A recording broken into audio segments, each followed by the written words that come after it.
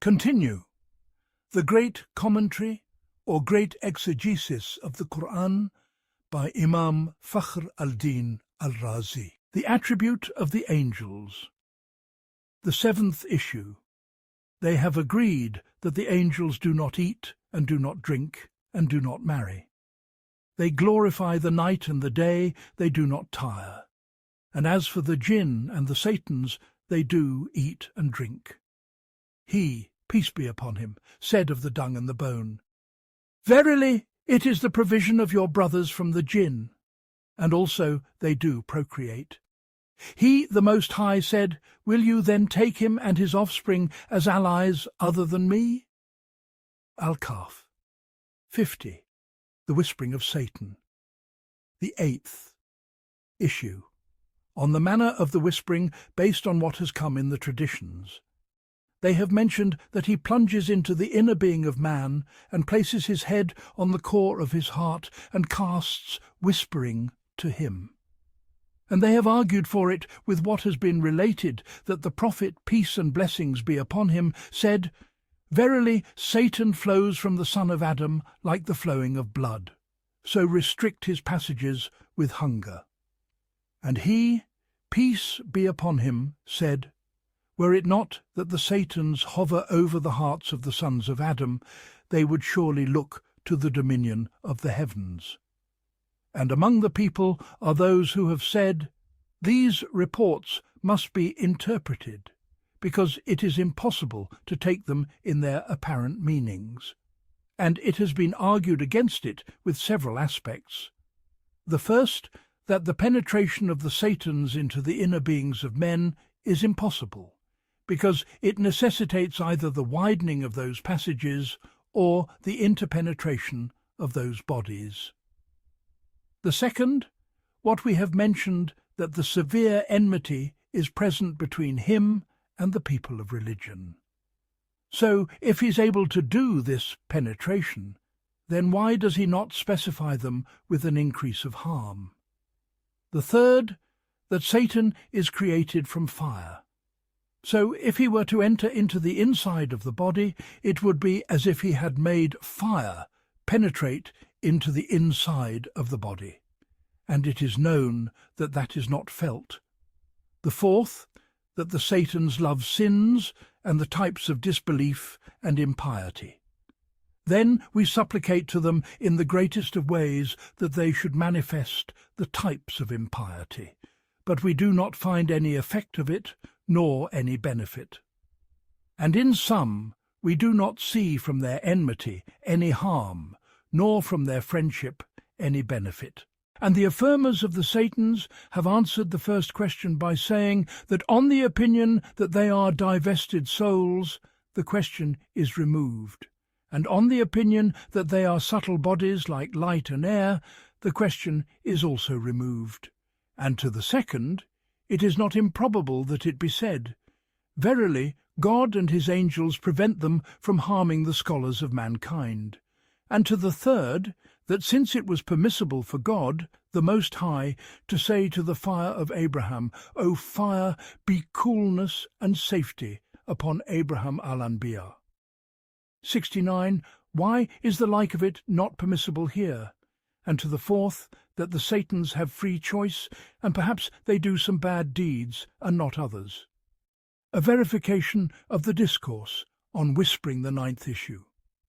In verifying the discourse on whispering in the way that Sheikh Al-Ghazali has demonstrated it in the book Al-Ihya, he said, "The heart is like a dome which has doors, into which the states flow from every door, or like a target at which arrows are shot from every side, or like a mirror set up upon which beings pass, and in it one form is seen after another, or like a basin into which different waters flow from open rivers. And know, then, that the entrances of these renewed effects in the heart, moment by moment, are either from the external, like the five senses, or from the internal, like the imagination, desire, anger, and the morals composed in the temperament of man. For when he perceives with the senses a thing, an effect from it occurs in the heart. And likewise, when desire or anger is stirred, effects from those states occur in the heart. And as for when man is prevented from the external perceptions, the imaginations that are present in the soul remain, and the imagination transitions from one thing to another. And according to the transition of the imagination, the heart transitions from one state to another. So the heart is always in change and being affected by these causes. And the most specific of the effects that occur in the heart are the thoughts.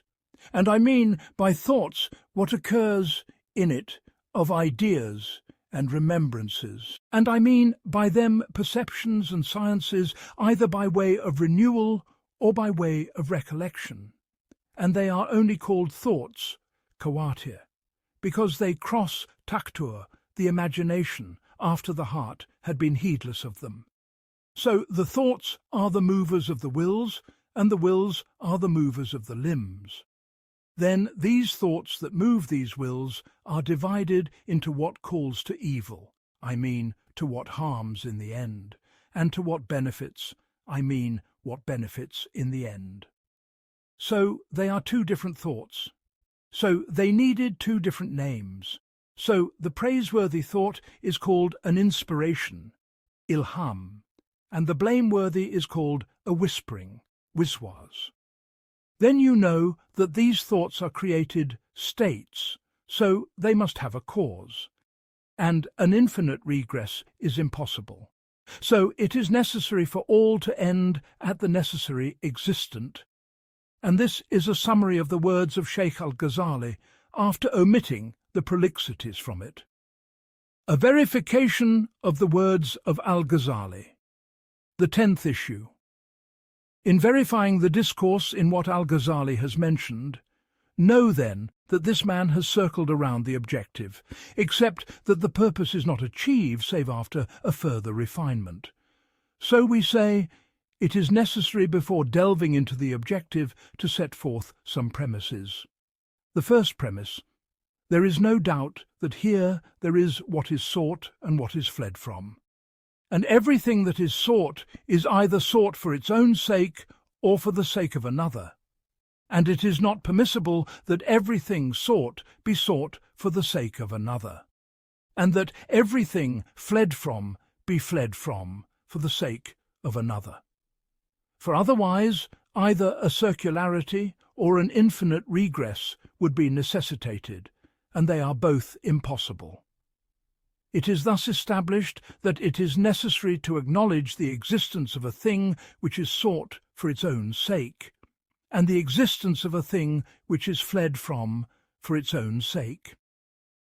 The second premise: that induction has indicated that what is sought for its own sake is pleasure and joy, and what is sought as a consequence is what is a means to them, and what is fled from for its own sake is pain and sorrow, and what is fled from as a consequence is what is a means to them. The third premise: that what is pleasant for each faculty from the faculties of the soul is something else. What is pleasant for the faculty of sight is one thing, and what is pleasant for the faculty of hearing is another, and what is pleasant for the faculty of desire is a third thing, and what is pleasant for the faculty of anger is a fourth thing, and what is pleasant for the rational faculty is a fifth thing.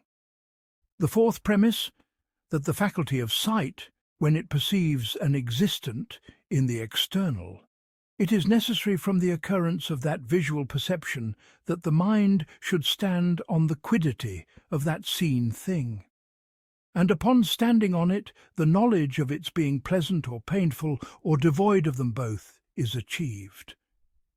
If the knowledge of its being pleasant is achieved, there follows from the occurrence of this knowledge or belief the occurrence of an inclination to its attainment.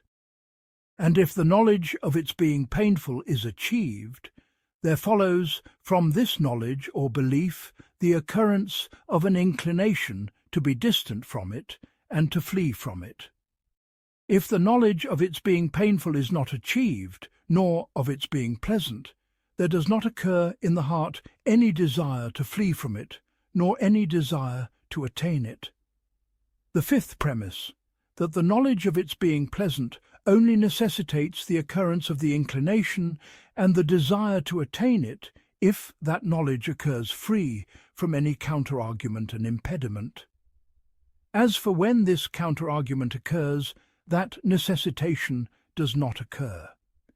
Its example is, if we see a pleasant food, and we know of its being pleasant, it only affects the embarking upon its consumption if we do not believe that an additional harm has occurred in it. As for if we believe that an additional harm has occurred in it, then at this point the intellect considers the manner of the opposition and the preference. So whichever of them it believes to be more preponderant, it acts according to what is necessitated by that preponderance. And another example for this meaning is that a man may kill himself and may cast himself from a high roof, except that he only embarks upon this painful act if he believes that by enduring that painful act he is delivered from another pain greater than it, or he attains by it the achievement of a benefit of a higher state than it. It is thus established by what we have mentioned that the belief of its being pleasant or painful only necessitates the desire and the aversion if that belief is free from a counter-argument. The sixth premise. In clarifying that the demonstration which we have shown indicates that the animal actions have orders arranged in an essential, necessary, rational arrangement. And that is because these actions, their proximate source is the faculties present in the muscles, except that these faculties are capable of both the action and the leaving. So it is impossible for them to become a source for the action instead of the leaving, and for the leaving instead of the action, save with an addition that is joined to them, which is the wills.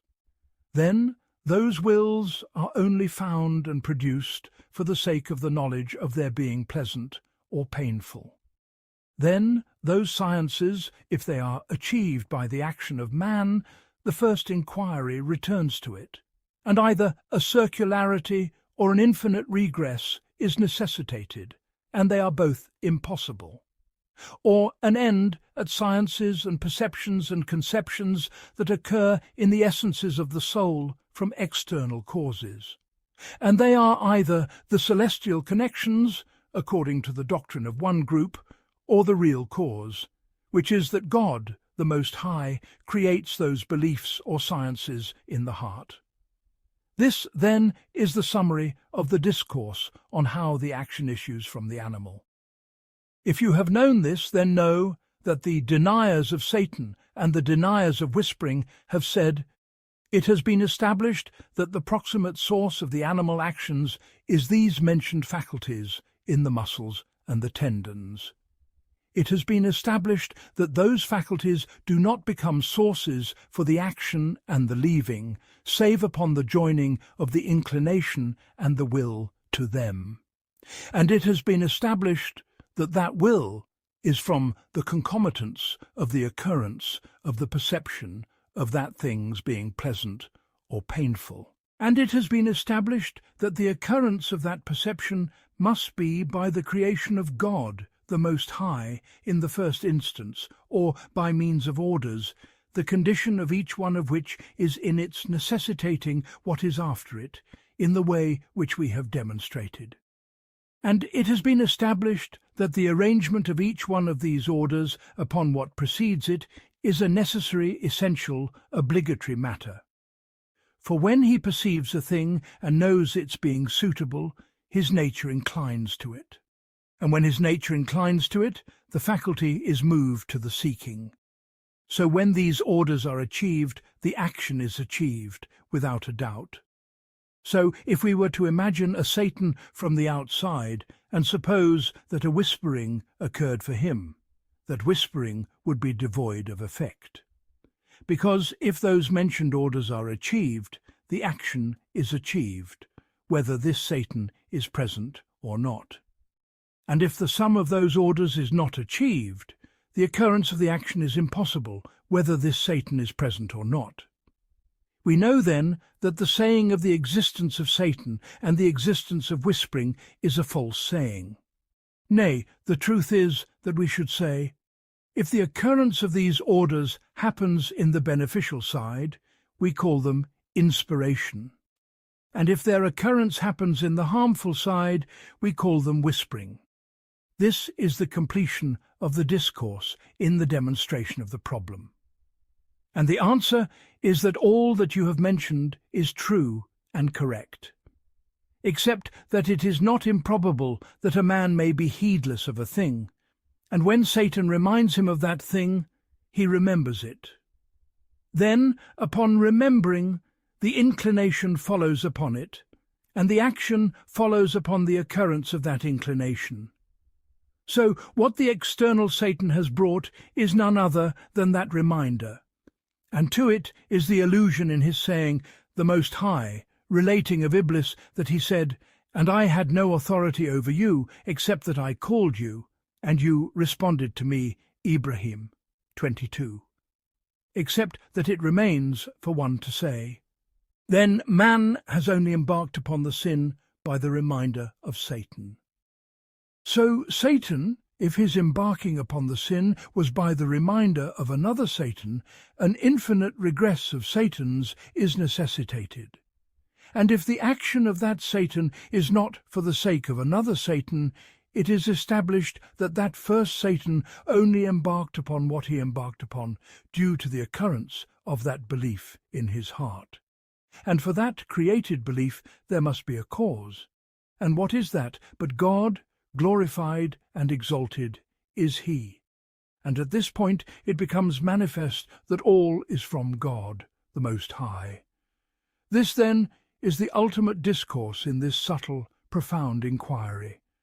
And the essence of the discourse has become what the Master of the Messengers, peace and blessings be upon him, said, which is his saying, "I seek refuge in you from you," and God knows best. Thoughts and the difference in them. The 11th issue. Thoughts and the difference in them. Know, then, that when a man sits in seclusion and the thoughts succeed one another in his heart, he may perhaps become such that it is as if he hears in the depth of his heart and his brain subtle sounds and subtle letters. So it is as if a speaker is speaking with him, and one who addresses him is addressing him. This, then, is an experiential matter which everyone finds from himself. Then the people have differed on those thoughts. The philosophers have said that those things are not letters nor sounds, but rather they are the imaginations of letters and sounds. And the imagination of a thing is an expression for the presence of its form and its likeness in the imagination. And this is as when we imagine the forms of the mountains and the seas and the persons. For the essences of those things are not present in the intellect and the heart. Rather, what is present in the intellect and the heart are their forms and their likenesses and their delineations. And they are, by way of representation, running the course of the form depicted in a mirror. For when we perceive in the mirror the form of the celestial sphere and the sun and the moon, that is not because the essences of these things have become present in the mirror, for that is impossible. Rather, what is present in the mirror are the delineations of these things, and their likenesses and their forms. And if you have known this in the imagination of the seen things, then know that the state in the imagination of the heard letters and words is likewise. This, then, is the saying of the majority of the philosophers. And one could say, this which you have named the imagination of letters and words, is it equal to the letter and the word in quiddity or not? If equality is achieved, then the discourse has returned to the fact that what is present in the imagination are the realities of the letters and the sounds. and that what is present in the imagination upon imagining the sea and the sky is the reality of the sea and the sky. And if the truth is the second, which is that what is present in the imagination is something else, different from the seen and the heard, then at that point the question returns, which is, how do we find from ourselves the forms of these seen things? And how do we find from ourselves these words and phrases with an experience in which we do not doubt that they are successive letters in the intellect and sequential expressions in the mind? This, then, is the ultimate discourse in the words of the philosophers. As for the great majority of the people of knowledge, they have conceded that these successive sequential thoughts are letters and sounds in reality, and know that those who hold this opinion have said, the agent of these letters and sounds is either that man or another man, or another spiritual disparate thing which is able to cast these letters and sounds to this man, whether it is said that that speaker is the jinn and the satans or the angel, or that it be said the creator of those letters and sounds is God, the Most High. As for the first category, which is that the agent of these letters and sounds is that man, this is a false opinion, because that which is achieved by the choice of man, he is able to leave it. So, if the occurrence of these thoughts were by the action of man, then if the man wished to repel them or to leave them, he would be able to. And it is known that he is not able to repel them. For whether he tries to do them or tries to leave them, those thoughts come upon his nature and succeed one another in his mind without his choice. And as for the second category, which is that they have been achieved by the action of another man, it is manifestly corrupt. And since these two categories have been voided, the third remains, which is that they are from the action of the jinn or the angel, or from the action of God, the Most High. As for those who have said that it is not permissible for God, the Most High, to do bad deeds, then it is befitting their doctrine that they say that these wicked thoughts are not from the action of God, the Most High. So it remains that they are from the discourses of the jinn and the satans. And as for those who have said that nothing is bad from God, there is no impediment in their doctrine that prevents them from ascribing these thoughts to God, the Most High. And know that the dualists say, the world has two gods.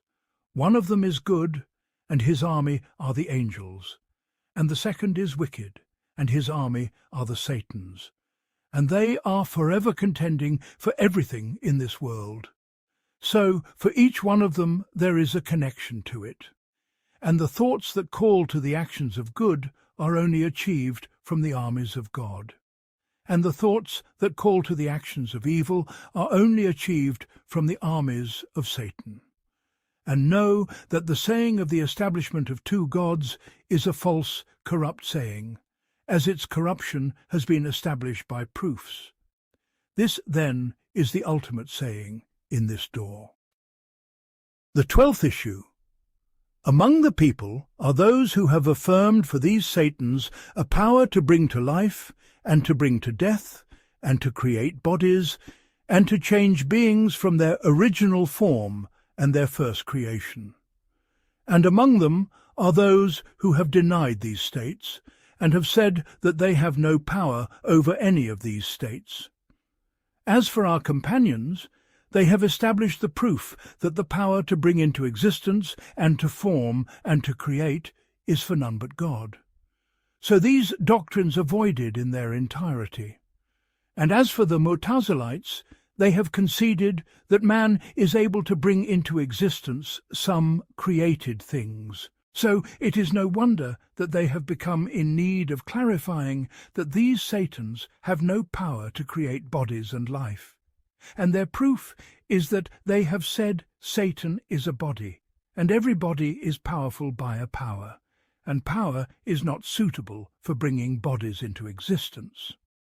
These premises are three. The first premise, that Satan is a body, and they have built this premise on the fact that what is other than God, the Most High, is either corporeal or subsists in the corporeal. And they have no specious argument in the establishment of this premise, let alone a proof. And as for the second premise, which is their saying a body is only powerful by a power, they have built this on the fact that bodies necessitate similarity. So, if something of them were powerful for its own sake, all would be powerful for their own sakes. And the building of this premise is on the similarity of bodies. And as for the third premise, which is their saying, this power which we have is not suitable for the creation of bodies, so it is necessary that the created power not be suitable for the creation of bodies. This is also weak, because it is said to them, why is it not permissible for there to be a power different from this power that we have, and that power be suitable for the creation of bodies?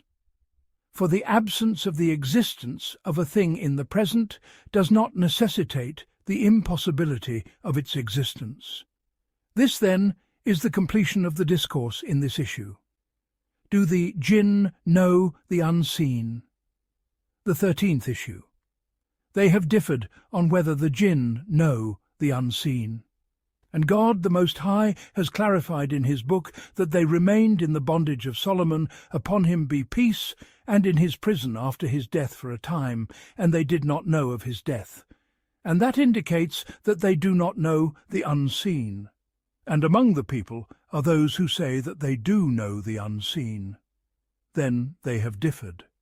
Some of them have said that among them are those who ascend to the heavens, or approach them and report of some of the unseen things on the tongues of the angels. And among them are those who have said they have other ways of knowing the unseen, which none knows save God. And know that to open the door in such inquiries does not benefit save in conjectures and suppositions, and the knower of their realities is God the Most High. The causes of seeking refuge and its types. The fifth pillar from the pillars of the inquiries of seeking refuge is the pursuits for which refuge is sought. Know then that we have shown that the needs of the servant are without end. So there is no good from the good things, but that he is in need of its attainment, and no evil from the evils, but that he is in need of its repulsion and its invalidation. So his saying, I seek refuge in God, encompasses the repulsion of all the spiritual and the corporeal evils, and all of them are matters without end. And we shall call attention to their points. We say the evils are either of the category of the beliefs that occur in the hearts, or they are of the category of the actions that are found in the bodies. As for the first category, all the false beliefs are included in it. And know that the categories of knowable things are without end. Each one of them can be believed with a correct, true belief, and can be believed with a false, erroneous belief. And included in this sum are the doctrines of the sects of error in the world, and they are 72 sects from this community, and 700 and more from outside this community. So his saying, I seek refuge in God, encompasses seeking refuge from every single one of them. And as for what relates to the bodily actions, they are of two categories. Of them are those that bring about religious harms, and of them are those that bring about worldly harms. As for the religious harms, they are all that God has forbidden in all the categories of moral obligations, and to govern them is like an excuse. And his saying, I seek refuge in God, encompasses all of them.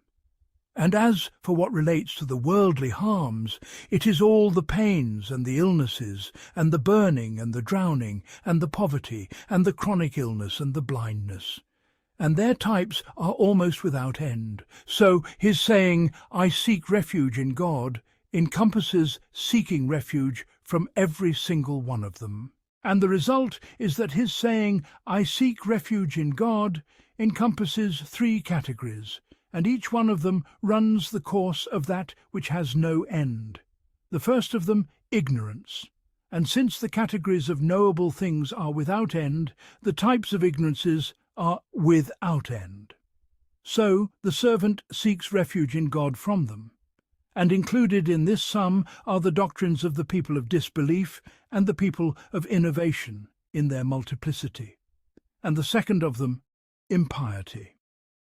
And since the types of moral obligations are very many, and the books of dreams contain them, his saying, "I seek refuge in God," encompasses all of them. And the third of them, the disliked things and the afflictions and the fears. And since their categories and their types are without end, his saying, "I seek refuge in God," encompasses all of them. And whoever wishes to encompass them, let him study the books of medicine, until he knows in that, for each one of the organs, types of pains and illnesses.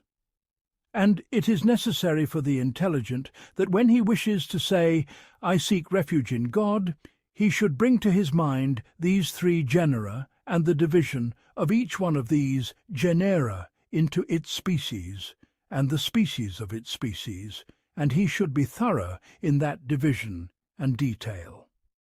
Then, when he has brought those types, which have no limit and no count, to his imagination, then he has known that the power of all creatures does not suffice to repel these categories in their multiplicity.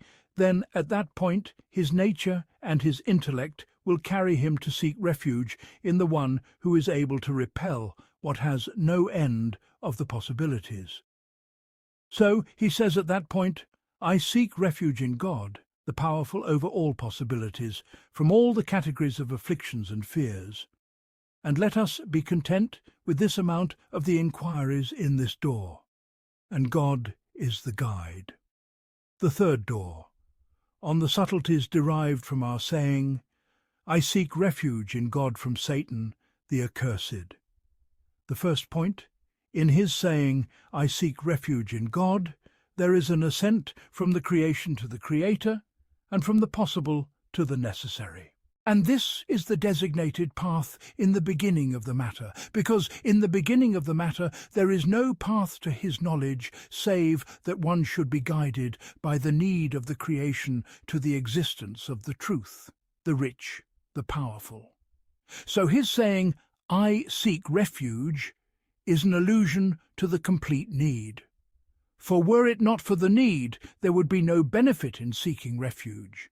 And his saying, "in God," is an allusion to the complete richness of the truth.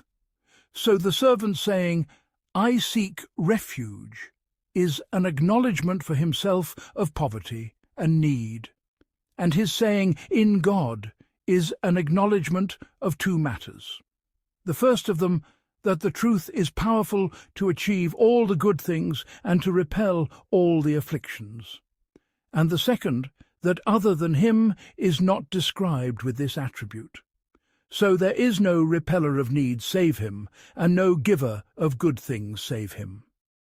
And upon witnessing this state, the servant flees from himself and from everything besides the truth.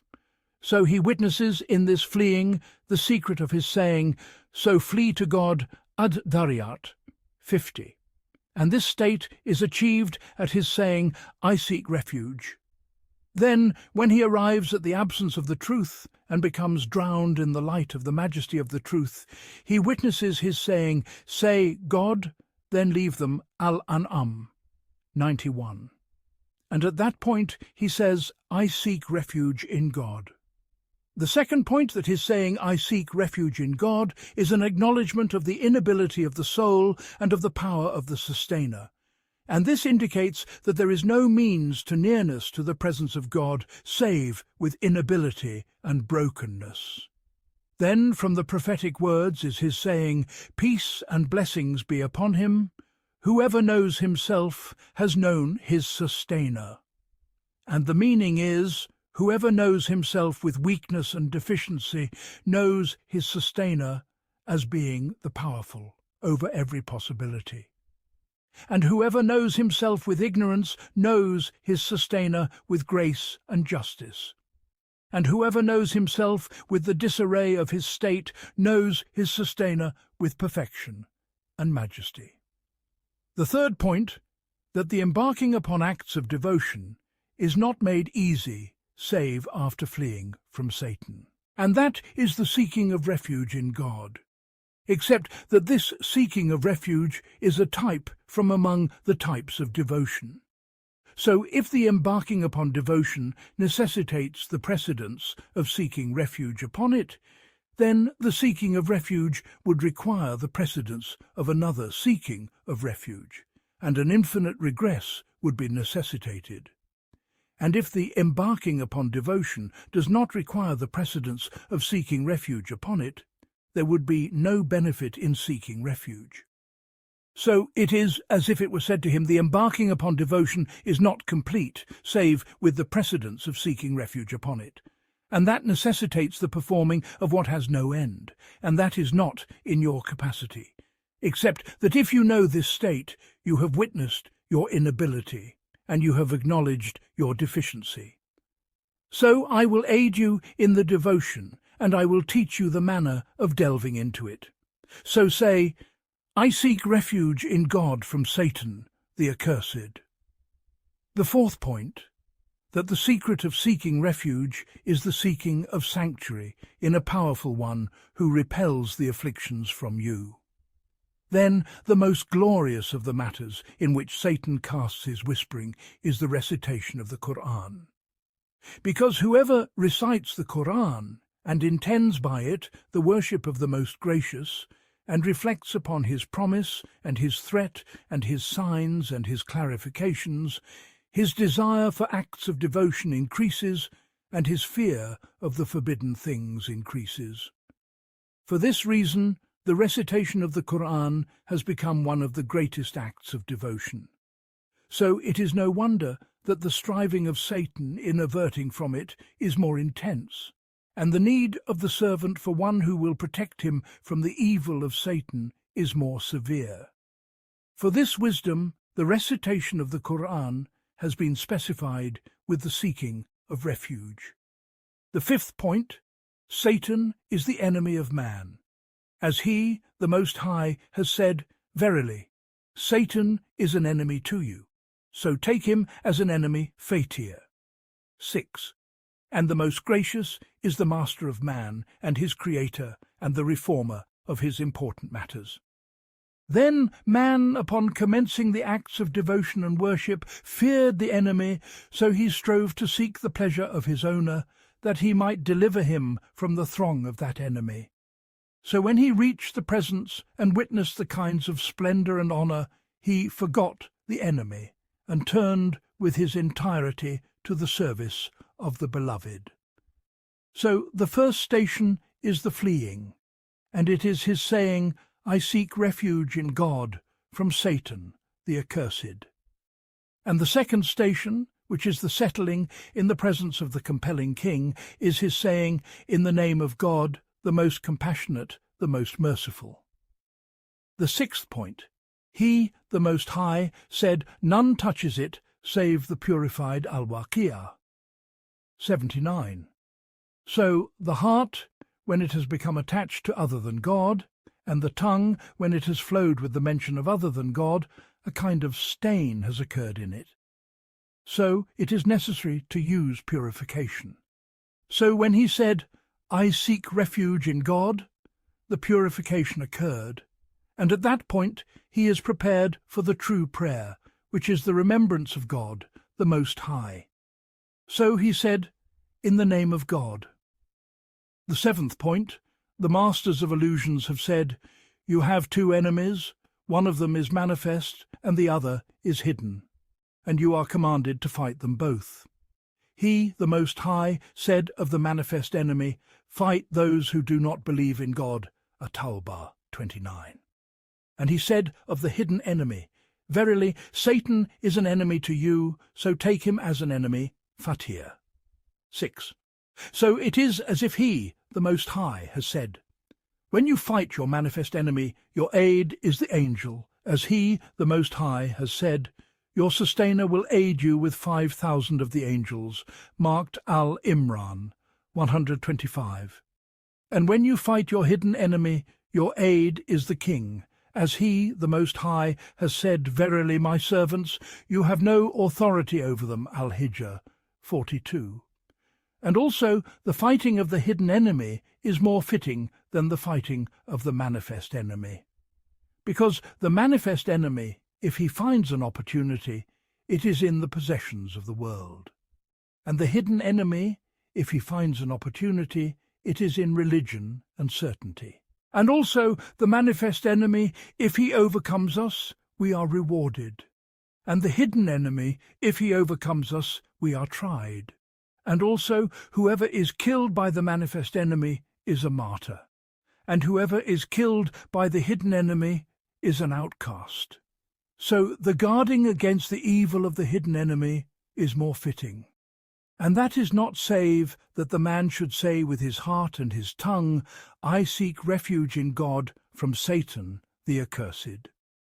The 8th point, that the heart of the believer is the noblest of places.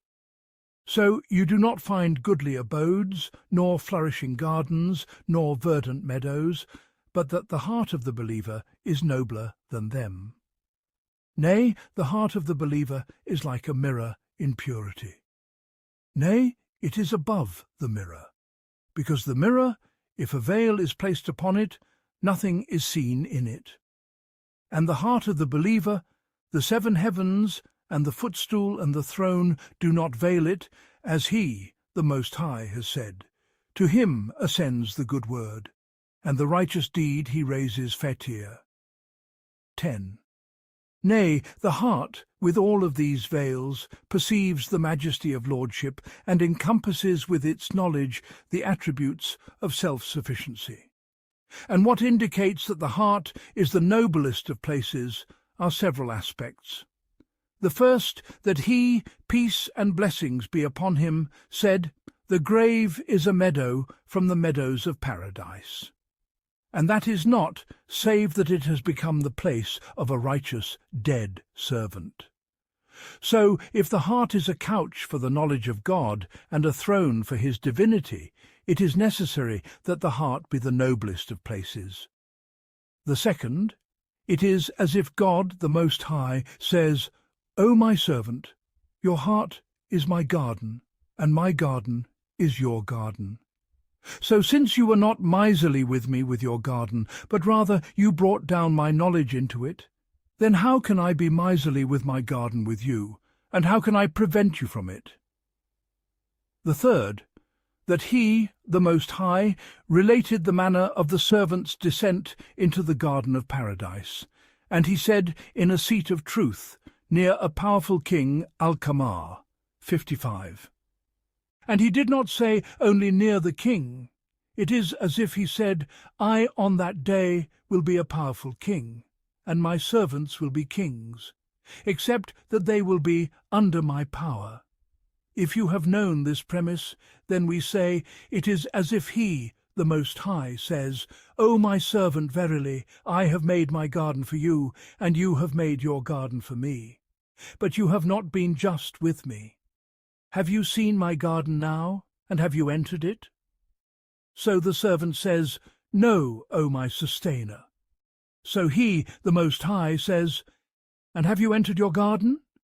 So the servant must say, "Yes, O my sustainer." So he, the Most High, says, "You have not yet entered my garden. But when your entry was near, I expelled Satan from my garden for the sake of your descent. And I said to him, 'Depart from it, despised, driven away.' So I expelled your enemy before your descent.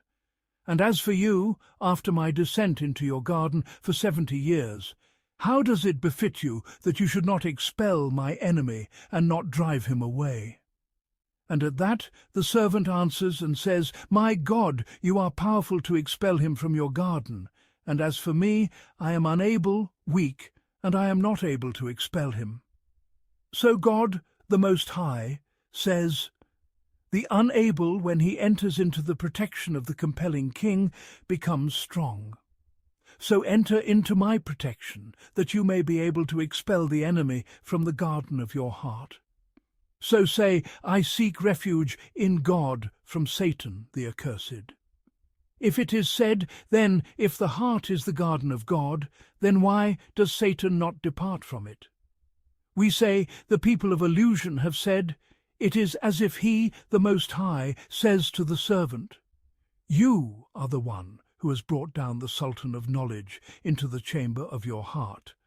And whoever wishes to bring down a sultan into the chamber of his soul, it is necessary for him to sweep that chamber and to clean it.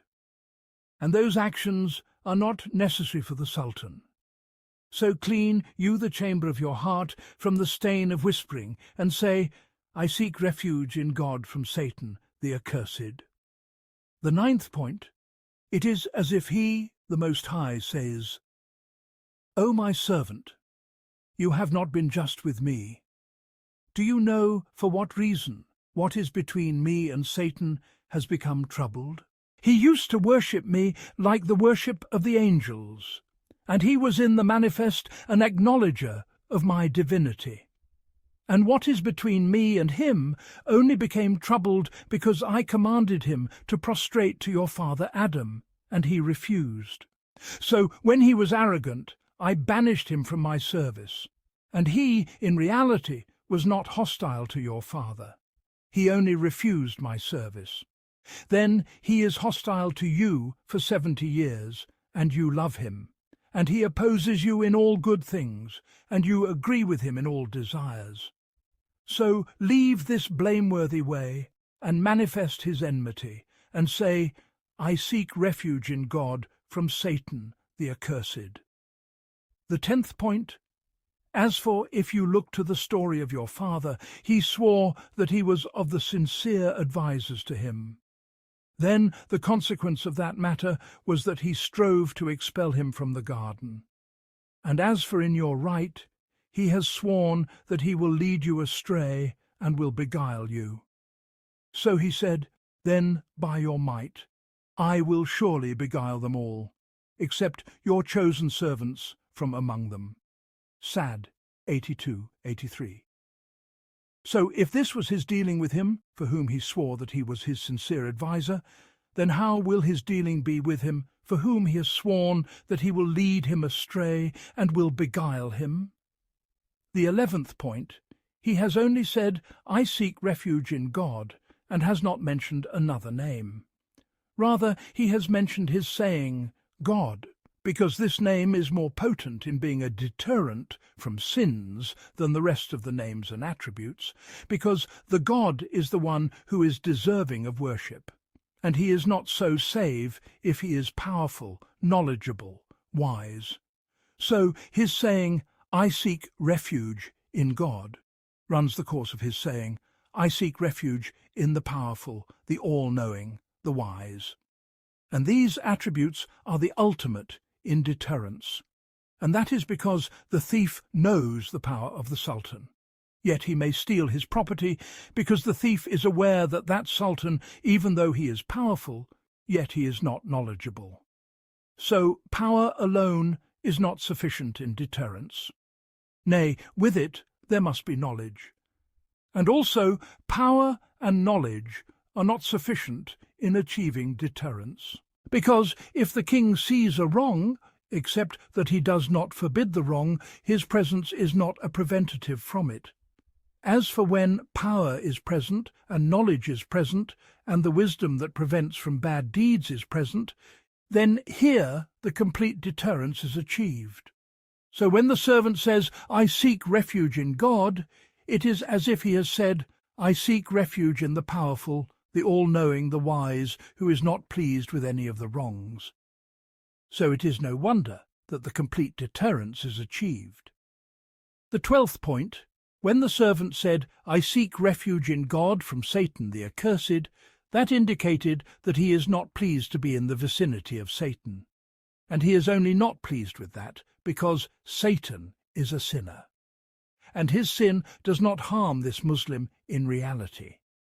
So if the servant is not pleased with the vicinity of the sinner, then his not being pleased with the vicinity of the sin itself is more fitting. The 13th point, Satan is a name, and the accursed is an attribute. Then he, the Most High, did not confine himself to the name, but rather mentioned the attribute. So it is as if he, the Most High, says, "Verily, this Satan remained in service for thousands of years. So have you heard that he harmed us, or did what displeased us? Then, despite that, we stoned him until we expelled him. And as for you, if this Satan were to sit with you for a single moment, he would cast you into the eternal fire. So how is it that you do not occupy yourself with his expulsion and his cursing? So say, I seek refuge in God from Satan, the accursed." The 14th point, one could say, why did he not say, "I seek refuge in the angels," while the least of the angels is sufficient to repel Satan? So what is the reason for placing the mention of this dog in opposition to the mention of God, the Most High? And its answer is as if he, the Most High, says, "My servant, verily, he sees you, and you do not see him," as evidenced by his saying, "the Most High." Verily, he sees you, he and his tribe, from where you do not see them. Al-Araf.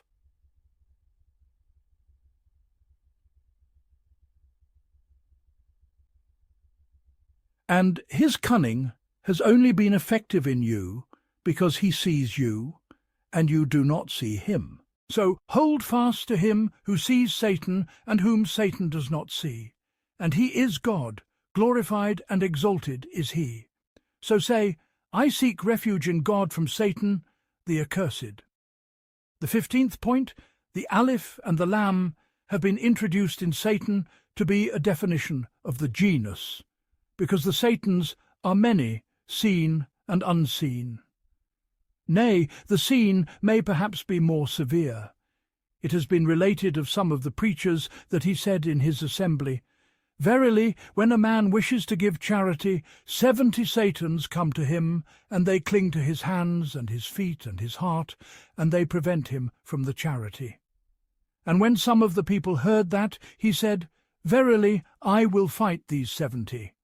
And he went out of the mosque and came to his house, and filled his hem with wheat, and wished to go out and give it in charity. So his wife leaped up and began to struggle with him, and to fight him until she took that from his hem. So the man returned, disappointed, to the mosque. So the preacher said, "What have you done?" He said, "I defeated the 70, then their mother came and defeated me. And as for if we make the Aleph and the Lam for the specific one, it is also permissible, because all sins are with the pleasure of this Satan. And the one who is pleased runs the course of the one who does it. And if you find that improbable, then know it by the legal issue, for according to Abu Hanifa, the recitation of the Imam is the recitation of the one following, since he is pleased with it and is silent behind him." The 16th point, Satan is taken from Shatana, if he is distant. So he has been judged as being distant. And as for the obedient one, his name, he's me, Kekoti is Tetardsur. The Most High said, "And prostrate and draw near Al-Alaq," 19. And God is near to you. God the Most High said, "And when my servants ask you concerning me, then verily I am near Al-Baqarah," 186. And as for the accursed, he is the stoned one, with the meaning of his being struck with the arrow of the curse and the wretchedness. And as for you, you are connected with the rope of felicity. God, the Most High, said, and made them adhere to the word of piety, Al-Fath, 26. This then indicates that he has made Satan distant, stoned, and has made you near, connected. Then he, the Most High, has informed that he does not make the Satan who is distant near, because he, the Most High, said, "And you will not find in the way of God any change." Fatihah 43. So know that since he has made you near, he will not expel you and will not distance you from his grace and his mercy. The 17th point, Jafar as-Sadiq said, "Verily it is necessary before the recitation to seek refuge. And as for the rest of the acts of devotion, one does not seek refuge in them. And the wisdom in it is that the servant may have sullied his tongue with lying, backbiting, and slander. So God the Most High has commanded the servant to seek refuge, that his tongue may become pure, so he may recite with a pure tongue words sent down from a good, pure sustainer." The 18th point, it is as if he, the Most High, says, "Verily he is accursed Satan, and I am a gracious dispenser of grace." So distance yourself from the cursed Satan, that you may reach the gracious, the dispenser of grace. The 19th point, Satan is your enemy, and you are heedless of him, absent.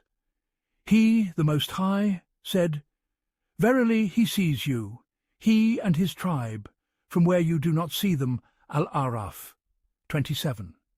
So upon this you have an absent enemy, and you have a prevailing beloved, due to his saying, "the Most High," and God is prevailing in his affair. Yusuf 21. So when the absent enemy intends you, then flee to the prevailing beloved. And God, glorified and exalted is he, knows best his intent. The 7th door. On the issues attached to his saying, "I seek refuge in God from Satan the accursed." The first issue. There is a difference between its being said, "I seek refuge in God," and its being said, "In God I seek refuge." For the first does not indicate restriction, and the second does. So why has the command come with the first and not the second, while we have shown that the second is more complete? And also there has come his saying, "Alhamdu lillah," all praise is due to God. And there has come his saying, "Lillahil hamd," to God is all praise. And as for here, there has come, "I seek refuge in God," and there has not come his saying, "In God I seek refuge." So what is the difference? The second issue. His saying, "I seek refuge in God." Its expression is a declarative, and its meaning is a supplication. And the estimation is, "O God, grant me refuge." Do you not see that he said, "And verily I seek refuge for her in you and her offspring from Satan," the accursed Al-Imran 36, like his saying, "I ask God's forgiveness," that is, "O God, forgive me." And the proof for it is that his saying, "I seek refuge in God," is a report of his action. And in this amount there is no benefit. The benefit is only in God's granting him refuge.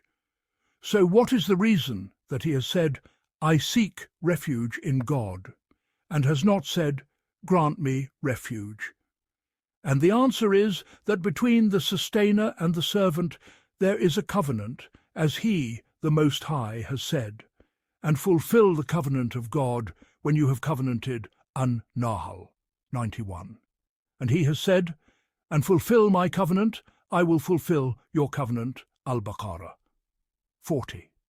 So it is as if the servant says, "I, with the vileness of humanity and the deficiency of mankind, have fulfilled the covenant of my servitude, since I have said, I seek refuge in God." So you, with the ultimate of generosity and the utmost of grace and mercy, are more worthy to fulfill the covenant of lordship and to say, "Verily, I grant you refuge from Satan, the accursed." Issue 3. A'udu is an imperfect verb, and it is suitable for the present and the future. So is it a reality in them both? And the truth is that it is a reality in the present, a metaphor in the future. And it is only specified to it with the letter Essen and sulfur. D. Why has the sharing occurred between the present and the future, and has not occurred between the present and the past? E. How is the similarity between the imperfect and the noun? F. How is the governing agent in it? And there is no doubt that it is governed, so what is it? G. His saying A'udhu indicates that the servant is seeking refuge in the present and in all the future, which is the perfection. So does it indicate that this seeking of refuge remains in paradise? Verse H. His saying A'udhu is a relation of the soul, and the four mentioned in his saying Ataina are necessary. As for the rational inquiries related to the bar in his saying, I seek refuge in God, they are many. A. The bar in his saying, Billah, is the bar of attachment, and in it are several issues. The first issue, the Basrans call it the bar of attachment, and the Kufans call it the bar of the instrument, and a group calls it the bar of inclusion. And know then that the essence of the discourse is that this bar is attached to a verb, without a doubt. And the benefit in it is that it is not possible to attach that action to itself, save by means of the thing upon which this bar has entered. So it is the bar of attachment for its being a cause for the attachment, and the bar of the instrument for its entering upon the thing which is an instrument. The second issue. They have agreed that it is necessary in it to have an implicit verb. For if you were to say bil kalam with the pen, that would not be a meaningful statement. Rather, it is necessary that you say, I wrote with the pen.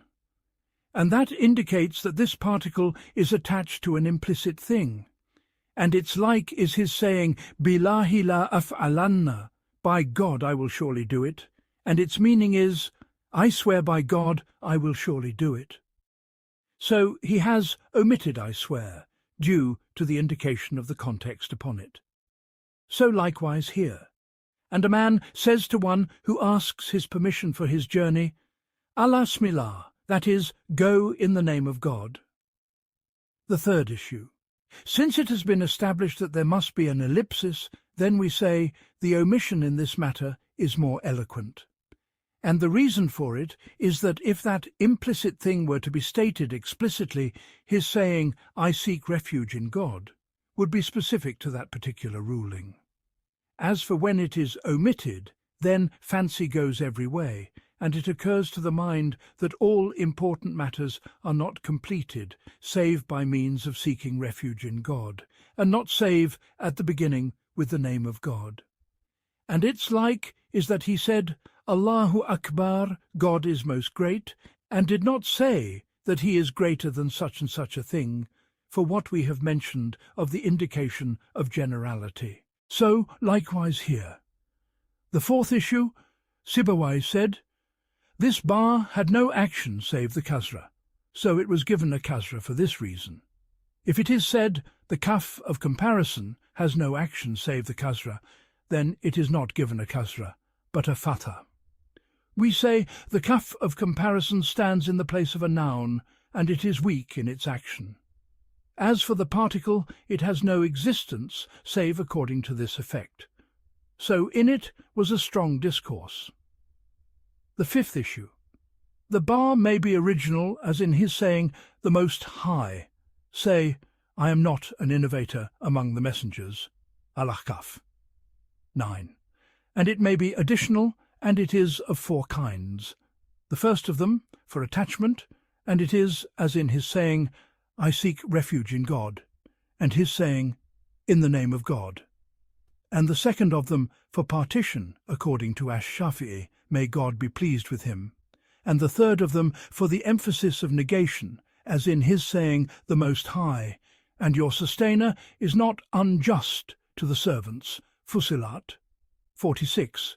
And the fourth of them, for transitivity, as in his saying, the Most High, God took away their light al-Baqarah 17, that is, he made their light go away. And the fifth of them, the bar with the meaning of in. He said, what befell me befell your enemies. That is, what befell me befell in your enemies.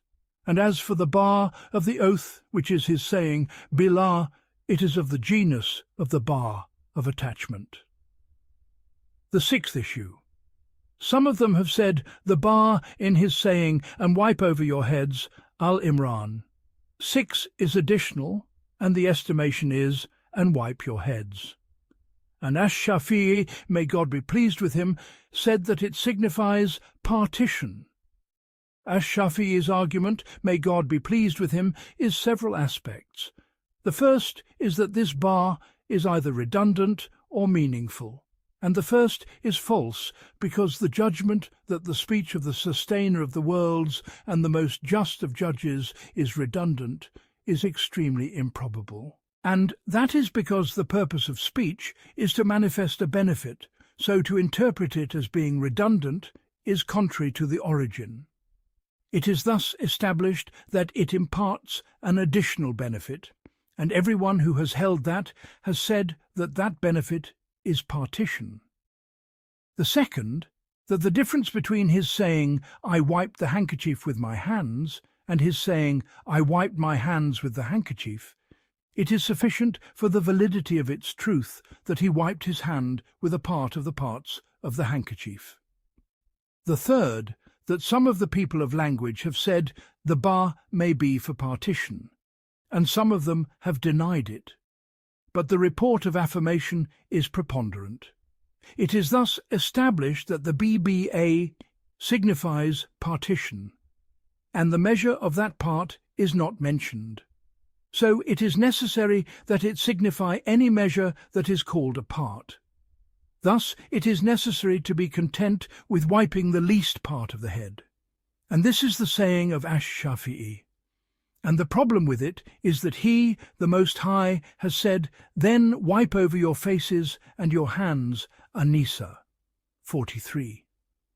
So it is necessary that the wiping of the least part of the parts of the face and the hand be sufficient in tayammum. And according to Ash-Shafi'i, completeness is necessary in it.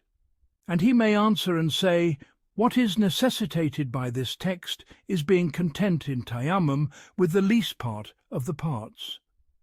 Except that, according to Ash-Shafi'i, an addition to the text is not an abrogation. So we have made completeness obligatory for the rest of the proofs. And in the wiping of the head, no proof has been found that indicates the obligation of completeness. So we have been content with the measure mentioned in this text. The seventh issue. The companions of Abu Hanifa have branched upon the bar of attachment several issues. One of them, Muhammad has said in Az-Ziyadat, if a man says to his wife, "You are divorced by the will of God, the Most High," the divorce does not occur. And it is like his saying, "You are divorced if God wills." And if he were to say, "For the will of God," it occurs, because he has brought it out in the manner of a cause. And likewise, "You are divorced by the will of God," the divorce does not occur. And if he were to say, "For the will of God," it occurs. As for if he were to say, "You are divorced by the knowledge of God," or "for the knowledge of God," then the divorce occurs in both cases, and a distinction is necessary. And the second of them, he has said in the Book of Oaths, if he were to say to his wife, "If you go out of this house except by my permission, then you are divorced," then she needs his permission every time. And if he were to say, "If you go out except that I permit you," and he permits her once, it is sufficient. And a distinction is necessary. And the third of them, if he were to say to his wife, "Divorce yourself 3 times for 1,000," and she divorces herself once, it occurs for 1/3 of the 1,000. And that is because the ba here indicates exchange. So the exchange is distributed over that for which it is exchanged. So for each divorce there is 1/3 of the 1,000. And if he were to say, "Divorce yourself 3 times upon 1,000," and she divorces herself once, nothing occurs according to Abu Hanifa, because the expression Allah is a word of condition, and the condition has not been met. And according to his two companions, one divorce occurs for 1/3 of the 1,000. I have said, and here are many issues related to the Baa. A. Abu Hanifa has said, the price is only distinguished from that for which it is a price by the entry of the letter Baa upon it. So if he were to say, I sold such and such for such and such, then that upon which the B has entered is the price only. And upon this distinction he has built the issue of the invalid sale.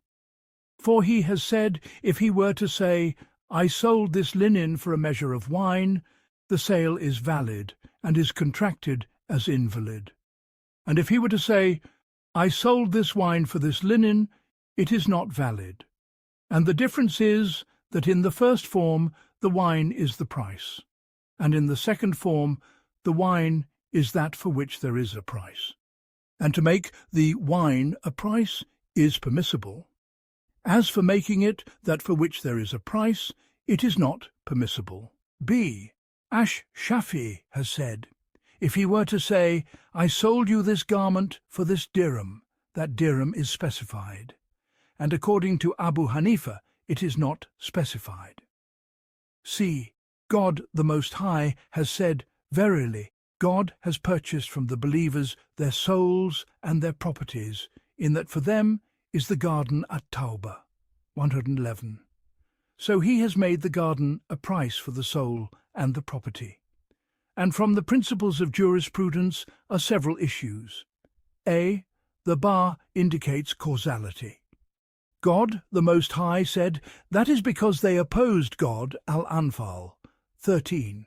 Here the bar has indicated causality, and it has been said that it is not correct, because it is not permissible to introduce the expression of the bar upon the cause.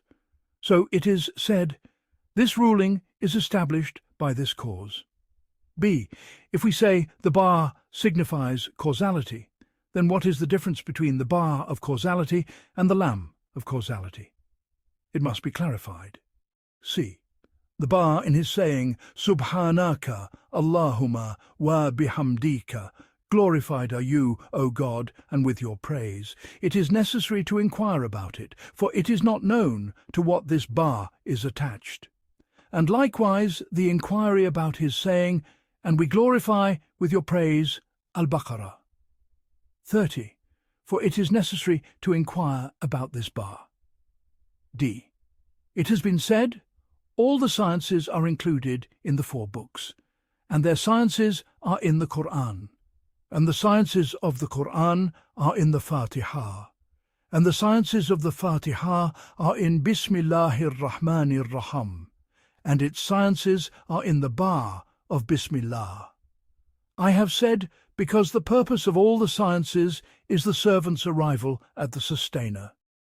And this bar is the bar of attachment, so it attaches the servant to the sustainer. So it is the perfection of the objective. The third type from the inquiries of this door, the inquiries of the prepositions. For this word has comprised 2 types of them. The first of them is the bar, and the second of them is the expression min. So we say, in the expression min there are several inquiries. A. That you say, Akhadhtul mala min ibnika, I took the money from your son. So you give the nun a kasra. Then you say, Akhadhtul mala min ar-rajul, I took the money from the man. So you give the nun a fatha. Here the end of this word has varied, and when the states have varied, it has indicated the specificity of each state with this vowel. Here, then, the end of this word has varied with the variation of the governing agents, for there is no meaning for the governing agent save the matter that indicates the entitlement to these vowels. Thus it is necessary for this word to be inflected. B. The word min has occurred in 4 ways: the beginning of the end, partition, clarification, and addition. C. Al-Mubarid has said the origin is the beginning of the end, and the rest are branched from it. And others have said, the origin is partition, and the rest are branched from it. D. Some of them have denied its being additional. And as for his saying, the Most High, he will forgive you of your sins. No, for they have shown that it imparts an additional benefit. So it is as if he said, he will forgive you some of your sins, and whoever forgives every part of it has forgiven all of it. E. The difference between min and an must be mentioned. Satan said, then I will surely come to them from before them, and from behind them, and from their right, and from their left. Al-Araf 17. And in this are two questions. The first, why has he specified the first two with the expression min, and the third and the fourth with the expression an? The second, when Satan mentioned the expression min and the expression an, why has the seeking of refuge come with the expression min? So he said, I seek refuge in God from Satan, and did not say off from Satan, Anash-Shaitan. The fourth type from the inquiries of this door. A. Satan is an intensification of Satanism, just as the Most Gracious, Ar-Rahman, is an intensification of mercy. And the accursed Ar-Rajam, in the right of Satan, is on the pattern of Fa'ul with the meaning of Maf'ul, just as the dispenser of grace, Ar-Raham, in the right of God, the Most High, is on the pattern of Fa'ul with the meaning of Fa'il. If you have known this, then this word necessitates the fleeing from the accursed Satan to the gracious, the dispenser of grace. And this necessitates an equality between them. And from this arises the saying of the dualists who say that God and Iblis are two brothers, except that God is the generous, merciful, virtuous brother, and Iblis is the vile, base, harmful brother. So the intelligent flees from this wicked one to that good one. B. Is the God merciful, generous? If he is merciful, generous, then why did he create the accursed Satan and give him power over the servants? And if he is not merciful, generous, then what is the benefit in returning to him and seeking refuge in him from the evil of Satan? C. Do the angels in the heavens say, I seek refuge in God from Satan, the accursed? If they mention it, they only seek refuge from the evils of their souls, not from the evils of Satan. D. Do the people of paradise in paradise say, I seek refuge in God? E. Why do the prophets and the truthful ones say, I seek refuge in God, while Satan has informed that he has no connection to them in his saying, then by your might I will surely beguile them all, except your chosen servants from among them? Sad 82-83. F. Satan has informed that he has no connection to them, save in the mere calling, where he said, and I had no authority over you, except that I called you, and you responded to me. So do not blame me, but blame yourselves, Ibrahim 22. And as for man, he is the one who has cast himself into the affliction. So the man seeking refuge from the evil of his soul is more important and more necessary than his seeking refuge from the evil of Satan. So why has he begun with the weaker side and left the more important side? The second book. On the inquiries of, in the name of God, the most compassionate, the most merciful, and in it are several doors. And the first door, on issues that run the course of premises. And in it are issues related to the Ba of the Basmalah. The first issue related to the Ba of the Basmalah. We have shown that the BIA of, in the name of God, the most compassionate, the most merciful, is attached to an implicit thing. We say this implicit thing may be a noun, and it may be a verb, and on both estimations it may precede and it may follow. These, then, are four categories. As for if it precedes and is a verb, it is like your saying, I begin in the name of God. And as for if it precedes and is a noun, it is like you're saying, "The beginning of the discourse is in the name of God." And as for if it follows and is a verb, it is like you're saying, "In the name of God I begin." And as for if it follows and is a noun, it is like you're saying, "In the name of God is my beginning." And it is necessary here to inquire into two things. The first, is the precedence more fitting or the posteriority? We say both have occurred in the Qur'an. As for the precedence, it is like his saying, "In the name of God be its course and its mooring Hud." 41. And as for the posteriority, it is like his saying, "Read in the name of your sustainer Al-Alaq." 1. And I say, the precedence is more fitting in my view. And what indicates this are several aspects. The first, that he, the Most High, is eternal, necessary in his existence for his own sake. So his existence precedes the existence of other than him. And that which precedes in its essence deserves precedence in mention. The second, he, the Most High, has said, he is the first and the last Al-Hadid. 3. And he has said, to God belongs the affair before and after our room. 4. The third, that precedence in mention is included in veneration. The fourth, that he has said, thee alone do we worship. Here the verb follows the noun. So it is necessary that in his saying, in the name of God, it be likewise. So the estimation would be, in the name of God I begin. The fifth, I heard the Sheikh, my father, Dia al-Din Umar, may God be pleased with him, say, I heard the Sheikh Abu al-Qasim al-Ansari say, the Sheikh Abu Sa'id ibn Abi al-Khair al-Mihani was present with the master Abu al-Qasim al-Qushayri. The master al-Qushayri said, the verifiers have said, we have not seen a thing, but that we have seen God after it. So the Sheikh Abu Sa'id ibn Abi al-Khair said, that is the station of the seekers. As for the verifiers, they have not seen a thing, but that they had seen God before it. I have said, and the verification of the discourse is that the transition from the created to the creator is an allusion to the proof of the why, and the descent from the creator to the created is the proof of the that, and it is known that the proof of the that is nobler.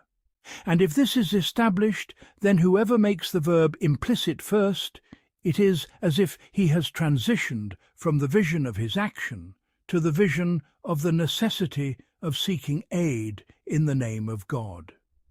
And whoever says, in the name of God, then makes the verb implicit second, it is as if he has seen the necessity of seeking aid in God, then has descended from it to the states of his soul. The second issue, is the ellipsis of the verb more fitting or the ellipsis of the noun?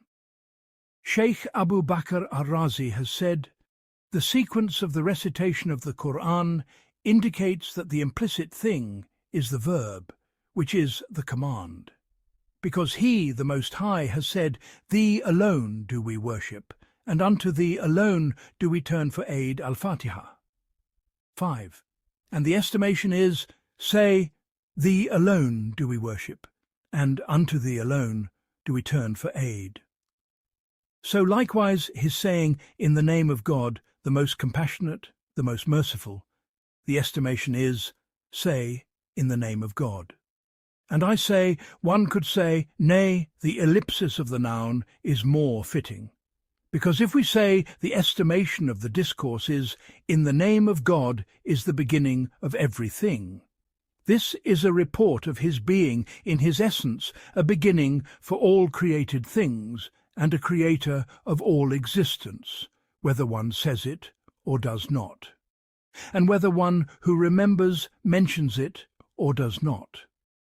And there is no doubt that this possibility is more fitting. And the completion of the discourse in it will come in the clarification of whether it is more fitting to say, all praise is due to God, or it is more fitting to say, all praise is due to God, because it is a report of his being in himself deserving of praise, whether one says it or does. The third issue. The genitive is achieved by two things. The first of them is by the particle, as in his saying Bismi, in the name of. And the second is by annexation, as in Allahi, from his saying Bismillah. And as for the genitive that occurs in the expression Ar-Rahmani Ar-Rah, it has only occurred due to the attributes following the described in inflection. Here, then, are several inquiries. The first of them, why do the prepositions necessitate the genitive? And the second of them, why does annexation necessitate the genitive? And the third of them, is the necessitation of the particle stronger or the necessitation of the annexation? And the fourth of them, into how many categories does annexation fall? They have said the annexation of a thing to itself is impossible.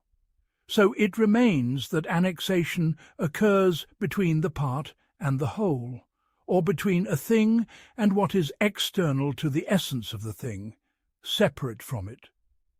As for the first category, it is like a door of iron and a ring of gold, because that door is a part of the iron, and that ring is a part of the gold.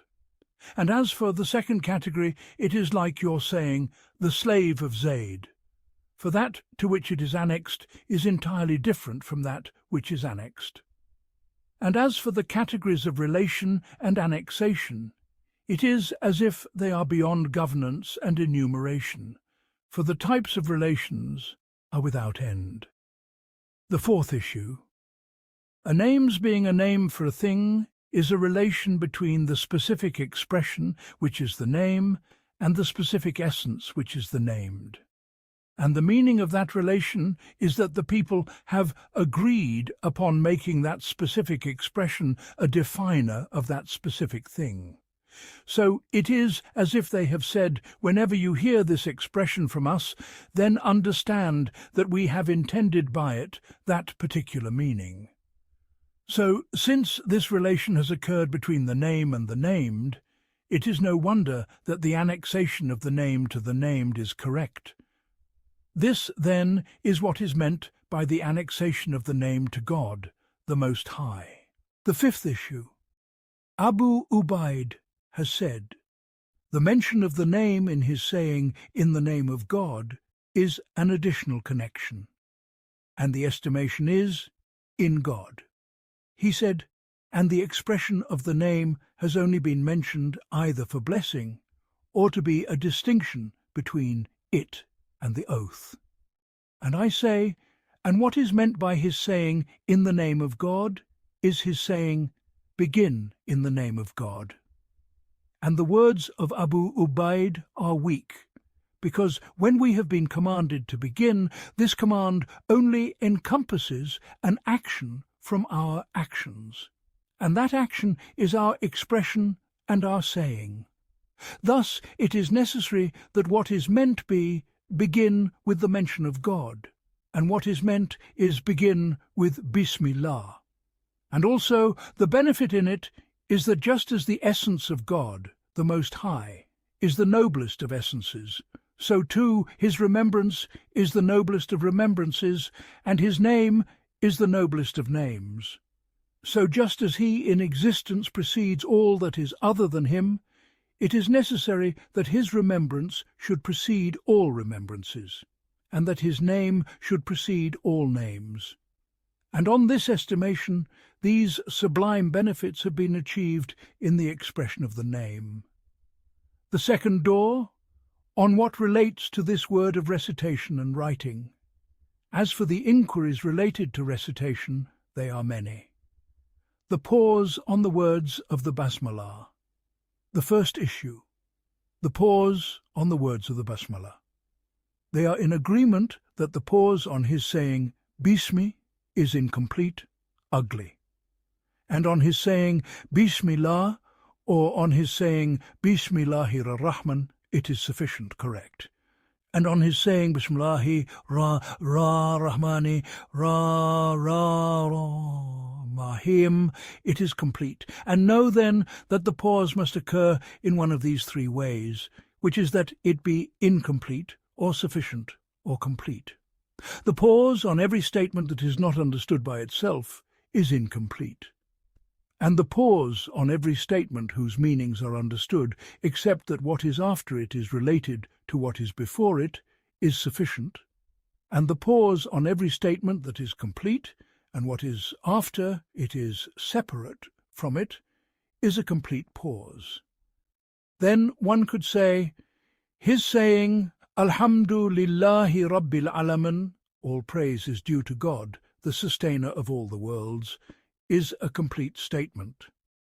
Except that his saying, Ar-Rahmani Raham Malik, is related to what is before it, because they are attributes, and attributes follow the described.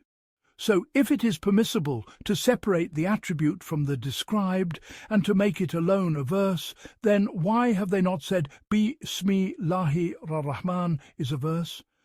Then say Ar-Raham is a second verse. And if that is not permissible, then how have they made Ar-Rahmani Raham an independent verse? This problem must be answered. The ruling of the Lamb of the name of God. The second issue. The ruling of the Lamb of the name of God. The reciters are in agreement on leaving the heaviness of the Lamb in his saying Bismillah and in his saying Alhamdulillah. And the reason for it is that the transition from the kasra to the emphatic lam is heavy, because the kasra necessitates a lowering, and the emphatic lam is a raised letter, and the transition from the lowering to the raising is heavy, and they have only deemed good the emphasis and the heaviness of the lam of this word when it is nominative or accusative, like his saying, Allahu la ta'fun bi'ibadih ashura, 19, Kul huwa Allahu ahad al-Ikhlas, 1, and his saying, Inna laha shra min al-mu'minina anfusahum at-tawbah, 111. The third issue. They have said the purpose of this emphasis is two matters. The first, the distinction between it and the expression of the Lamb in the remembrance. The second, that the emphasis implies veneration, and this expression deserves the utmost in veneration. The third, that the light lamb is only enunciated with the tip of the tongue, and as for this heavy lamb, it is only enunciated with the whole tongue. So the action in it is more, so it is necessary that it be more conducive to reward. And also it has come in the Torah, O Moses, answer your sustainer with all your heart. So here the man was remembering his sustainer with all his tongue, and that indicates that he is remembering him with all his heart. So it is no wonder that this is more conducive to veneration. The fourth issue. One could say, the ratio of the light lamb to the heavy lamb is like the ratio of the dal to the tar, and like the ratio of the sin to the sad. For the dal is enunciated with the tip of the tongue, and the tar is enunciated with the whole tongue. And likewise the sin is enunciated with the tip of the tongue, and the sad is enunciated with the whole tongue. It is thus established that the ratio of the light lamb to the heavy lamb is like the ratio of the dal to the tar, and like the ratio of the sin to the sad. Then we have seen that the people have said the dal is one letter and the tar is another, and likewise the sin is one letter and the sad is another. So it was also necessary that they say the light lamb is one letter and the heavy lamb is another, and they have not done that, and a distinction is necessary. The ruling of assimilation. The fifth issue. The ruling of assimilation. The gemination of the lamb of your saying, Allah, is for assimilation. For there have occurred here two lambs. The first is the lamb of definition, and it is quiescent, and the second is the original lam, and it is vowelled. And when two like letters from all the letters meet, and the first of the two letters is quiescent, and the second is vowelled, the quiescent is assimilated into the vowelled by necessity, whether they be in two words or a single word. As for in two words, it is as in his saying, Fama rabihat tijaratuhum al-Baqarah, 16, and Wama bikum min ni'ma an-Nahl, 53, Ma lahum min Allah ar-Rad, 34. And as for in a single word, it is as in this word. And know that the Alif and the Lam and the Waw and the Ya, if they are quiescent, the combination of two like letters is impossible. So assimilation is impossible for this reason. And if they are vowelled and two like letters are combined in them, then assimilation is permissible. The sixth issue. The masters of illusions and spiritual struggles have a subtlety here, which is that the lam of definition and the original lam of the expression Allah have met, so one of them has been assimilated into the second. So the lam of knowledge has been dropped, and the lam of the expression of God has remained.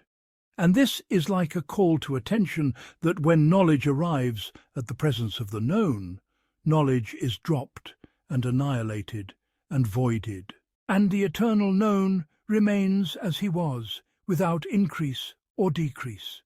The lengthening of the lam of the name of God. The seventh issue. The lengthening of the lam of the name of God. It is not permissible to omit the alif from our saying Allah in the expression, and that has been permitted in the necessity of poetry when pausing on it. Some of them have said, a flood has come, it came from the presence of God, it flows with the generosity of the abundant garden. End. And upon this inquiry branch, several issues in the Sharia.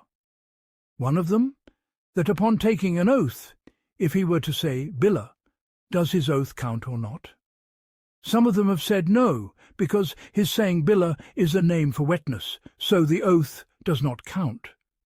And others have said the oath counts with it, because according to the origin of the language it is permissible, and he has intended by it an oath, so it is necessary that it count. And the second of them, if he were to mention it in this form at the time of slaughter, is that valid or not?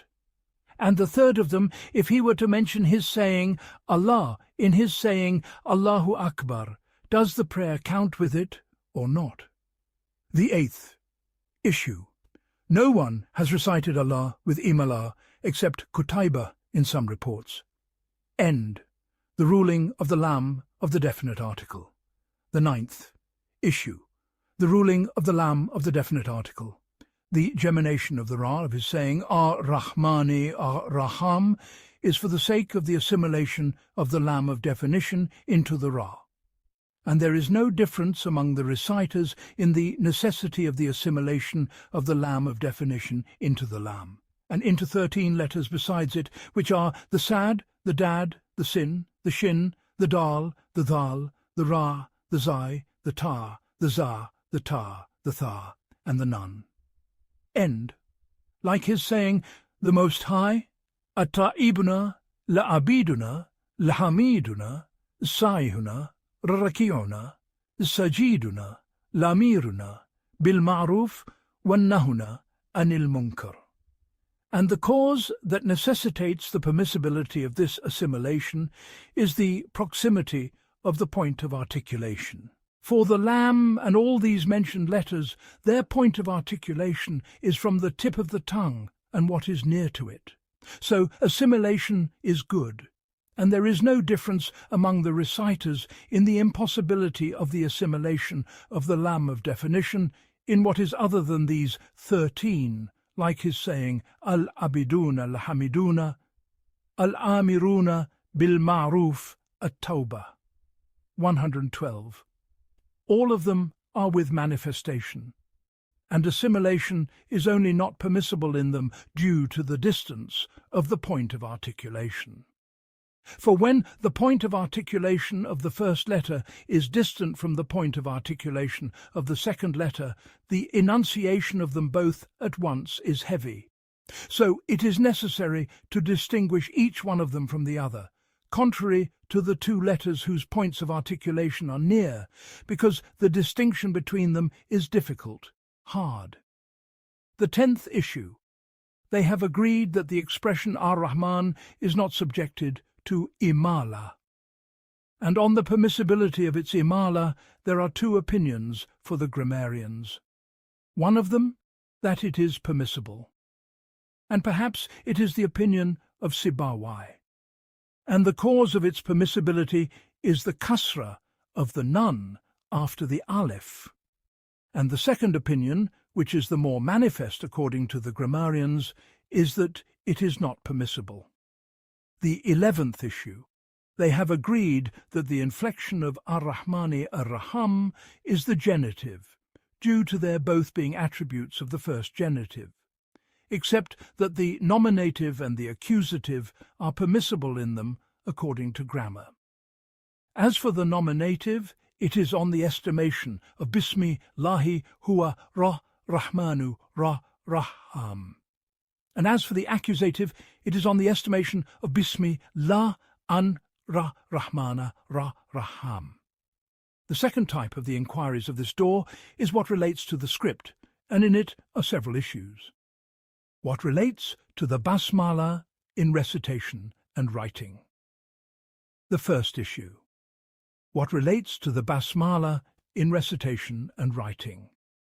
They have lengthened the BAE of Bismillah, and they have not lengthened it in the rest of the places. And they have mentioned in the distinction two aspects. The first, that when the aleph of connection was omitted after the BAI, they lengthened this BA so that its length might indicate the omitted aleph which is after it. Do you not see that when they wrote Iqra bismi rabbika al-alaq, one with the aleph, they returned the ba to its original form?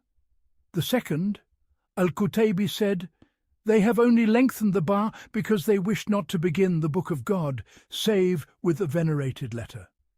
And Umar ibn Abd al-Aziz used to say to his scribes, lengthen the ba and make the sun manifest, and round the mum in veneration of the Book of God. The second issue, the people of illusion have said, and the ba is a lowered letter in its form. So when the expression of God was connected to its writing, it was raised and elevated.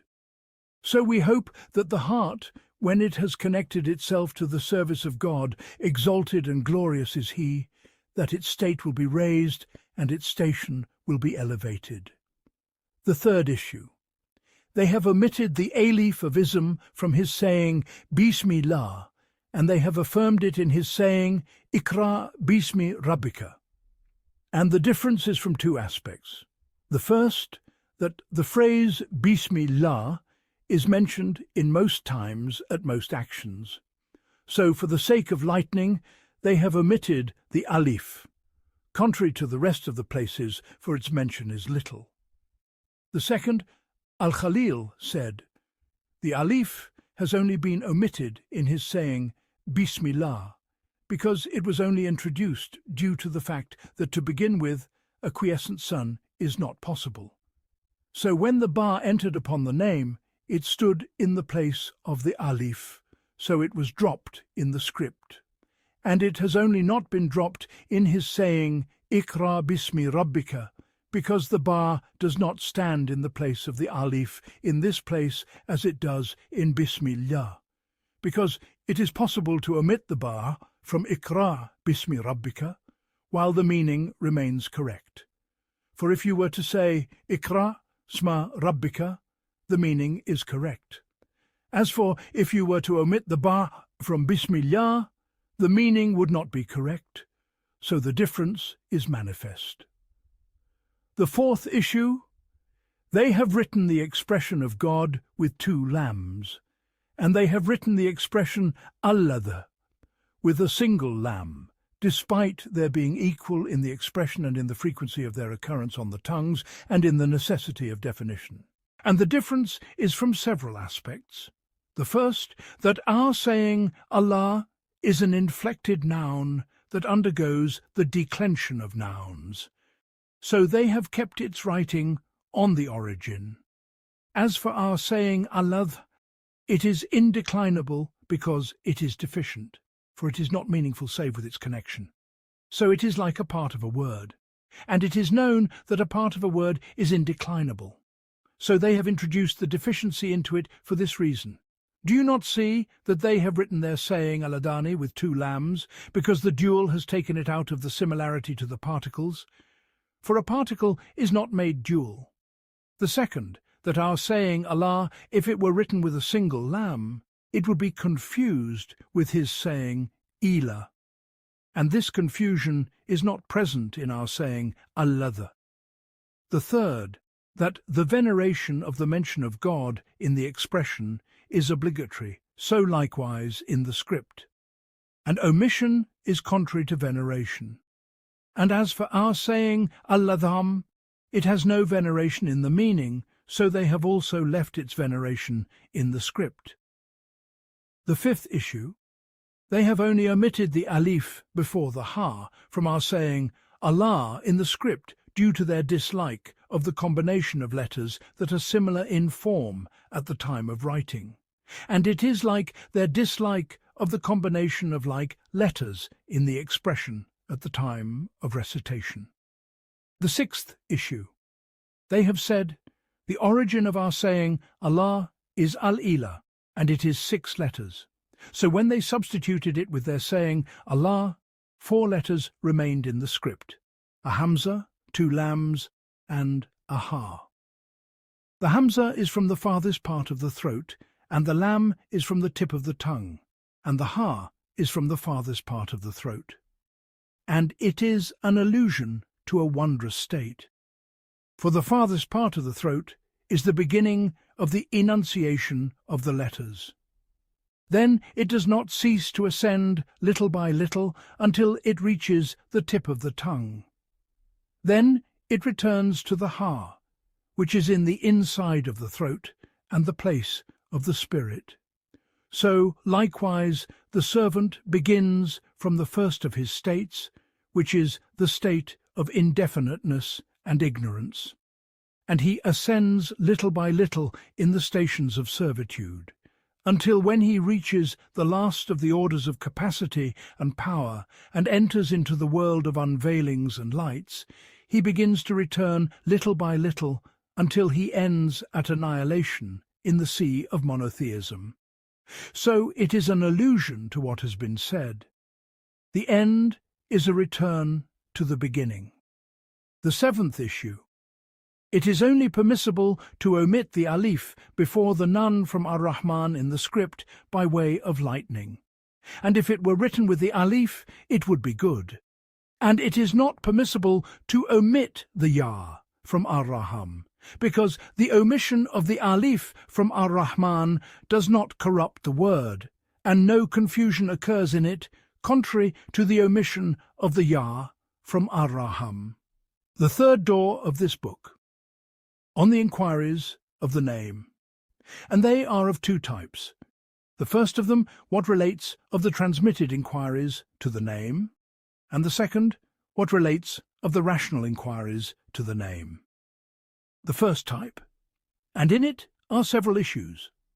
The languages of the name. The first issue. On this expression there are 2 well-known languages.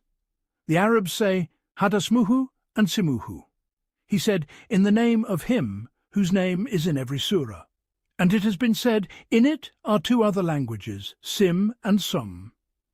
Al-Kisai said, the Arabs sometimes say ism with a kasra on the aleph, and at other times with a dhamma. So when they drop the alif, those whose language is with the kasra of the alif say sim, and those whose language is with the dhamma of the alif say sum. And Thalab said, whoever makes its origin from samayasma says ism and sim, and whoever makes its origin from samayasmu says usm and sum. And Al-Mubarid said, I have heard the Arabs say ismuhu, usmuhu, simuhu, sumuhu, and samahu. The second issue, they have agreed that the diminutive of the name is sumai, and its plural is asma and asam. The derivation of the name. The third issue. On its derivation there are two opinions. The Basrans have said it is derived from samayasmu, if it is high and manifest.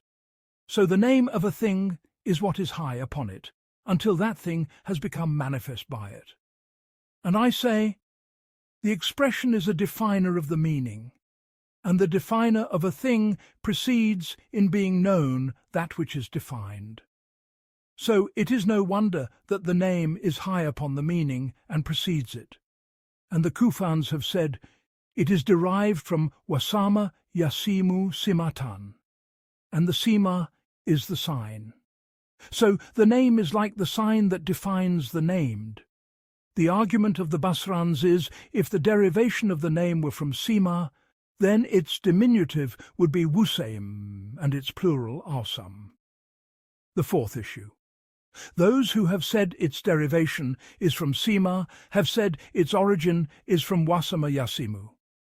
Then the war was omitted from it. Then the alif of connection was added to it as a compensation for the omitted, like ida, sifa, and zina. Their origin is wad, wasf, and wazn. The wa has been dropped from them, and the ha has been added to them. And as for those who have said its derivation is from sumu, which is height, they have two opinions. The first, that the origin of the name is from sama yasmu and sama yasma, and the imperative in it is ismu, like our saying udu from da'utu, or ismi, like irmi from rametu. Then they made this form a name, and introduced into it the modes of inflection, and took it out of the domain of the verbs. They have said, and this is as they have named the camel Ya'mal. And Al-Akhfash said, this is like Al-An, for its origin is Ana Ya'nu, if it is present.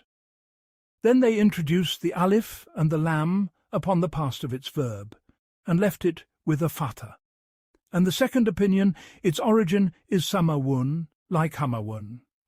And the war has only been omitted from its end due to the heaviness of the succession of vowels upon it, with the frequency of its occurrence. And they have only inflected the mum because it has become, due to the omission of the war, the end of the word. So the vowel of the war has been transferred to it. And they have only made the essen quiescent because when the war was omitted, two letters remained, one of them quiescent and the other vowelled. So when the quiescent was vowelled, it was necessary to make the vowelled quiescent so that balance might be achieved. And the hamza has only been introduced at its beginning, because to begin with a quiescent is impossible. So they needed to mention that with which one may begin. And the hamza has only been specified for that because it is from the letters of addition. Rational issues of the name. The second type from the inquiries of this door, the rational issues. So we say, as for the definition of the name and the mention of its categories and its types, its mention has proceeded at the beginning of this book. And here remain several issues. The first issue. The corporealists, the Karamites, and the Asherites have said, the name is the named thing itself, and other than the naming. And the Mu'tazilites have said, the name is other than the named thing, and the naming itself. And the preferred view with us is that the name is other than the named thing, and other than the naming. And before delving into the mention of the proofs, it is necessary to call attention to a premise, which is that the saying of the speaker, is the name the named thing itself or not, must be preceded by a clarification of what the name is and what the named thing is, so that after that it may be considered whether the name is the named thing itself or not. So we say, if what is meant by the name is this expression, which is articulated sounds and composed letters, and by the named thing those essences in themselves, and those realities in their very beings, then necessary knowledge has been achieved that the name is other than the named thing. And to delve into this issue on this estimation would be an absurdity. And if what is meant by the name is the essence of the named thing, and by the named thing also that essence, then our saying, the name is the named thing, its meaning would be that the essence of a thing is the thing itself. And this, even if it is true, is of the category of clarifying the clear, which is an absurdity. It is thus established that to delve into this inquiry on all estimations runs the course of an absurdity. The second issue. Know then that we have derived for the saying of one who says, the name is the named thing itself, a subtle, precise interpretation. And its clarification is that the name is a name for every expression that indicates a meaning without indicating a specified time. And the expression of the name is likewise. Thus it is necessary that the expression of the name be a name for itself. So the expression of the name is a named thing by the expression of the name. So in this form the name is the named thing itself. Except that in it is a problem, which is that a name's being a name for the named thing is of the category of the annex name, and one of the two annex things must be different from the other. The third issue, in the mention of the proofs that indicate that the name may not be the named thing, and in it are several aspects. The first, that the name may be existent while the named thing is non-existent. For our saying the non-existent is negated, its meaning is a privation for which there is no establishment. And the expressions are existent while that which is named by them is pure non-existence and sheer negation. And also the named thing may be existent and the name non-existent, like the realities for which they have not established specified names. And in some, the establishment of each one of them in the state of the absence of the other is known, established, and that necessitates otherness. The second, that the names may be many while the named thing is one, like synonymous names, and the name may be one and the named things many, like homonymous names, and that also necessitates otherness. The third, that a name's being a name for the named thing, and a named thing's being named by a name, is of the category of relation, like ownership and being owned. And one of the two related things is different from the other. And one could say this is problematic with the thing's being a knower of itself. The fourth, the name is composed of distinct sounds, posited so as to identify the things named, whereas those sounds are but fleeting accidents, while the named may well be everlasting. Nay, it may even be the one whose existence is necessary in and of himself. The fifth, for when we utter the words fire and snow, these two utterances exist upon our tongues. Thus, were the name identical with the named, it would needs be that fire and snow should come to exist upon our tongues, a proposition which no person of sound mind would ever advance. The sixth, his saying, exalted is he, and God's are the most excellent names. Call then upon him by these, Al-Araf 180, and the saying of the Prophet, may God's peace and blessings be upon him. Verily unto God, the exalted, belong 99 names. Here then the names are many, whereas the named is but one, and he is God, almighty and glorious.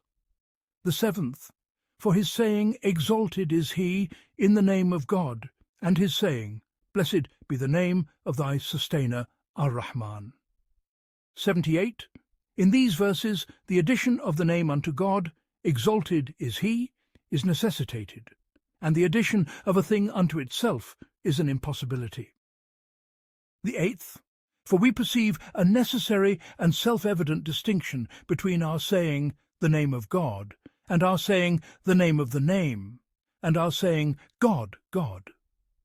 This then indicates that the name is other than the named. The 9th. For we describe the names as being Arabic or Persian, and so we say Allah is an Arabic name and Khudai is a Persian name. As for the very essence of God, exalted is He. It is utterly remote from being characterized in such a manner. The 10th. God, exalted is He, has said, and God's are the most excellent names.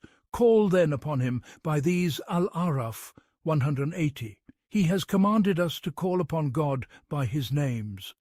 Thus the name is the instrument of supplication, while the one who is supplicated is God, exalted is He.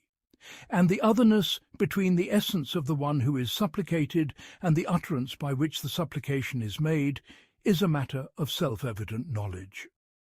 Now, those who have contended that the name is the named itself have adduced in their support both scriptural text and legal judgment. As for the scriptural text, it is his saying, Exalted is He.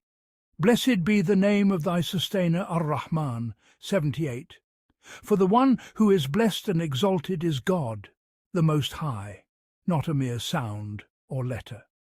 And as for the legal judgment, it is that if a man should say, Zainab is divorced, and Zainab is the name of his wife, the divorce takes effect upon her. But were the name other than the named, then the divorce would have been pronounced upon something other than that woman, and it would needs be that the divorce should not take effect upon her.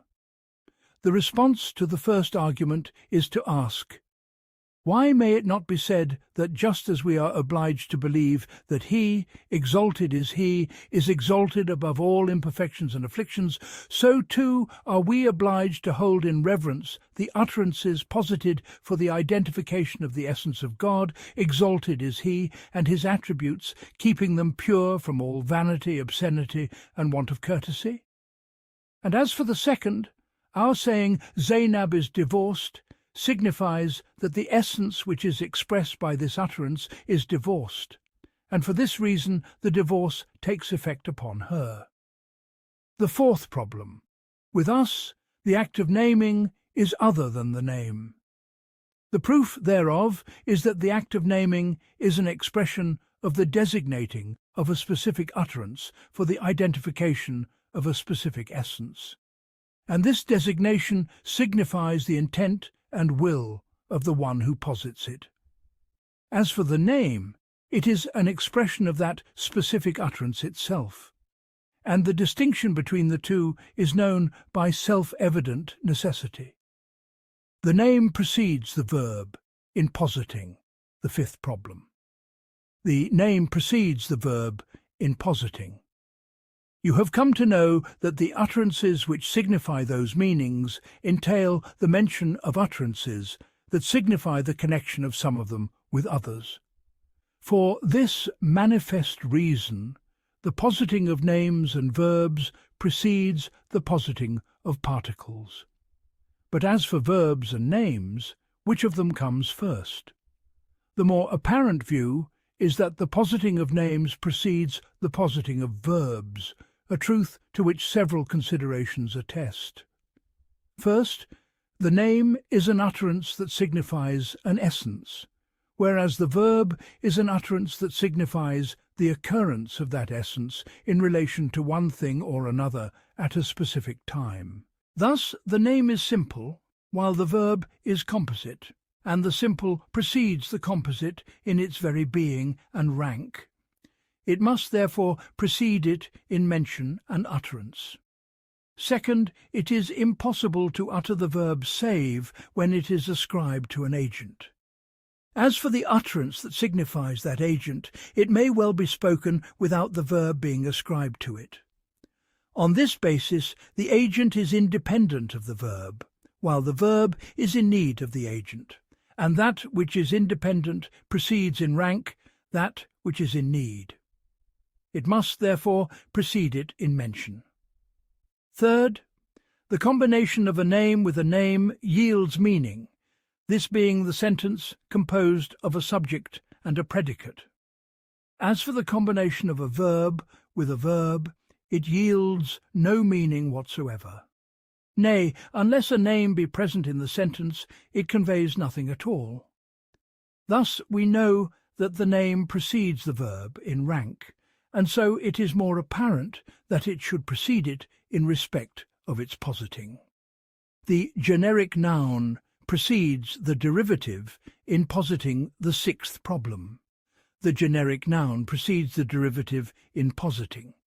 You have come to know that a name may be a name for an essence as it is in itself, or it may be a derived name, which is a name signifying that a thing is described by a certain attribute, such as the knowing or the powerful. The more apparent view is that the names of essences precede in rank the derived names, for essences are simple, whereas derived names are composite, and the simple precedes the composite. The seventh problem. It would seem that the names of attributes precede in rank the names of essences which subsist in themselves, for we do not know essences save through the medium of the attributes that inhere in them, and that which is defined is known before the definer, and precedence in knowledge corresponds to precedence in mention. The categories of the names of things named. The eighth problem. Concerning the categories of names as they apply to things named. Know that they are 9. The first of them is the name that applies to the essence. The second is the name that applies to the thing by virtue of a part of the parts of its essence, as when we say of a wall that it is a body and a substance. The third is the name that applies to the thing by virtue of a real attribute subsisting in its essence, as in our saying of a thing that it is black or white, or hot or cold. For blackness, whiteness, heat and cold are real attributes subsisting in the essence, having no relation to external things. The fourth is the name that applies to the thing by virtue of a merely relative attribute, as in our saying of a thing that it is known, understood, mentioned, an owner, or owned. The fifth is the name that applies to the thing by virtue of a privative state, as in our saying that one is blind or poor, or our saying that one is free from afflictions and devoid of fears. The sixth is the name that applies to the thing by virtue of a real attribute together with a relative attribute, as in our saying of a thing that it is knowing or powerful. For knowledge, according to the majority, is a real attribute which also possesses a relation to the things known, and power is a real attribute which also possesses a relation to the things subject to it. The seventh is the name that applies to the thing by virtue of a real attribute together with a privative attribute, as is understood from the totality of our saying powerful, who is incapable of naught, and knowing, who is ignorant of naught. The eighth is the name that applies to the thing by virtue of a relative attribute together with a privative attribute, such as the term the first, for it is an expression of the totality of two matters, one of them that it precedes all else, which is a relative attribute, and the second that naught precedes it, which is a privative attribute. And likewise the self-subsisting, for its meaning is that he is subsistent in himself, and gives subsistence to all else. His subsistence in himself means that he has no need of any other, and his giving subsistence to all else means that all else has need of him. The first is a privation, and the second is a relation. The ninth is the name that applies to the thing by virtue of the totality of a real, a relative, and a privative attribute. This, then, is the discourse concerning the division of names, and whether the name be a name of God, glorified and exalted is He, or of any other among the created things. No other category of names exists beyond those which we have mentioned. The ninth problem, concerning the exposition of whether God, exalted is He, has a name corresponding to His specific essence or not. Know that to venture into this problem is to be preceded by sublime premises from the divine sciences. The first premise, that He, exalted is He, is dissimilar to His creation by virtue of His specific essence, not by virtue of an attribute. The proof thereof is that His essence, as it is in itself, without regard to any other attributes, if it be dissimilar to His creation, then our object is attained. But if it be equal to all other essences, then the dissimilarity of His essence to all other essences must needs be on account of some additional attribute, and the specification of His essence by that attribute, on account of which the dissimilarity occurs, if it be for no reason whatsoever, then it would necessitate the preponderance of a contingent thing without a preponderant cause. And if it be for another reason, it would necessitate either an infinite regress or a circularity, both of which are impossibilities. And if it be said, this is our very contention, then this would necessitate that the specificity of that attribute be due to another attribute, from which an infinite regress would follow, which is an impossibility. The second premise, that we say He, exalted is He, is neither a body nor a substance, for the negation of corporeality and substantiality is a privative concept, whereas His specific essence is an affirmative reality, and the otherness between privation and affirmation is known by self-evident necessity. Furthermore, His specific essence is not an expression of power or knowledge in themselves, for that which is understood from power and knowledge are relative concepts, whereas His essence is an essence subsisting in itself, and the distinction between an existent that subsists in itself and relative and relational considerations is known by self-evident necessity. The third premise, in exposition of the fact that at this time we do not know His specific essence. Several considerations attest to this. First, that when we turn to our intellects and understandings, we find within our minds no knowledge of God, exalted is He, save one of four matters: either the knowledge of His being existent, or the knowledge of the permanence of His existence, or the knowledge of the attributes of majesty, which are the privative considerations, or the knowledge of the attributes of bounteousness, which are the relational considerations. And it has been established by proof that His specific essence is other than each one of these four. For it has been established by proof that His reality is other than His existence. And if that be so, then His reality is also other than the permanence of His existence. And it has been established that His reality is neither privative nor relational. And since nothing is known to creation save one of these four matters, and it has been established that they are other than His specific reality, it is thus established that His specific reality is not known to mankind. Second, that a complete induction demonstrates that we cannot conceive of any matter save through one of four ways. First, those things which we have perceived by one of these five senses.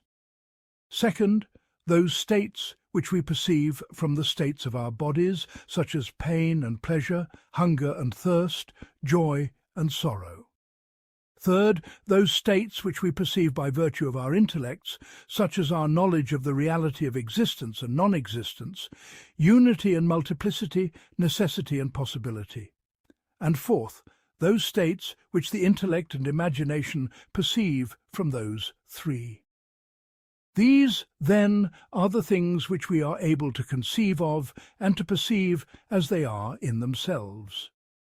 And when this is established, and it is established that the reality of the truth glorified and exalted is He, is other than these categories, it is thus established that His reality is not intelligible to creation.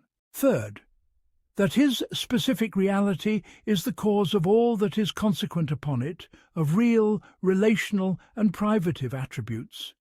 And knowledge of the cause is a cause for knowledge of the effect. Thus, were His specific reality known, all of His attributes would be known by necessity. But this is not so. Therefore, that is not so. Thus, it is established that the reality of the truth is not intelligible to mankind. The fourth premise. In exposition of whether, though it be not intelligible to mankind, it might become intelligible to them. The fifth premise. In exposition of whether, though the perception of that specific reality be impossible for human intellects, such gnosis might be possible for the genus of angels, or for an individual from among them. In all fairness, these are difficult inquiries, and the intellect is as one who is impotent and falls short of fulfilling them, as is befitting. Some have said, the intellects of created beings and their cognitions are finite, whereas the truth, exalted is He, is infinite, and it is impossible for the finite to attain unto the infinite.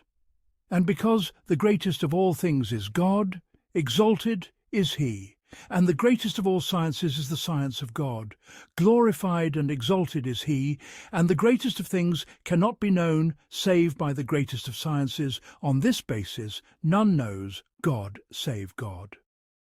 The sixth premise. Know that the knowledge of things is of two kinds: accidental knowledge and essential knowledge. As for accidental knowledge, it is as when we see a structure and know that it must have a builder. But as for how that builder was in his essence, and of what kind of essence his reality consists, the existence of the structure does not indicate it. And as for essential knowledge, it is as when we know a specific colour by our sight, and we know heat by our touch, and we know sound by our hearing. For there is no reality to heat and cold save this tangible quality, and no reality to blackness and whiteness save this visible quality. When you have understood this, we say, when we know the need of created things for a creator and originator, we have known God, exalted is He, with an accidental knowledge. That which we have now denied is the essential knowledge. Let this subtle point, then, be known, so that you do not fall into error. The seventh premise. Know that the perception of a thing as it is in itself, I mean that kind which we have called essential knowledge, occurs in the manifest world in two ways. One of them is knowledge, and the second is sight. For when we see blackness and then close our eye, we find a self-evident distinction between the two states. Thus we know that knowledge is one thing, and that sight is another. When you have understood this, we say, on the supposition that it is said that the attainment of essential knowledge is possible for creation, does that knowledge and that perception have only one path, or is it possible for it to occur in two ways, such as that which is in the manifest world of knowledge and sight? This, too, is of that which the intellect has no way to judge with certainty and decisiveness. And on the supposition that there are two paths, one of them, knowledge, and the second, sight, is the matter there confined to these two paths, or are there many paths and different levels? All of these inquiries are of that which the intellect cannot decide upon with any certainty whatsoever. This, then, is the discourse concerning these premises.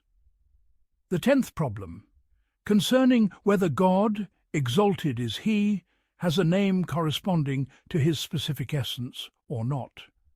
It is related from the ancient philosophers that they denied it. They said, the proof thereof is that the purpose of positing a name is to allude, by its mention, to the named.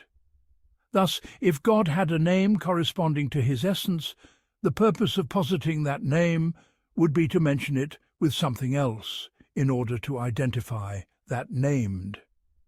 And since it is established that none of the creation knows his specific essence whatsoever, there remains no benefit in positing a name for that reality. Thus, it is established that this kind of name is non-existent. At this point, they said, that reality has no name, but it has necessary concomitants of knowledge, and those concomitants are that he is the pre-eternal who does not cease, and that he is the necessary being who does not admit of non-existence. But as for those who said that it is not impossible within the power of God, exalted is he, that he should honour some of the near-stationed among his servants by making him a Gnostic of that specific reality, they said, if the matter be so, then it is not impossible to posit a name for that specific reality. Thus, it is established that this problem is built upon those preceding premises. The 11th problem. On the supposition that the positing of a name for that specific reality is possible, it is necessary to be certain that that name is the greatest of names, and that that remembrance is the noblest of remembrances. For the nobility of a science is by the nobility of its object, and the nobility of a remembrance is by the nobility of the one remembered. Thus, since the essence of God, exalted is he, is the noblest of all known and remembered things, the knowledge of him is the noblest of sciences, and the remembrance of God is the noblest of remembrances, and that name is the noblest of names. And this is what is intended by the well-known saying that is upon the tongues, which is the greatest name of God. And were it to be granted to a near-stationed angel or a sent prophet to attain unto that name at a time when its meaning is unveiled to him, it would not be far-fetched that all the worlds, both corporeal and spiritual, would obey him. The greatest name of God. The 12th problem. Those who maintain that the greatest name exists have differed concerning it in several ways. First, the view of those who say that this greatest name is our saying, Dul Jalali wal Ikram, possessor of majesty and bounty, Ar-Rahman 27. And concerning it is mentioned his saying, upon him be peace and blessings. Persist in saying, O possessor of majesty and bounty. This, in my view, is weak, for majesty is an allusion to the privative attributes, and bounty is an allusion to the relational attributes, and you have already come to know that his specific reality is other than privations and relations. The second view, the view of those who say that it is Al-Hayy, Al-Qayyum, the ever-living, the self-subsisting, Al-Baqarah 255, on account of his saying, upon him be peace and blessings, to Ubay ibn Ka'b. What is the greatest verse in the Book of God, the Exalted? He replied, God, there is no God but he, the ever-living, the self-subsisting. Al-Baqarah 255. And he said, may knowledge be felicitous for you, O Abul Mundir. In my view, this is weak, because the ever-living is the one who perceives and acts, and there is not much of grandeur in this, for it is an attribute. As for the self-subsisting, it is an intensive form of standing, and its meaning is his being subsistent in himself and giving subsistence to all else. His being subsistent in himself is a privative concept, which is his independence from all else, and his giving subsistence to all else is a relational attribute.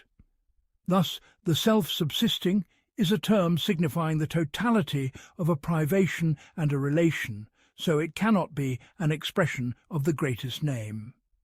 The third view, the view of those who say, the names of God are all magnificent and sanctified, and it is not permissible to describe one of them as being greater, for that would necessitate describing what is other than it with deficiency.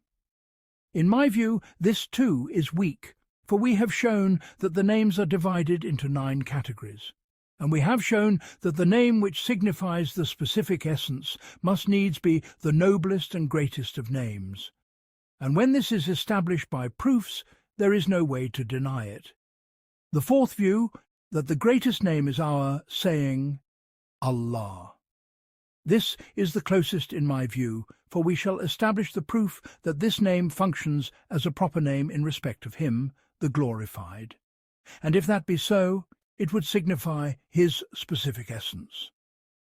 The 13th problem. As for the name which signifies the named, by virtue of a part of the parts of the essence of the named, this is impossible in respect of God. Exalted is He. For this can only be conceived of in respect of one whose essence is composed of parts, and that is impossible in respect of God. For everything composite is in need of its parts, and its parts are other than it. Thus everything composite is in need of something other than itself. And everything in need of something other than itself is contingent. The result is that everything composite is contingent in itself. Therefore, that which is not contingent in itself cannot possibly be composite, and that which is not composite cannot possibly have a name by virtue of a part of its essence. The 14th problem. Know that we have expounded whether the name that signifies the essence is realized in respect of God, exalted is He, or not, and we have mentioned the differing views of people concerning it. As for the name which signifies by virtue of a part of the essence, we have established the decisive proof of its impossibility in respect of God, exalted is He. Thus there remain the 7 categories. We say, as for the name which signifies a thing by virtue of a real attribute subsisting in its specific essence, that attribute is either existence itself, or a quality of the qualities of existence, or another attribute other than existence and the qualities of that existence. And we shall mention the problems that branch from these categories, and God is the guide. The 4th chapter. On the inquiry into the names that signify real attributes. You have come to know that this inquiry is divided into 3 sections. The first, the names that signify existence, and within it are several problems. Naming God with the name thing. The first problem, the great majority are in agreement that it is permissible to name God, exalted is He, with the name thing.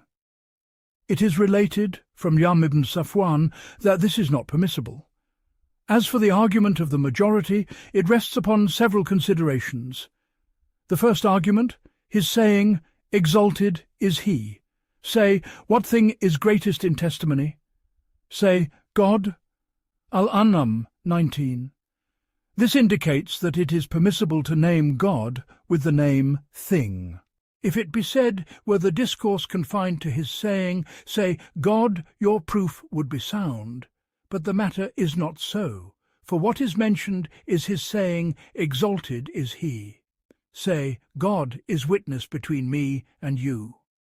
Al-An'am 19. And this is a statement that stands on its own, with no connection to what precedes it. In that case, it does not necessarily follow that God, exalted is He, is named with the name thing. We would reply, when he said, what thing is greatest in testimony? And then said, say, God is witness between me and you.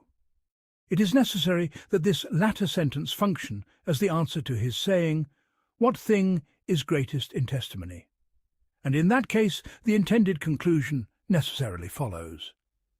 The second argument, his saying, exalted is He.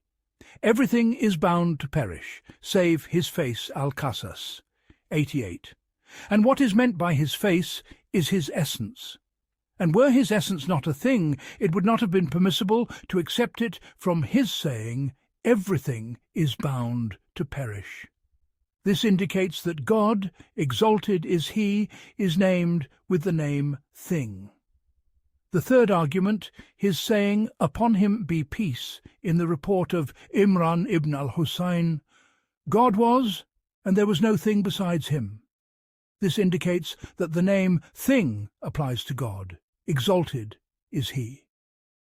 The fourth argument, Abdullah al-Ansar related in the book he named Al-Faruq from Aisha, may God be pleased with her, that she heard the messenger of God, may God's peace and blessings be upon him, say, "There is no thing more jealous than God, almighty and glorious." The fifth argument, that a thing is an expression for that which it is valid to know and to speak of, and the essence of God, exalted is he, is such. Therefore it is a thing. Yam argued from several considerations. The first argument, his saying, "Exalted is he." God is the creator of everything, Az-Zumar 62, and likewise his saying, "And he has power over everything," Al-Ma'idah 17. This would necessitate that everything be created and subject to power. But God, exalted is he, is neither created nor subject to power. The result is that God, glorified and exalted is he, is not a thing. If they should say that his saying, "Exalted is he," God is the creator of everything, and his saying, "And he has power over everything," Al-Mulk. One are general statements that admit of particularization. We would reply to this from two aspects.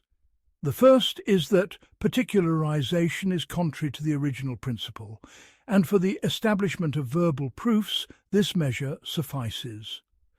The second is that the original basis for the permissibility of particularization is that the people of common usage treat the majority as the whole. For this reason they permit the entry of particularization into generalities. However, treating the majority as the whole is only permissible in a situation where that which is excluded from the ruling is insignificant and of little worth, such that its existence is treated as its non-existence, and the remainder is judged with the ruling of the whole. Thus it is established that particularization is only permissible in a situation where it is insignificant and of a low degree. When you have understood this, we say, on the supposition that God, exalted is he, is named with the name thing, then the greatest and most majestic of things would be God. Exalted is he. Thus, it would be impossible for the permissibility of particularization to occur in his case. Therefore, it is necessary to say that the claim of this particularization is an impossibility. The second argument, his saying, "Exalted is he, there is nothing whatever like unto him, and he is the all-hearing, the all-seeing Ashura." 11.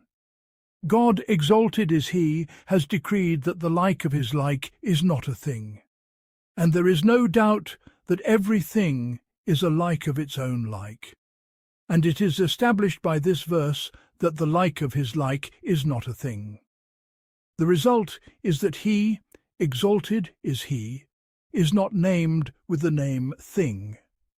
If they should say that the letter kaf is redundant, we would reply, the meaning of this statement is that this letter from the speech of God, exalted is he, is superfluous, vain, and false, and it is known that this statement is itself false. And when we say that this letter is not false, the argument which we have mentioned becomes of the utmost strength and perfection. The third argument, the term thing does not convey an attribute of majesty, grandeur, praise, or commendation, and the names of God, exalted is he, must be so. The result is that the term thing is not a name of God, exalted is he.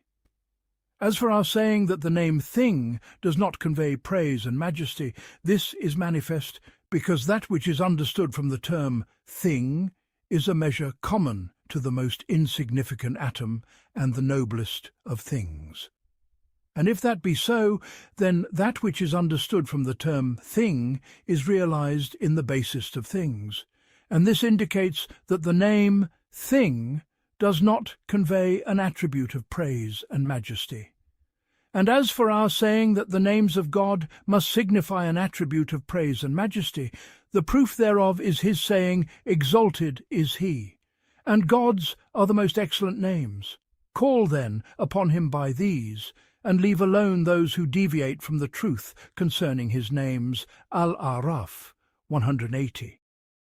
The evidence from the verse is that the names being excellent has no meaning save that they signify excellent, sublime, and majestic attributes. Thus, if the name does not signify this meaning, the name is not excellent. Then he, exalted is he, commanded us to call upon him by these names. Then he said after that, "And leave alone those who deviate from the truth concerning his names." Al-Araf 180. And this is like a notice that whoever calls upon him by other than those excellent names has deviated from the truth concerning the names of God. Thus, this verse becomes a powerful indication that it is not for the servant to call upon God, save by the most excellent names, which signify attributes of majesty and praise. And when these two premises are established, the desired conclusion is attained. The fourth argument, that it has not been transmitted from the messenger of God, may God's peace and blessings be upon him, nor from any of the companions, that he address God, exalted is he, by saying, "O thing." And how could this be said when this term is of the utmost insignificance? How, then, is it permissible for the servant to address God with this name? Nay, it has been transmitted from them that they would say, "O originator of things, O originator of the earth and the heavens." And know that some people imagine that this inquiry concerns the meaning, but this is extremely far-fetched. For there is no dispute that God, exalted is he, is an existent, an essence, and a reality. The dispute is only whether it is permissible to apply this term to him. This, then, is a dispute concerning the mere term, not the meaning, and it does not lead to a declaration of disbelief or of sinfulness. Let a person, then, be aware of this subtle point so that he does not fall into error. Applying the term the existent to God. The second problem, concerning the exposition of whether it is permissible to apply the term the existent, al-mawjud, to God, exalted is he. Know that this inquiry must be preceded by a premise, which is that the term existence, wujud, is used equivocally for two meanings. One of them is that what is intended by existence is finding, perception, and awareness. And when what is intended by existence is finding and perception, then what is intended by the existent is, without a doubt, that which is perceived and of which one is aware. The second is that what is intended by existence is occurrence and realization in itself. And know that between the two matters there is a distinction. This is because its being known to have occurred in external reality depends upon its having occurred in itself, but the converse is not true. For its having occurred in itself does not depend upon its being known to have occurred in external reality, because it is not impossible in the intellect for it to have occurred in itself while not being known to anyone. There remains here an inquiry, which is whether the term existence was first posited for perception and finding, and then secondly transferred to the occurrence of the thing in itself, or if the matter is the reverse, or if they were posited together. We say this is a lexical inquiry, and the closest is the first view, because were it not for a person's awareness of that thing, he would not have known of its occurrence in itself. Since the matter is so, it is necessary that the positing of the term for the meaning of awareness and perception precede its positing for the occurrence of the thing itself. When you have understood this premise, we say, the application of the term the existent to God, exalted is He, can be in two ways. One of them, His being known and perceived, and the second, His being in Himself, established and realized. As for the first meaning, it has appeared in the Qur'an. God, exalted is He, has said they would have found God, la wajadu Allah, An-Nisa 64. And the term existence here is in the sense of finding and gnosis. But as for the second meaning, it is not found in the Qur'an. If they should say, since existence in the sense of finding is realized, existence in the sense of establishment and realization must necessarily be realized, for if he were pure non-existence, the matter would not be so. We would reply, this is weak from two aspects. The first is that the realization of existence in the sense of finding and knowledge does not necessitate the realization of existence in the sense of establishment, since it has been established that the non-existent may be known. The second is that we have shown that this inquiry is only in the term. Thus, the realization of the name by virtue of one meaning does not necessitate the realization of the name by virtue of another meaning. Then we say, it is established by the consensus of the Muslims that this name may be applied, so it is necessary to affirm it. If they should say, did you not say that the names of God, exalted is He, must signify praise and commendation, and the term the existent does not convey that? We would reply, we have departed from this proof on the evidence of consensus. Furthermore, the signification of the term the existent for praise is greater than the signification of the term thing for it. The exposition of this is from several aspects. The first is that, according to some people, the term thing applies to the non-existent just as it applies to the existent. As for the existent, it does not apply to the non-existent whatsoever. Thus, this term's intimation of praise is more befitting. The second is that the term the existent, in the sense of the known, conveys an attribute of praise and commendation, for it conveys that, on account of the abundance of proofs for his existence and divinity, he has become as if he were known to everyone, present to everyone, and the affirmation of whom is incumbent upon every intellect. Thus, this term has conveyed praise and commendation from this aspect. So the distinction between it and the term thing has become manifest. The meaning of our saying, the essence of God. The third problem, concerning the essence, Ajdat.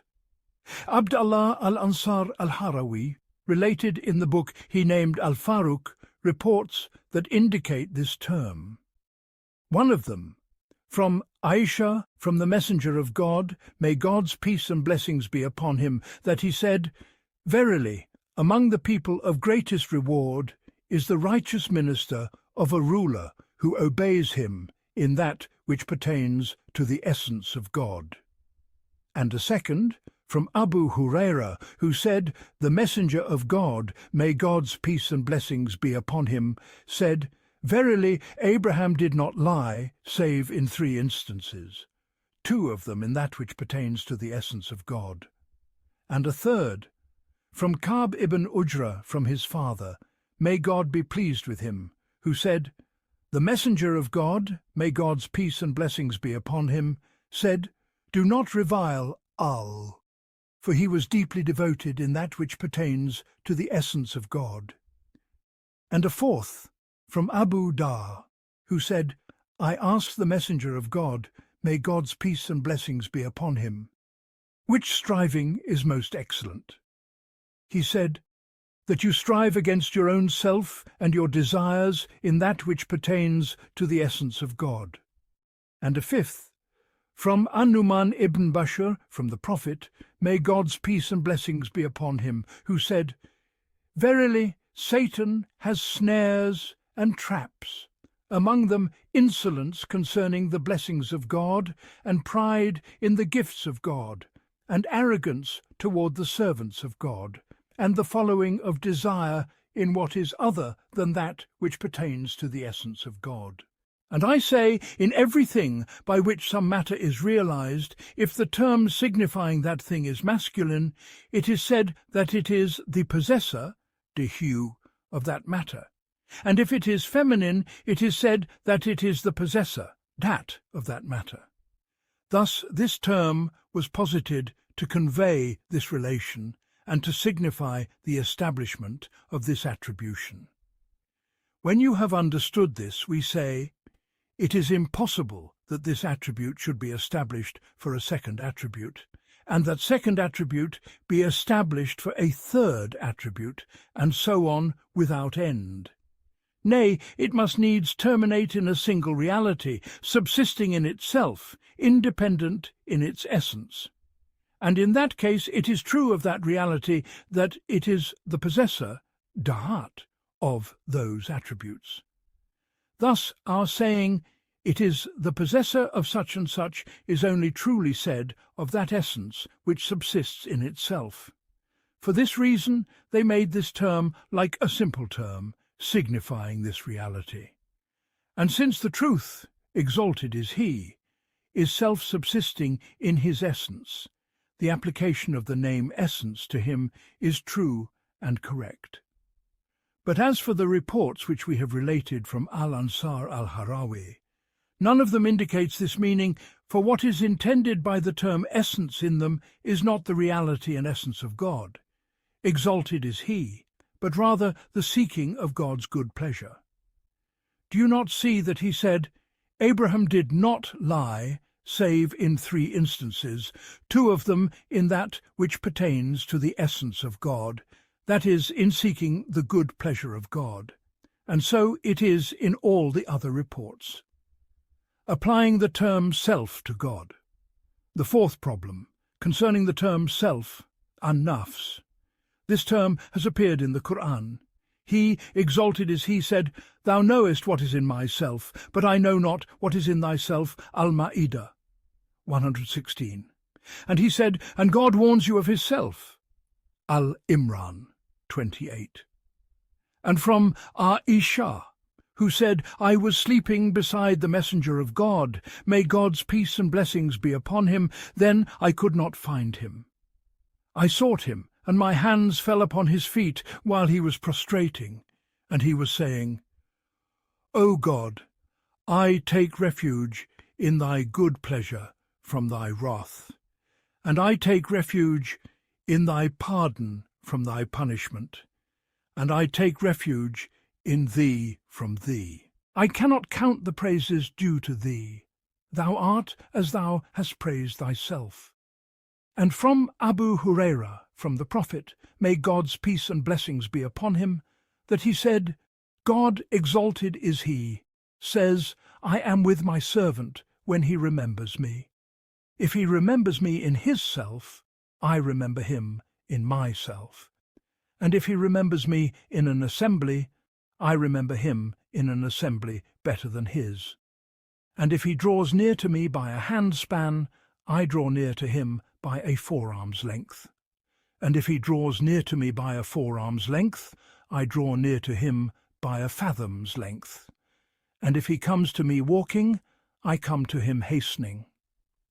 The 3rd report, from Abu Salih, from Abu Hurairah, may God be pleased with him, who said, "The Messenger of God, may God's peace and blessings be upon him, said, when God created the creation, he wrote in his book for himself, and it is raised above the throne.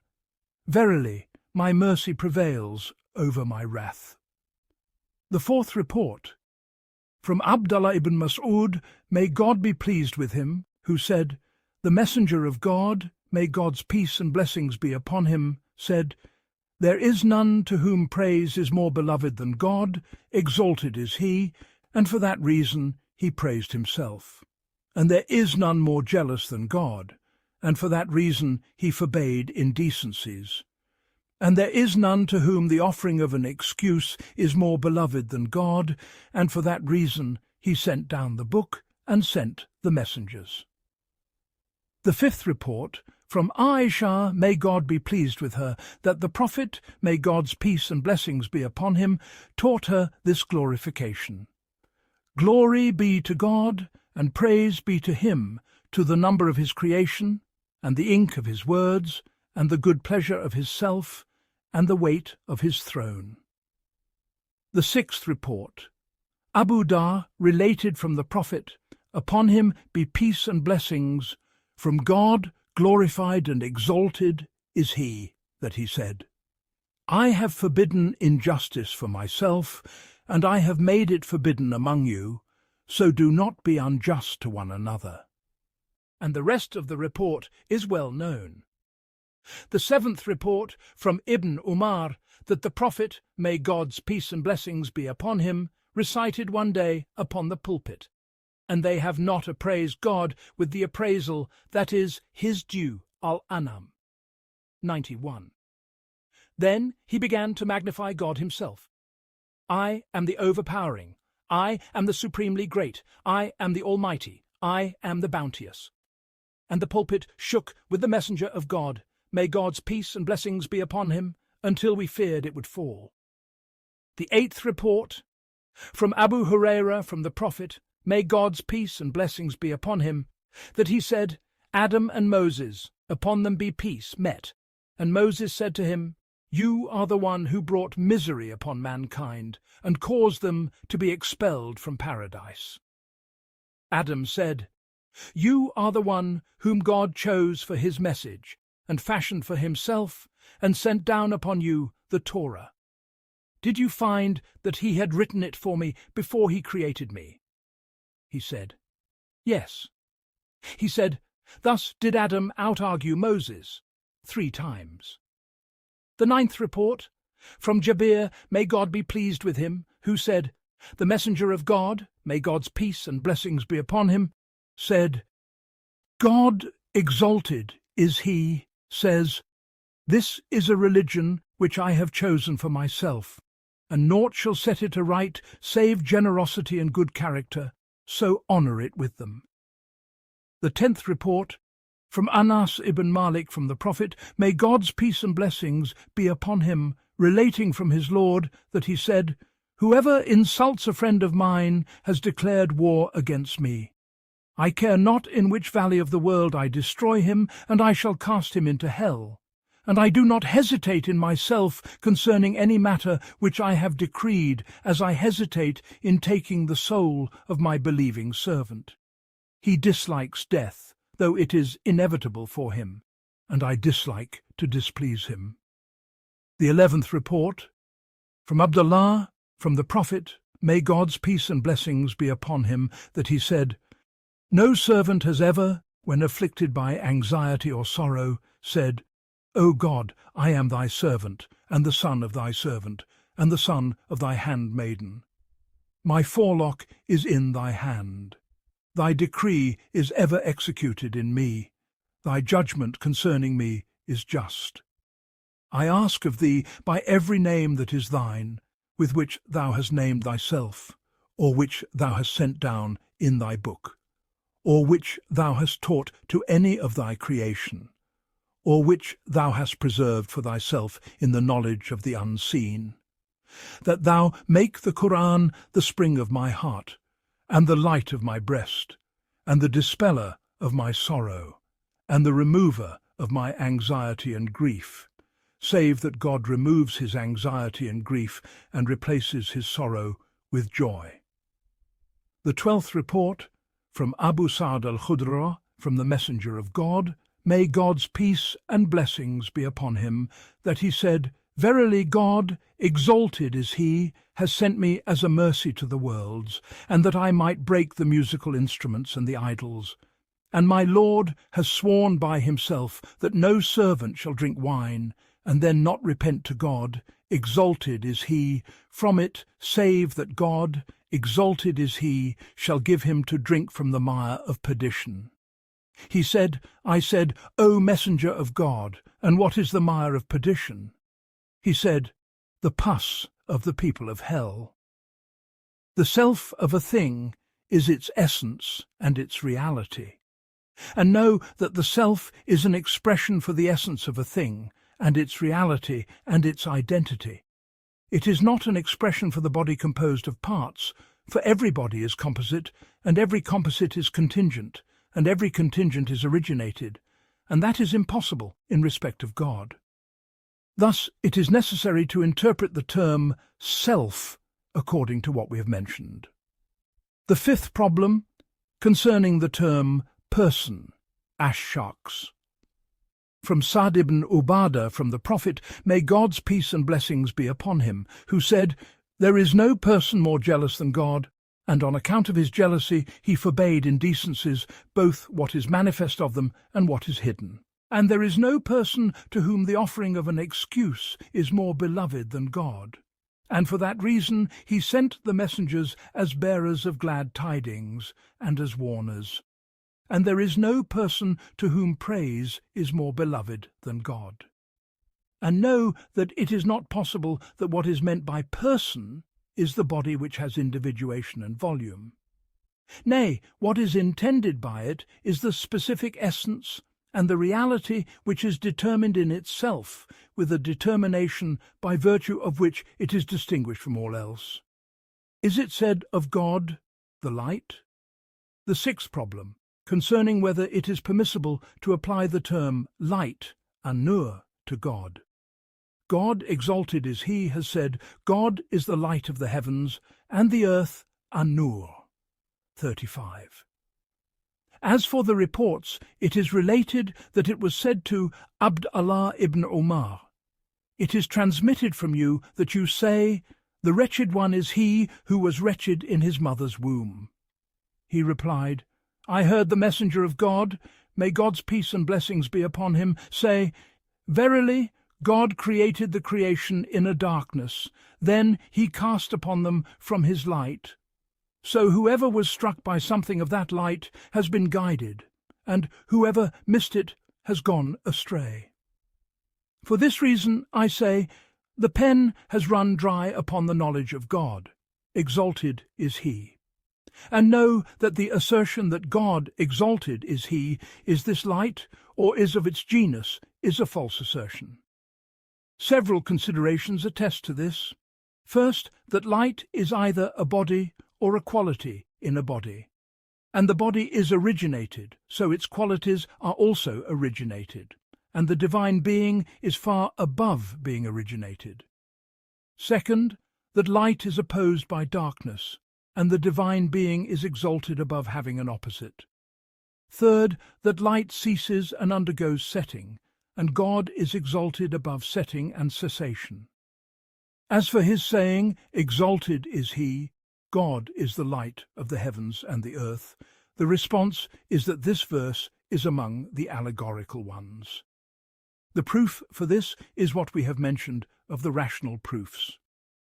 Furthermore, he, exalted is he, said immediately after this verse, the parable of his light an-nur. 35. So he added the light to himself as a possession is added to its owner. This indicates that he, in his essence, is not light, but rather he is the creator of light. It remains to be said, so what is it that makes the application of the term light to him fitting? We say there are several aspects to this. First, some have recited it as Lillahi nuru samawati wal ard, unto God belongs the light of the heavens and the earth. On this reading, the ambiguity is removed. Second, that he, the glorified, is the illuminator of lights, their originator and creator. For this interpretation, the application of light to him is fitting. Third, that by his wisdom the well-being of the world is achieved, and the affairs of this world and the hereafter are ordered. and one who is an orderer of well-being and a pursuer of good deeds may be called a light. It is said, so-and-so is the light of this city, if he is described with the aforementioned quality. Fourth, that he is the one who has bestowed upon his servants faith, guidance, and gnosis, and these qualities are of the genus of lights. The Qur'an and the reports attest to this. As for the Qur'an, it is his saying, exalted is he, at the end of the verse, light upon light. God guides unto his light whom he wills. As for the reports, they are many. The first report, what Abu Umama al-Bahil related from the Prophet, may God's peace and blessings be upon him, that he said, beware of the spiritual insight of the believer, for he sees with the light of God. The second report, from Anas ibn Malik from the Prophet, may God's peace and blessings be upon him, that he said, do you know which people are the most sagacious?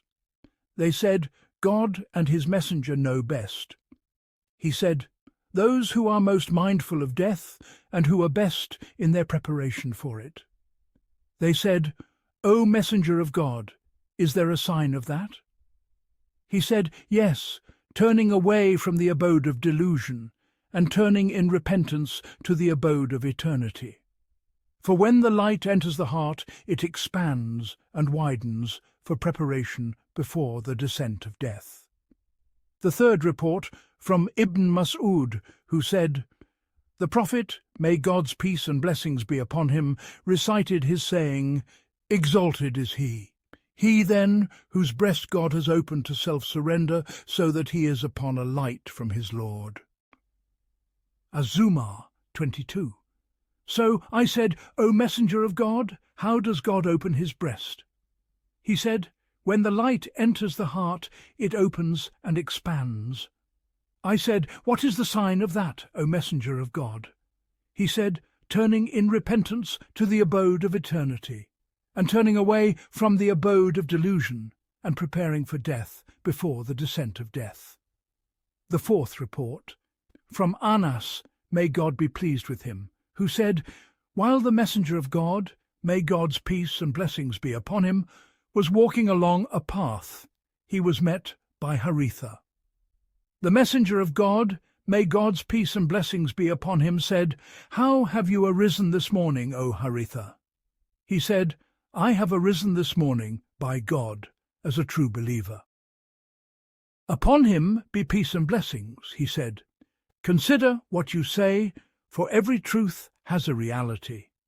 So what is the reality of your faith?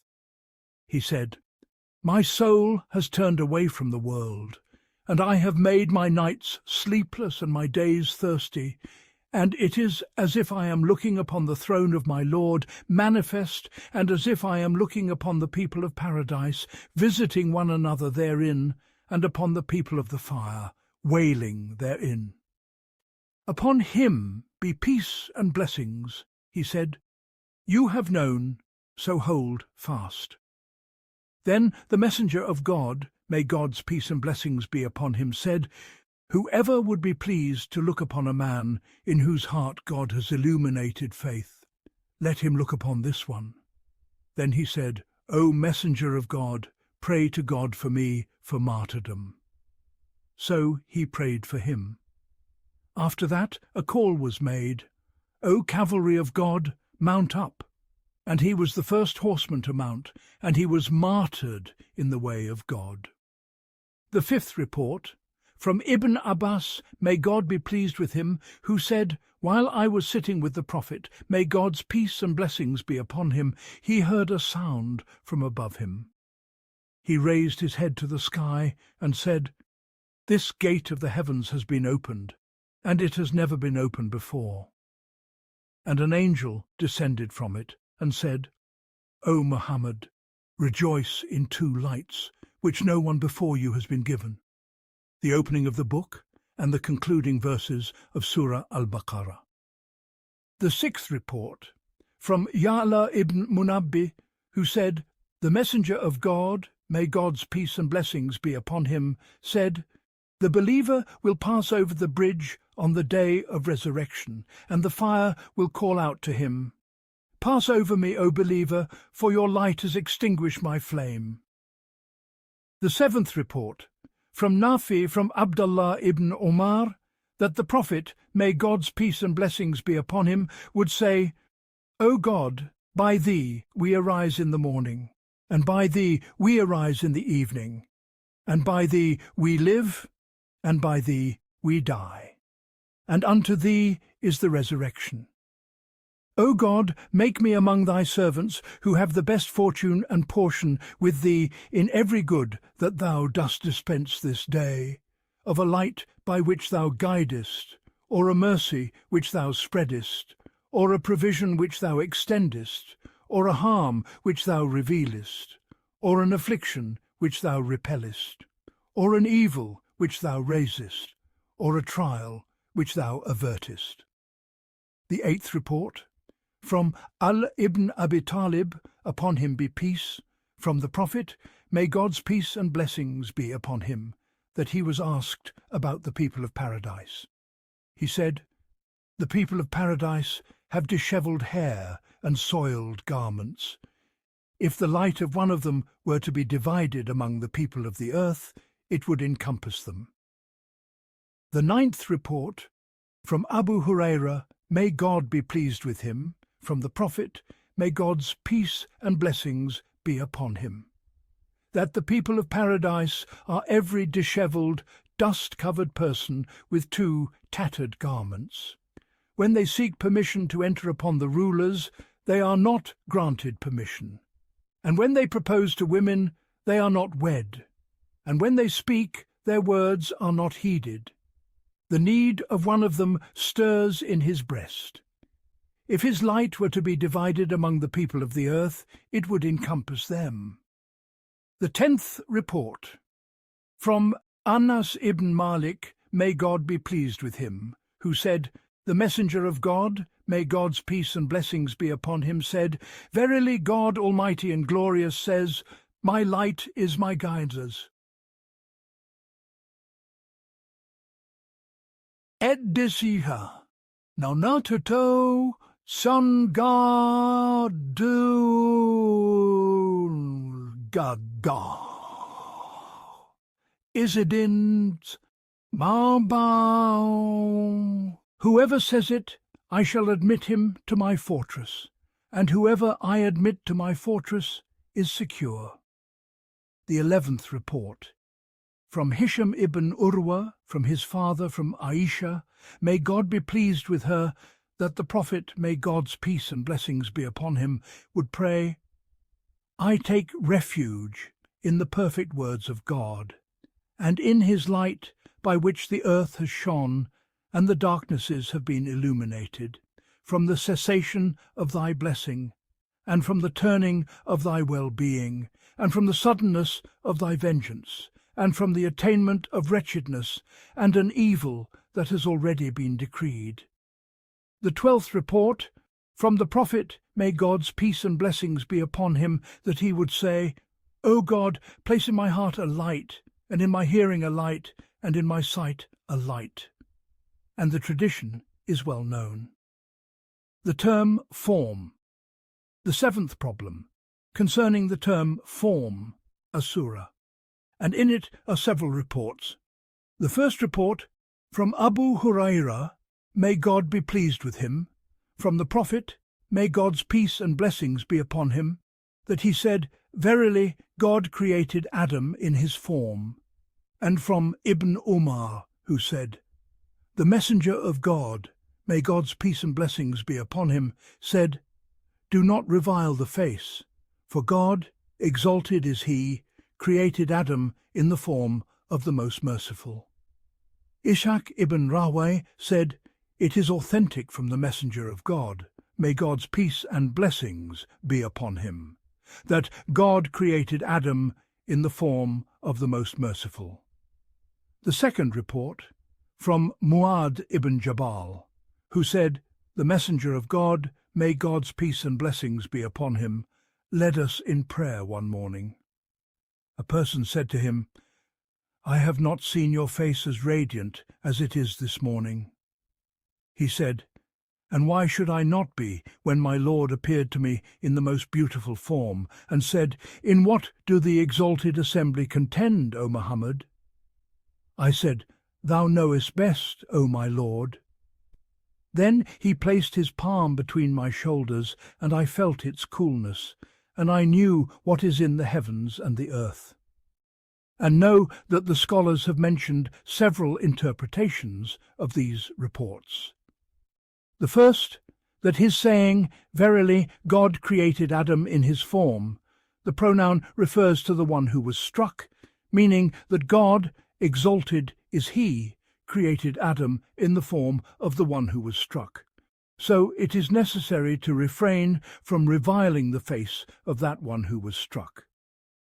The second, that what is intended is that God created Adam in his form which he had at the end of his affair, meaning that he was not generated from a drop of sperm and blood, nor was he an embryo or an infant, but rather God created him as a complete man in a single instance. The third, that what is intended by form is the attribute. It is said the form of this matter is thus, meaning its attribute. So his saying, God created Adam in the form of the most merciful, means that he created him in his attribute of being a vicegerent for him on his earth, having authority over all the earthly bodies, just as he, exalted is he, is of penetrating power throughout the entire universe.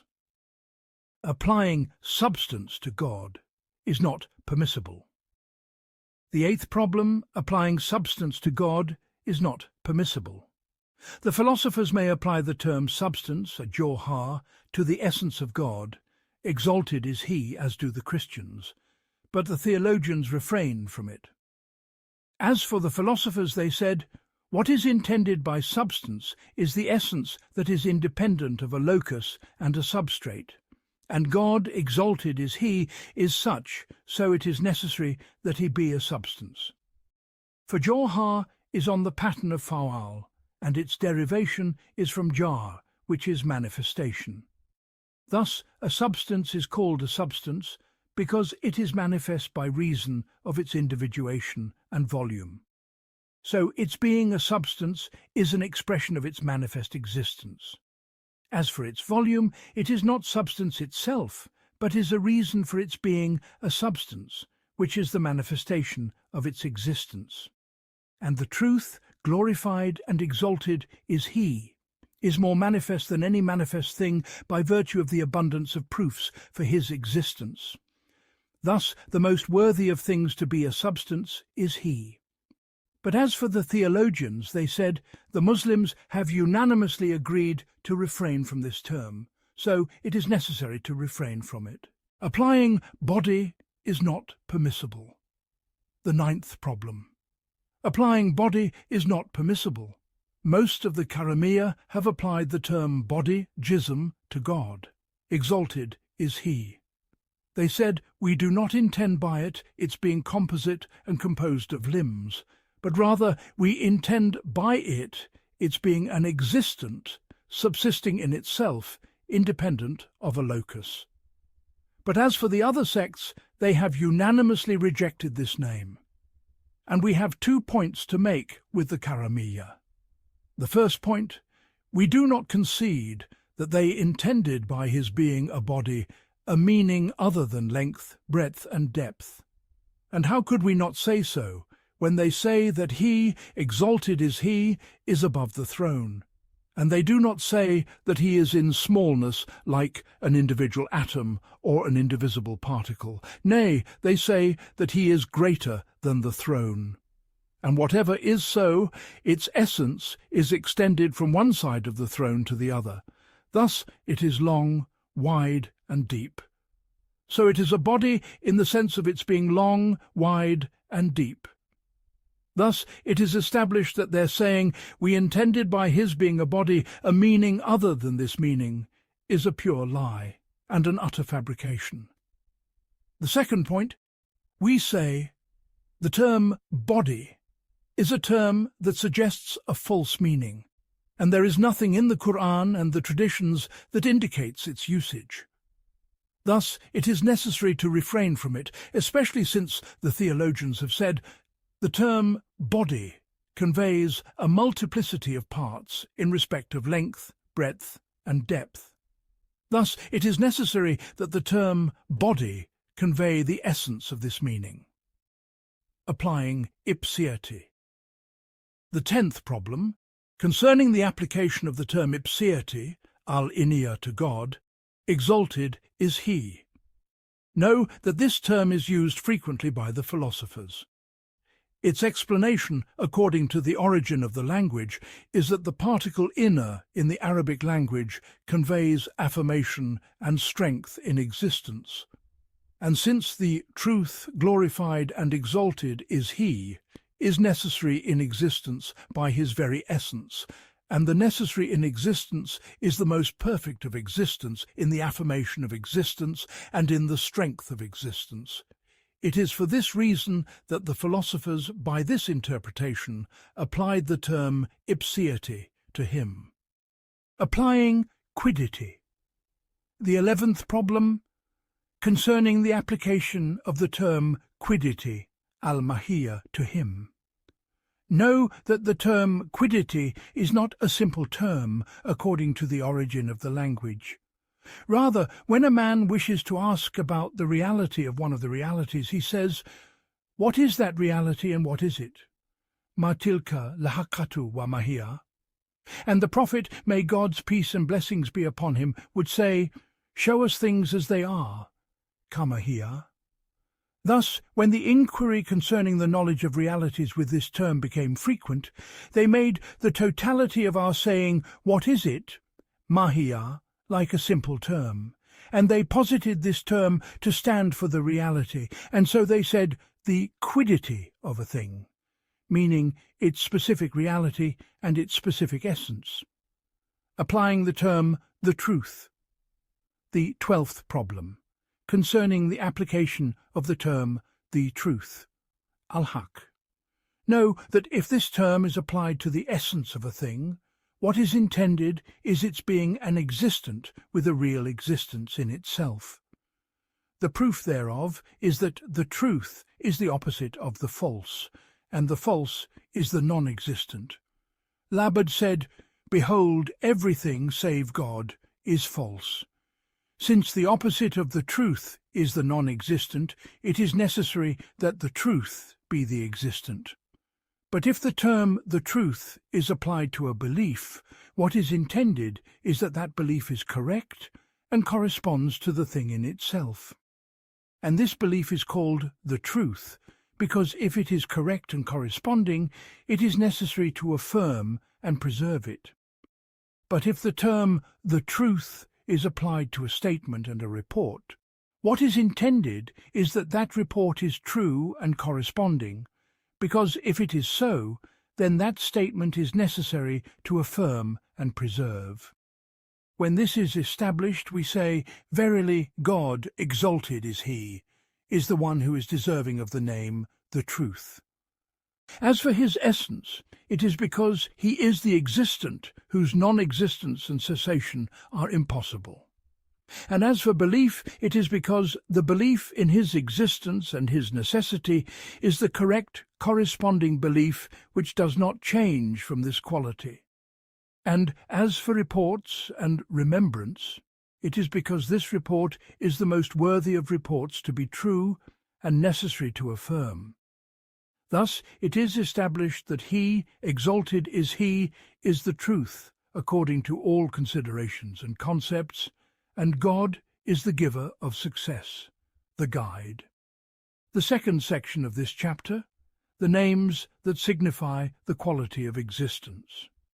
Know that the discourse in this chapter must be preceded by rational premises.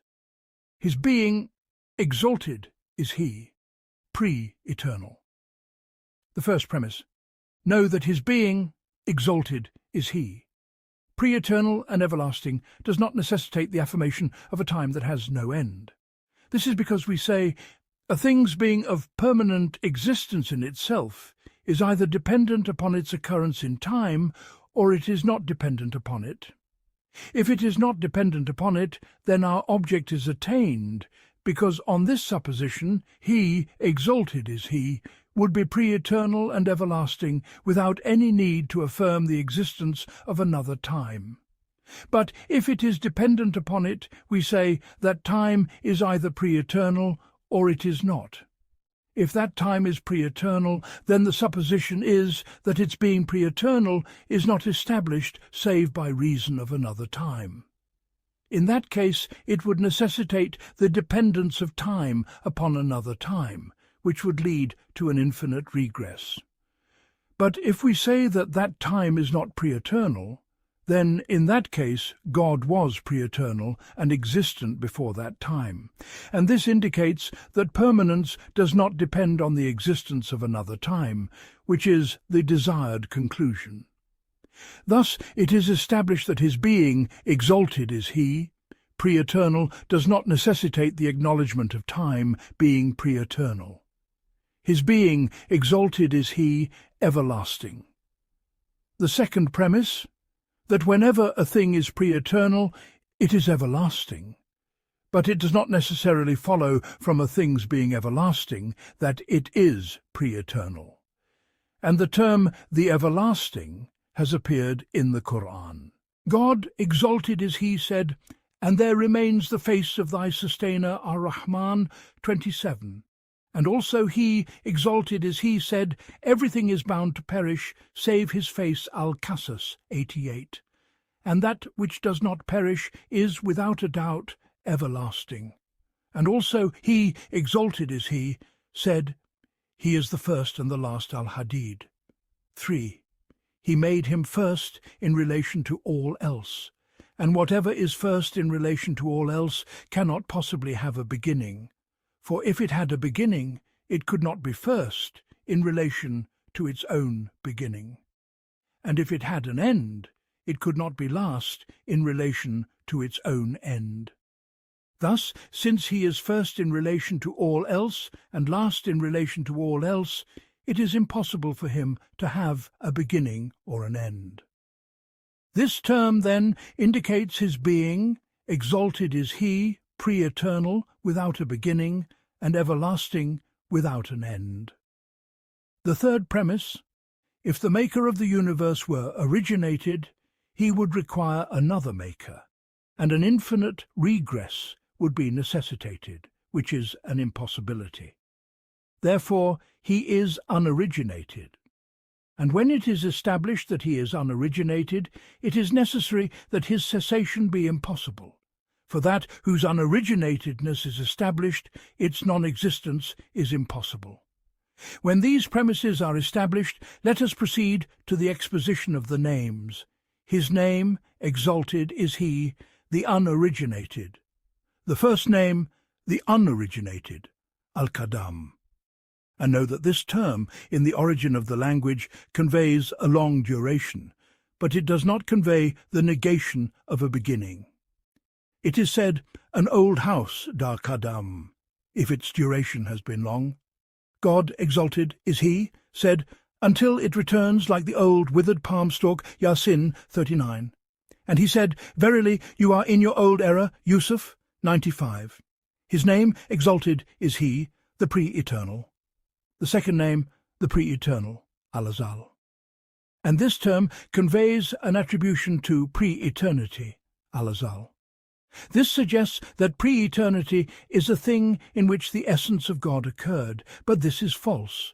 For if the matter were so, the essence of God would be dependent upon that thing and in need of it, which is an impossibility. Nay, what is intended is an existence that has no beginning whatsoever. His having no beginning, exalted is he. The third name. Our saying, he has no beginning. This term is explicit in its intended meaning, and they have differed as to whether our saying he has no beginning is an affirmative or a privative attribute.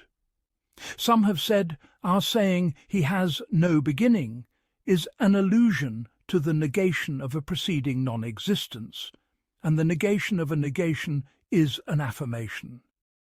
Thus, our saying he has no beginning, though it be a privation in respect of the term, is in reality an affirmation. Others have said it is a privative concept, for it negates a thing's being preceded by non-existence. And there is a distinction between non-existence and being preceded by non-existence. For being preceded by non-existence is an affirmative quality. Thus, our saying, he has no beginning, is a negation of that affirmative quality. So our saying, he has no beginning, is a privative concept. The former group responded to this by saying that if being preceded by non-existence were an existential quality additional to its essence, then that additional quality would be originated, and so it would be preceded by non-existence, and its being so would be another attribute which would necessitate an infinite regress, which is an impossibility. His name, exalted, is he, the everlasting and the perpetual. The fourth name, the everlasting, al-Abad, and it conveys permanence in respect of future time. The fifth name, the perpetual, as Samad, and the derivation of this term is from Sa'd, which is sequence and succession. He, upon him be peace and blessings, said concerning the sacred months, one is single and three are in sequence, Sa'd, that is, consecutive. And since time only endures by reason of the succession of its parts and the sequence of its portions, and since that succession and sequence is called Sa'd, they added the extra letter Mam to it to convey intensity in that meaning.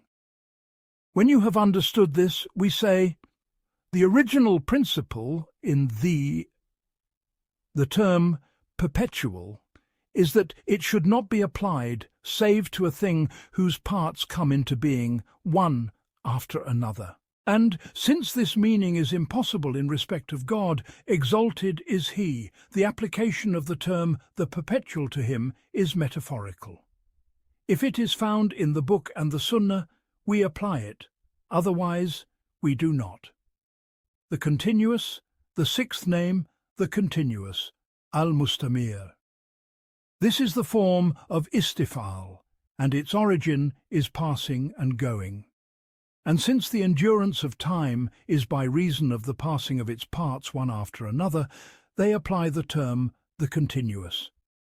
However, this is only true in respect of time.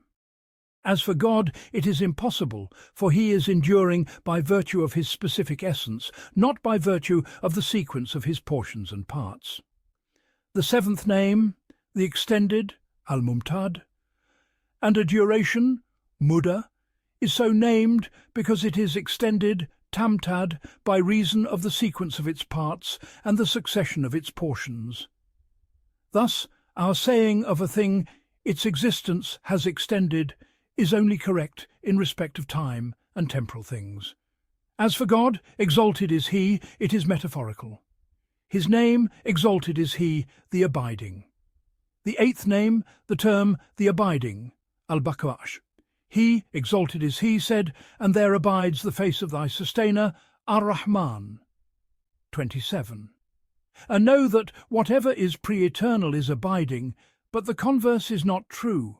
For a thing may be abiding and not be pre-eternal or everlasting, as in the case of abiding bodies and accidents.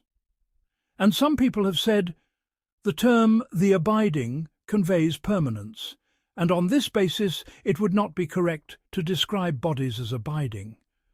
But the matter is not so, due to the consensus of the people of common usage in their saying to one another, may God cause you to abide.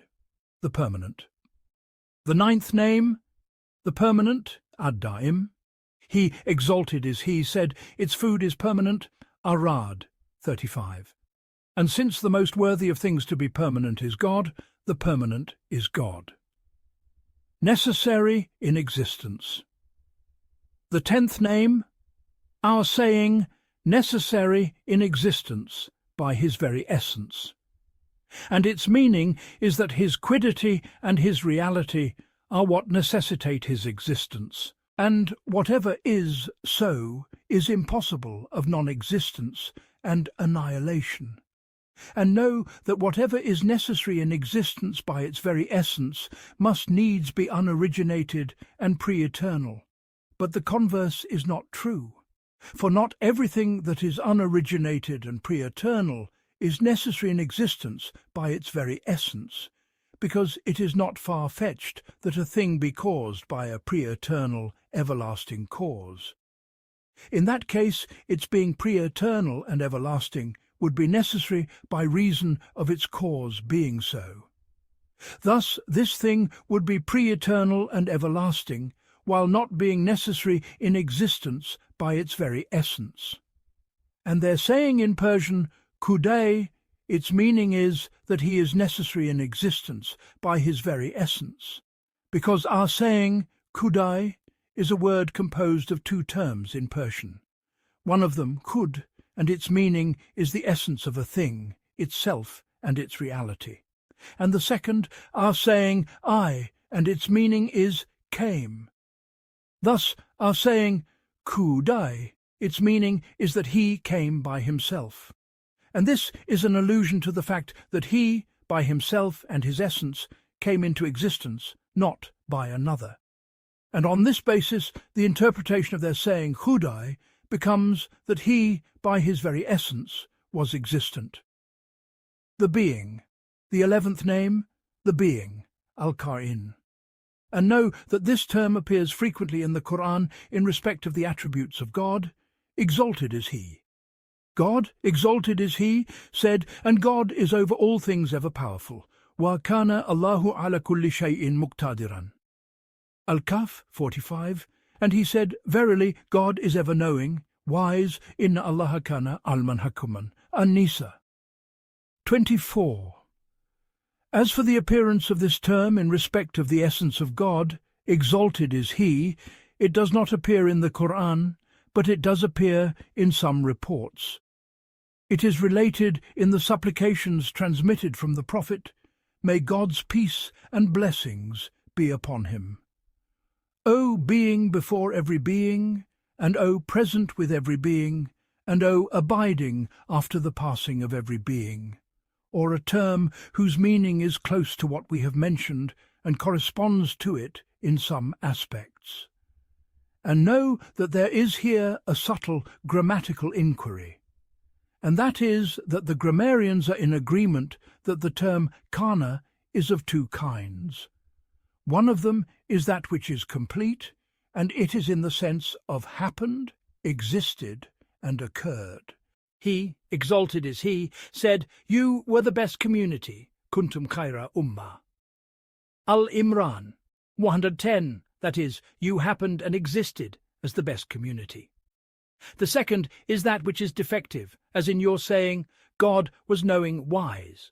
Kana Allahu alman hakman.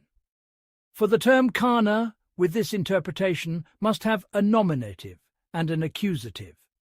And they agreed that kana, in both cases, is a verb, except that they said that in the first case it is a complete verb, and in the second a defective verb. So I said to the people, if this term were a verb, it would signify the occurrence of an event in a specific time. And if it were so, then when we ascribed it to a single name, it would then have signified the occurrence of an event for that thing, and in that case the sentence would be complete. Thus it would be necessary to dispense with mentioning the accusative, and on this supposition it would become a complete verb. Thus it is established that the assertion that this defective word is a verb necessitates its being complete, not defective, and that whose establishment leads to its negation is false. Thus the assertion that this defective word is a verb is a false statement. And when I presented this question to them, the intelligent among the grammarians and the excellent among them remained perplexed by it for a long time, and they did not succeed in answering. Then, when I reflected upon it, I found the true answer which removes the ambiguity. Its exposition is that we say, the term kana only signifies happening, occurrence, and existence. However, this is of two kinds, that which signifies the happening of the thing in itself, and that which signifies the description of one thing by another. As for the first kind, the term kana is completed by its ascription to that single thing, for it signifies that that thing has happened and occurred. But as for the second kind, its meaning is not completed save by the mention of the two names, for when it is mentioned, its meaning is the occurrence of Zayd's being described by knowledge. And it is not possible to mention the description of this by that save when both are mentioned together. Thus, it is for this reason that the intended meaning is not completed save by mentioning them both. So our saying Zayd was knowing, kana Zaydun aliman, its meaning is that the description of Zayd by knowledge happened and occurred. Thus it is established by what we have mentioned that the term kaun, being, signifies occurrence and existence only, except that in the first kind its ascription to a single name suffices, and in the second kind the mention of the two names is necessary. And this is among the precious subtleties in the science of grammar. When you have understood this, we say, on this supposition there is no difference between the being and the existent, so its application to God, exalted is He, must be permissible.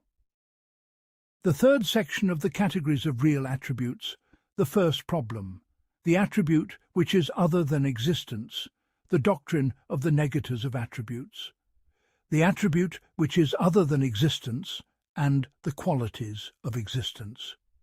Know that this inquiry is built upon whether the subsistence of these attributes in the essence of God, exalted is He, is permissible. The Mu'tazila and the philosophers deny it with the strongest denial, and they argue against it with several considerations. First, that attribute is either necessary in itself or contingent in itself. Both categories are false, so the affirmation of attributes is nullified. And we say that it is impossible for it to be necessary in itself for two reasons. The first is that it has been established in philosophy that the necessary in existence by its very essence can only be one. The second is that the necessary in itself is that which is independent of all else, whereas an attribute is that which is dependent upon the one it describes. Thus, to combine necessary existence in itself with its being an attribute of another is an impossibility, and we say that it is not permissible for it to be contingent in itself for two reasons.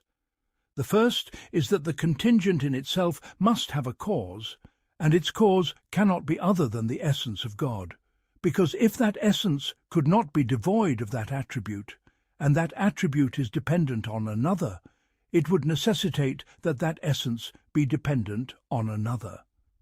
And whatever is so is contingent in itself, which would necessitate that the necessary in itself be contingent in itself, which is an impossibility. Nor can it be the essence of God, exalted is He itself, because it is the recipient of that attribute, so if it were also the agent affecting it, it would necessitate that one thing in relation to another single thing be both agent and recipient at once, which is an impossibility, since it has been established that from one single thing only one single effect can proceed, and action and reception are two different effects. The second is that the effect is dependent on the agent. Its dependence upon it is either after its origination, or during its origination, or during its non-existence. The first is false, otherwise the effect of that agent in bringing it into existence would be the production of what is already produced, which is an impossibility. Thus the last two categories remain, and that necessitates that whenever a thing is an effect of another, it is originated. Thus it must be said, that thing which is not originated is not an effect of another. Thus it is established that the affirmation of attributes is false. The second argument against the negation of attributes, They said those attributes are either unoriginated or originated.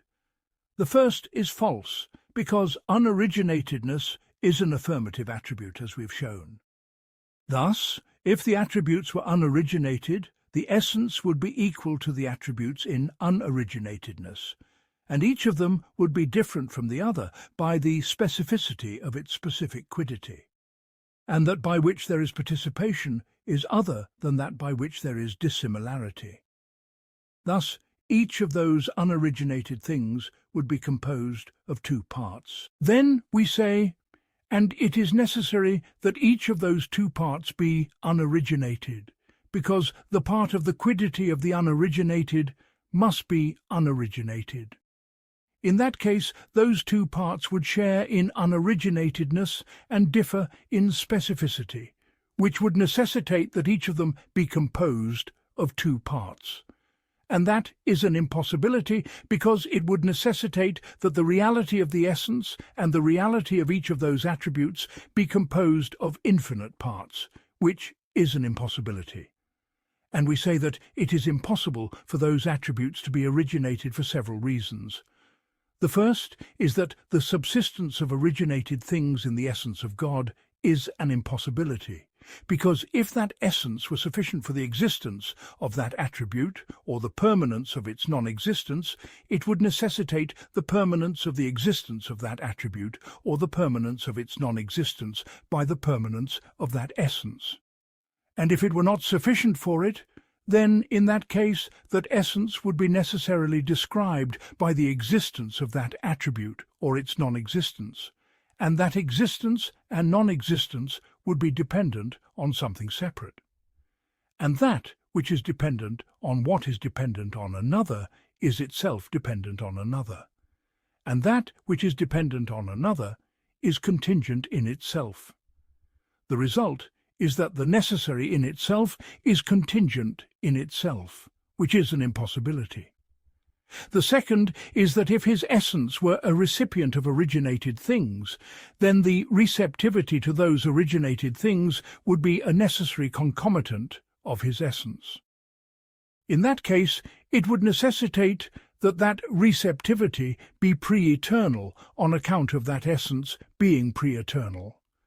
But it is impossible for the receptivity to originated things to be pre-eternal, because the receptivity to originated things is conditional upon the possibility of the existence of originated things, and the possibility of the existence of originated things in pre-eternity is an impossibility. Thus, the existence of its receptivity in pre-eternity is an impossibility. The third is that since those attributes are originated, the divine being described by the attributes of divinity would exist before the origination of these attributes. In that case, these attributes would be dispensable for the establishment of divinity, so their negation is necessary. Thus, it is established that those attributes are either originated or unoriginated, and the invalidity of both has been established. Thus, the impossibility of the existence of the attribute is established. The third argument. Those attributes are either such that divinity is complete without them, or it is not complete. If the first, then their existence is a superfluous addition, so their negation is necessary. If the second, then the divine being is in need of something else for the attainment of the attribute of divinity, and one who is in need cannot be a divine being. The fourth argument. His essence, exalted is he, is either complete in all the attributes considered in praises and perfections, or it is not. If the first, then there is no need for these attributes. If the second, then that essence is deficient in itself, made complete by another, and this essence is not befitting of the attribute of divinity. The fifth argument. Since the divine being is the totality of the essence and the attributes, then in that case the divine being would be partitioned, divided and separated, and that is far from the intellect, because every composite is contingent, not necessary. The sixth argument, God, exalted is He, declared the Christians to be disbelievers for their Trinitarianism. Thus, it is either because they affirmed the existence of three essences, or because they affirmed the essence with the attributes. The first is not what the Christians say, so it is impossible to say that God declared them disbelievers on account of a doctrine they do not hold. Thus the second remains, and that necessitates that the affirmation of attributes be disbelief. These are the considerations to which the negators of attributes cling.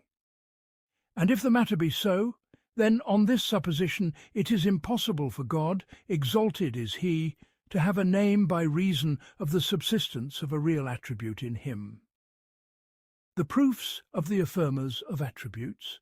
The second problem, concerning the proofs of those who affirm the doctrine of attributes. Know that it has been established that the God of the universe must be knowing, powerful, and living.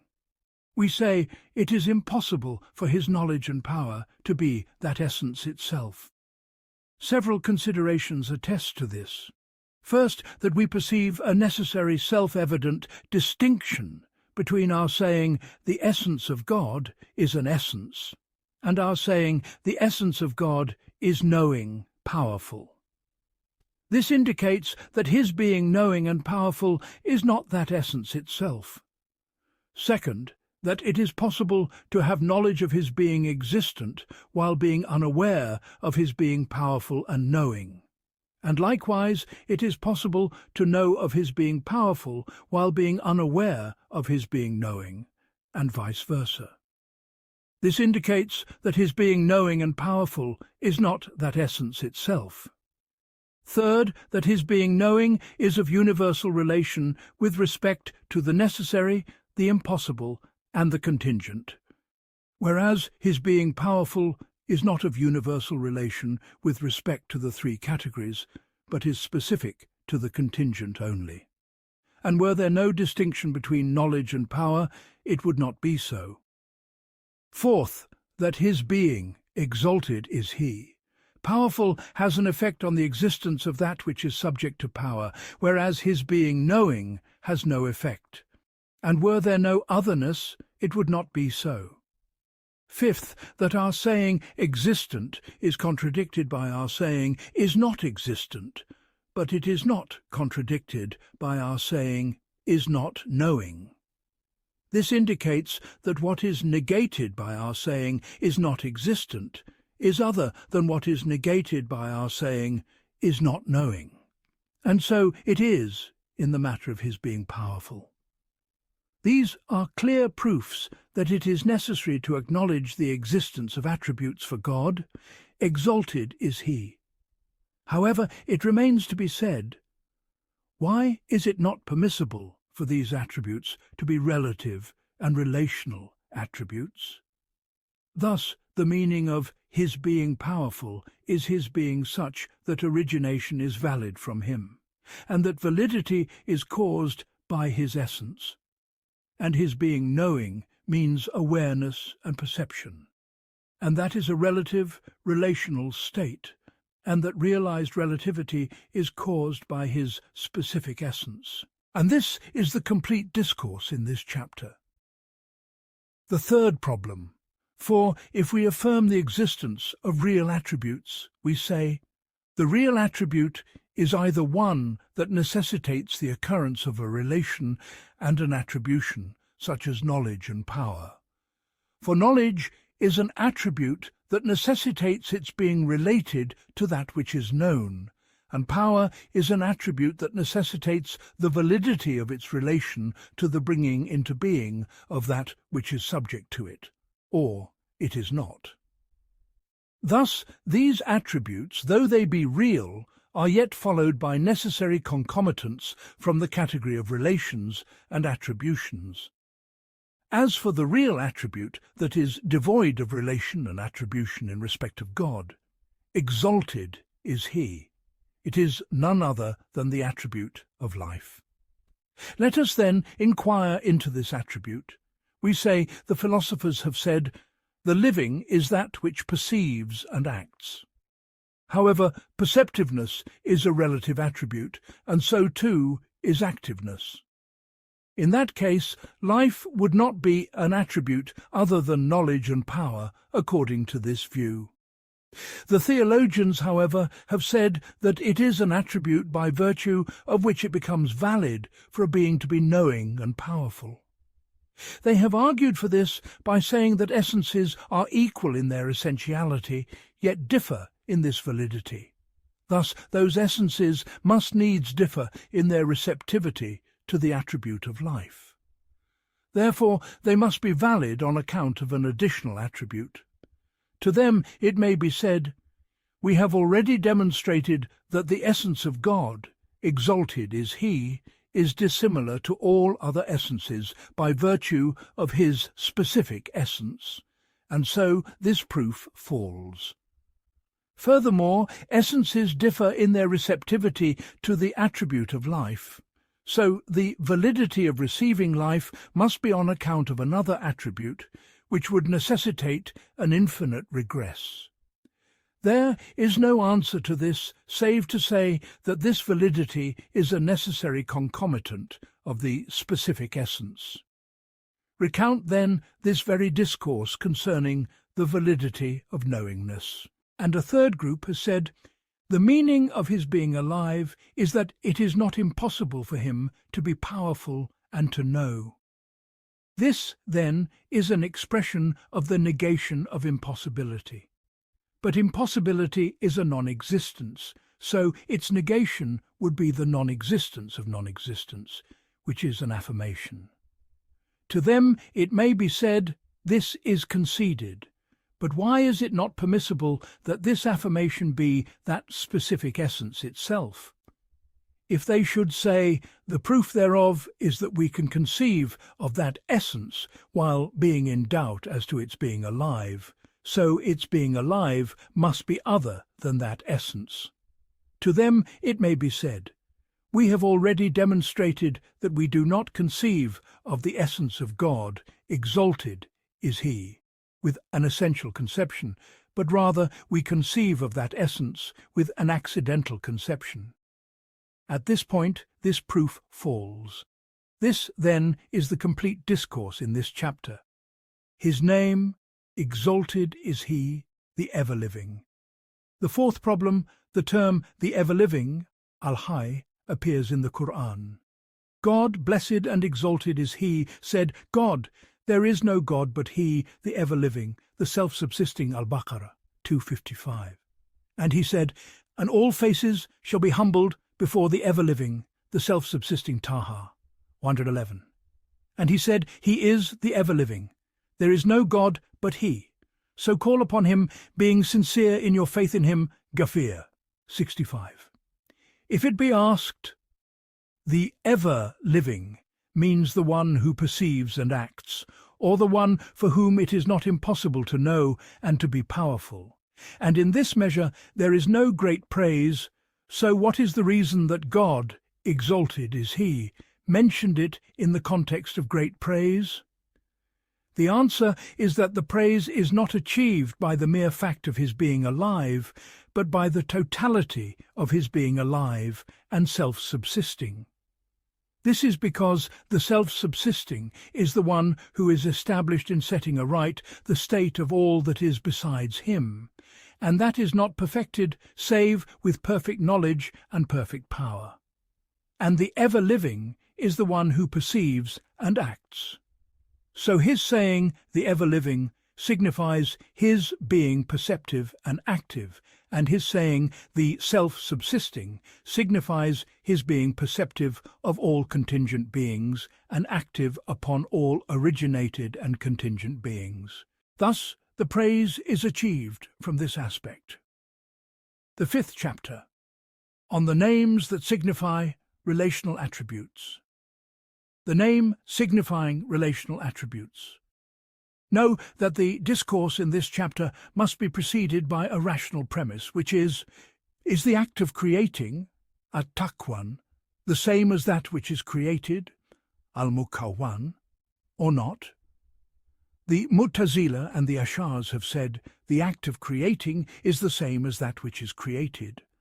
Others have said that it is other than it. The negators of its existence have argued, the first argument, that the attribute called the act of creating either produces its effect by way of validity or by way of necessity. If the first, then that attribute is power, nothing else.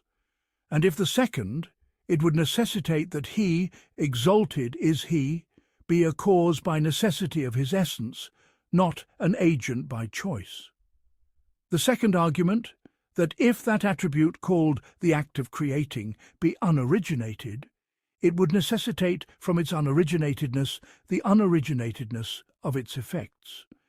And if it be originated, its own creation would require another act of creating, which would necessitate an infinite regress.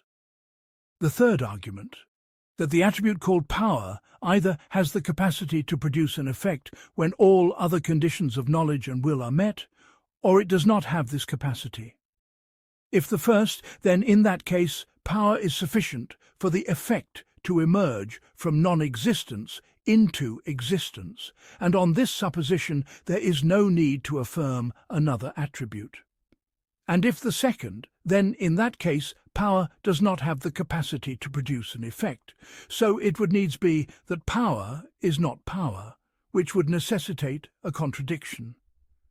The affirmers of the unoriginatedness of the attribute have argued that the one who is powerful over an act may bring it into being, and he may not bring it into being.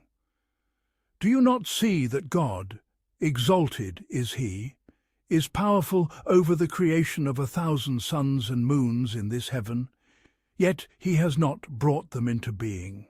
And the validity of this negation and affirmation indicates that what is conceived of from his being a bringer into being is other than what is conceived of from his being powerful.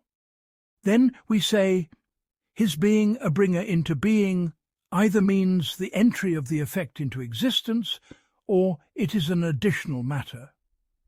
The first is false, because we explain the entry of this effect into existence by the agent's being its bringer into being. Do you not see that if it is asked, why did the universe exist? We reply, because God brought it into existence. Thus, if the meaning of the brought into being brought into being by him were this effect itself, then explaining the existence of the effect by the act of bringing into being would necessitate explaining its existence by itself. And if it were caused by itself, it would be impossible to ascribe it to another. Thus it is established that explaining the act of bringing into being by the existence of the effect necessitates the negation of the act of bringing into being, and that whose establishment leads to its negation is false. Thus it is established that explaining the act of bringing into being by the existence of the effect is a false statement. Therefore, it must be that the brought into being's being brought into being is a matter other than the agent's being powerful for the existence of the effect. Thus, it is established that the act of creating is other than that which is created.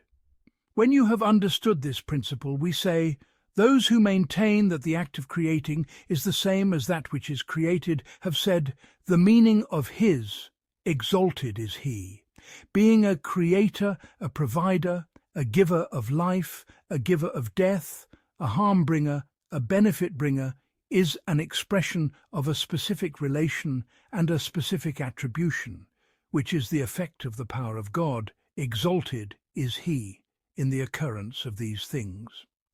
But as for those who maintain that the act of creating is other than that which is created, they said, the meaning of his being a creator, a provider, is not an expression of the relational attribute alone, but is an expression of a real attribute described by a relational attribute. Know that relational attributes are of several categories. One of them is his being known, mentioned, glorified, magnified. Thus it is said, O you who are glorified by every tongue. O you who are praised by every human being, O you to whom recourse is had in every time and moment. And since this kind of relation is infinite, the possible names of God according to this kind of attribute are infinite. The second is that his, exalted is he, being an agent of actions, is a purely relational attribute, based on the principle that the creation of things is not an additional attribute. When you have understood this, then that which is reported is either the mere fact of his being a bringer into being, or that which is reported is his being the bringer into being of a particular kind for a particular wisdom. As for the first category, which is the term signifying the mere fact of his being a bringer into being, here there are terms that are close to being synonymous, such as the bringer into being, the originator, the creator, the producer, the innovator, the inventor, the maker, the creator, the splitter asunder, the maker. These are 10 terms that are close in meaning, and yet a distinction exists. As for the first name, which is the bringer into being, al-Mujid, its meaning is the one who has an effect on existence. As for the originator, al-Mudith, its meaning is the one who made it existent after it had been non-existent, and this is more specific than absolute bringing into being. As for the creator, al-Mukawwin, it is close to being synonymous with the bringer into being. As for the producer, al-Munshi, its derivation is from emergence and growth, which is that which occurs little by little, gradually. As for the innovator, al-Mubdi, it is that which occurs in a single instance, and they are like 2 species under the genus of the bringer into being. The inventor, al-Mukhtari, is close to the innovator. As for the maker, Asani, it is close to being a name for one who performs an act by way of deliberate construction. As for the creator, al-Khaliq, it is an expression of ordainment which, in respect of God, exalted is he, returns to knowledge. As for the splitter asunder, al Fatihah, its derivation is from splitting, and it would seem that its meaning is origination in a single instance. As for the maker, al-Bari, it is the one who originates it in a manner that conforms to what is beneficial. It is said he shaped the pen, bara al-Kalam, when he rectified it and made it suitable for a specific purpose. This, then, is an exposition of these terms that signify his being a bringer into being in a general sense. As for the terms that signify the bringing into being of a specific thing, they are almost infinite, and we must mention in this chapter some examples. The first example: when he creates that which is beneficial, he is named the benefit bringer, an-Nafi, and when he creates that which is painful, he is named the harm bringer, ad-Dar. The second example: when he creates life, he is named the giver of life, al-Muhi, and when he creates death, he is named the giver of death, al-Mumat.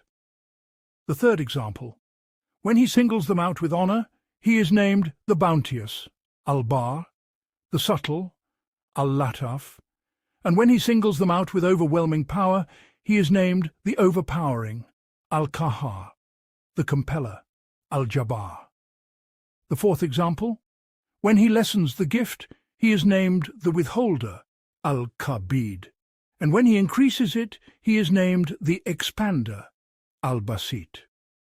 The fifth example: if he recompenses the possessors of sins with punishment, he is named the avenger, al-Muntaqim, and if he foregoes that recompense, he is named the pardoner, al-Afu, the forgiving, al-Ghafur, the merciful, ar-Raham, the most merciful, ar-Rahman. The sixth example: if withholding and giving occur in matters of wealth, he is named the withholder, al-Kabid, the expander, al-Basit, And if they occur in matters of rank and dignity, he is named the Abasa, Al-Kafid, the Exalter, Ar-Rafi. When you have understood this, we say, the categories of things subject to the power of God, exalted is he, according to their species and genera, are infinite. It is for this reason that it is possible for God, exalted is he, to have infinite names according to this consideration. And when you have understood this, we say, here there are subtle points that are necessary. The first subtle point is that the opposite of a thing is at times its contrary and at times its non-existence. Thus our saying, the giver of honour, the giver of dishonour, and our saying, the giver of life, the giver of death, are opposed as contraries. But as for our saying, the withholder, the expander, the abaser, the exalter, it is close to being an opposition of non-existence and existence, because withholding is an expression of not giving abundant wealth, and abasing is an expression of not giving great rank.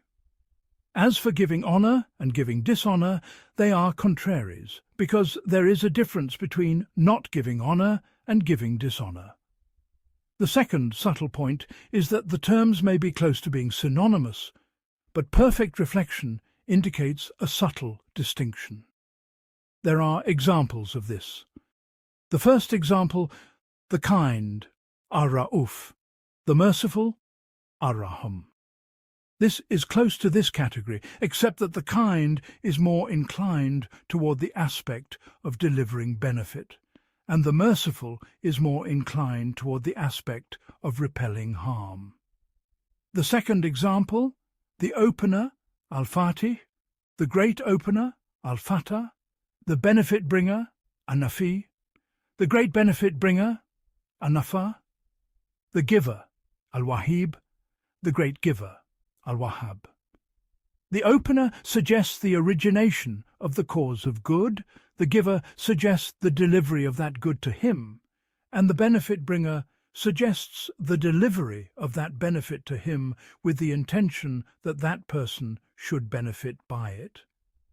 And when you have grasped this established principle in this chapter, it will be possible for you to grasp the realities of this kind of name. The sixth chapter, on the names that occur by virtue of privative attributes. And know that the Qur'an is filled with this, and the way to grasp it is to say that privation either returns to the essence, or to the attributes, or to the actions. As for the privations that return to the essence, they are our saying that he, exalted is he, is not such and not such and such, as in our saying, he is not a substance, nor a body, nor in a place, nor in a space, nor inherent, nor a locus of inherence. And know that we have already demonstrated that his essence is dissimilar to all other essences and attributes by his very specific essence. However, the kinds of essences and attributes that are other than his essence are infinite. So it is for this reason that there occur here infinite privations. And among them is his saying, exalted is he, and God is the rich, and you are the poor Muhammad. 38. And his saying, and thy sustainer is the rich, possessor of mercy, Al-Amrani. 133. This is because his being rich means that he has no need in his essence, nor in his real attributes, nor in his privative attributes, of anything other than himself. And of this also is his saying, he begets not, nor was he begotten al-Ikhlas. 3. As for the privations that return to the attributes, then every attribute that is an attribute of deficiency, it is necessary to hold God, exalted is he, far above it. Some of these are in the category of the opposites of knowledge, and some are in the category of the opposites of power, and some are in the category of the opposites of self-sufficiency, and some are in the category of the opposites of unity. And of those that are in the category of the opposites of knowledge are several kinds. One of them, the negation of slumber. He, exalted is he, said, no slumber can seize him, nor sleep al-Baqarah, 255. And a second, the negation of forgetfulness.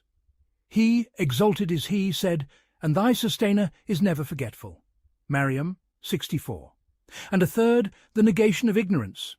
He, exalted is he, said, not an atom's weight in the heavens or in the earth escapes him, Saba. 3.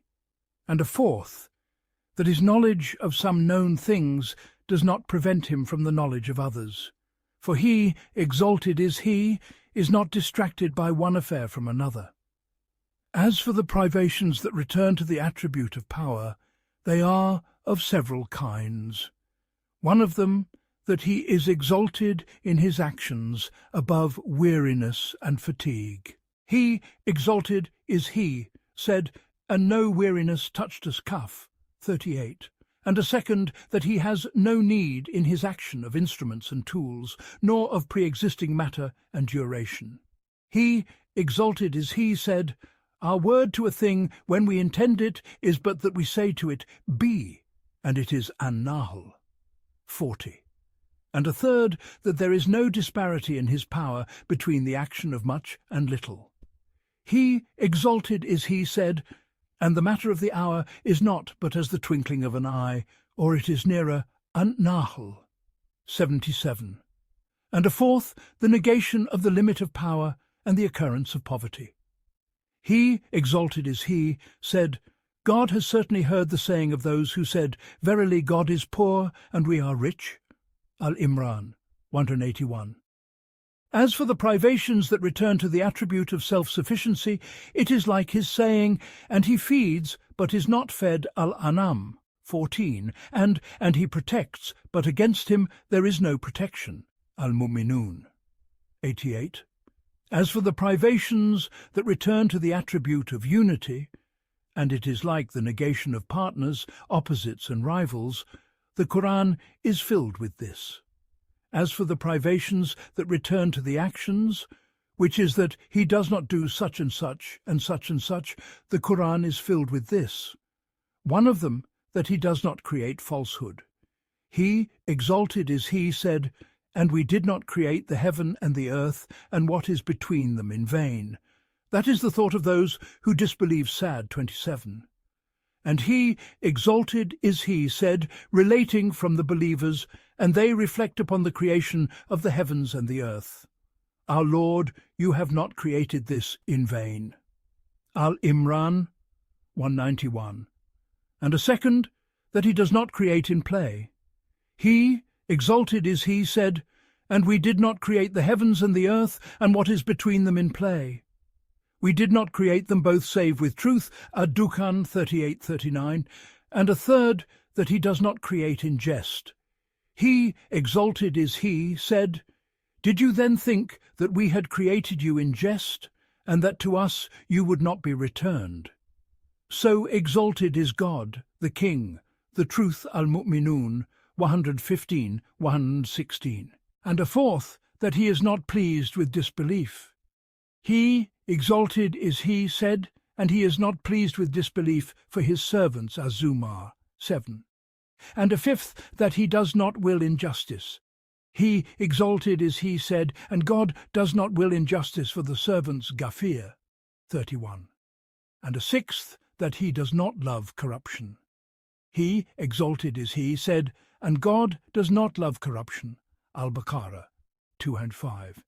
And a seventh, that he does not punish without a preceding crime.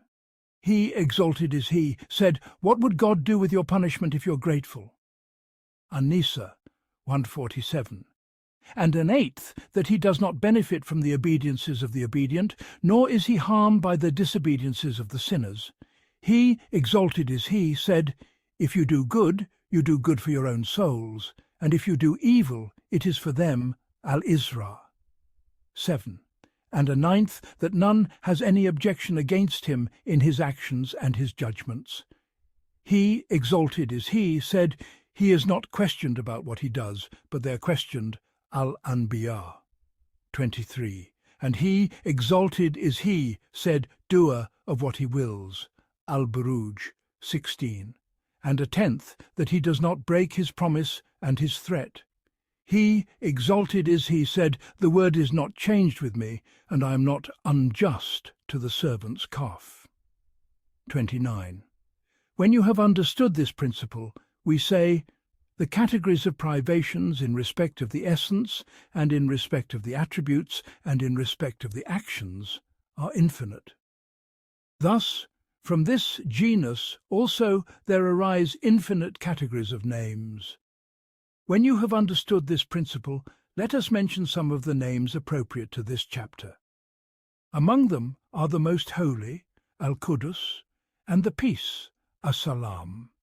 And it would seem that the Most Holy is an expression of his reality's essence, being dissimilar to the quiddities which are deficiencies in themselves, and the Peace is an expression of that essence, not being described by any of the attributes of deficiency. Thus, the Most Holy is a privation that returns to the essence, and the Peace is a privation that returns to the attributes. And a second of them is the Almighty, Al-Az, which is He for whom no peer is found. And a third is the All-Forgiving, Al-Ghafar, which is He who remits the punishment from the sinners. And a fourth is the Forbearing, Al-Halum, which is He who does not hasten with the punishment, and yet, despite that, He does not refrain from delivering mercy. And a fifth is the One, Al-Wahid, and its meaning is that none shares with Him in His specific reality, and none shares with Him in the attribute of divinity, and none shares with Him in the creation of spirits and bodies, and none shares with Him in the ordering of the universe and the governance of the affairs of the throne. And a sixth is the Rich, Al-Ghani, and its meaning is His being exalted above needs and necessities. And a seventh is the Patient, as-Sabur. And the difference between it and the Forbearing is that the Patient is He who does not punish the wrongdoer despite having the power to do so, while the Forbearing is He who is so, yet that does not prevent Him from delivering His blessing to him. And measure the rest according to this, and God is the guide. The 7th chapter, on the names that signify real attributes together with relational attributes, and in it are several sections. The first section, on the names attained on account of power. The names signifying the attribute of power. And the names signifying the attribute of power are many. The first is the powerful, Al-Qadir. He, exalted is He, said, say, He is the powerful, to send upon you a punishment from above you or from beneath your feet. Al-An'am 65. And He said at the beginning of Surah al-Qiyamah, does man think that we will not assemble his bones? Yes, we are powerful to fashion his very fingertips. Al-Qiyamah 3:4. And He said at the end of the surah, is not that one powerful to give life to the dead? Al-Qiyamah 40. The second is the all-powerful, Al-Qadr. He, exalted is He, said, blessed is He in whose hand is the dominion, and He is over all things, all-powerful, Al-Mulk. 1. And this term conveys intensity in His description of being powerful. The third is the overpowering, Al-Muqtadir. He, exalted is He, said, and God is over all things overpowering, Al-Kahf 45. And He said, in a seat of truth, near an overpowering king, Al-Qamar 55. The fourth is that He expressed His essence with the plural form in this attribute. He, exalted is He, said, and we have determined it, and excellent are the determiners, فَقَدَرْنَا فَنِيمَ الْقَدِيرُونَ. Al-Mursalat 23. And know that the term the king, Al-Malik, also conveys power with a specific condition. Then this term has appeared in the Qur'an in different forms. The first is the master, Al-Malik. God, exalted is He, said, master of the day of judgment. The second is the king, Al-Malik. He, exalted is he, said, So exalted is God the King, the truth, Taha, 1:14.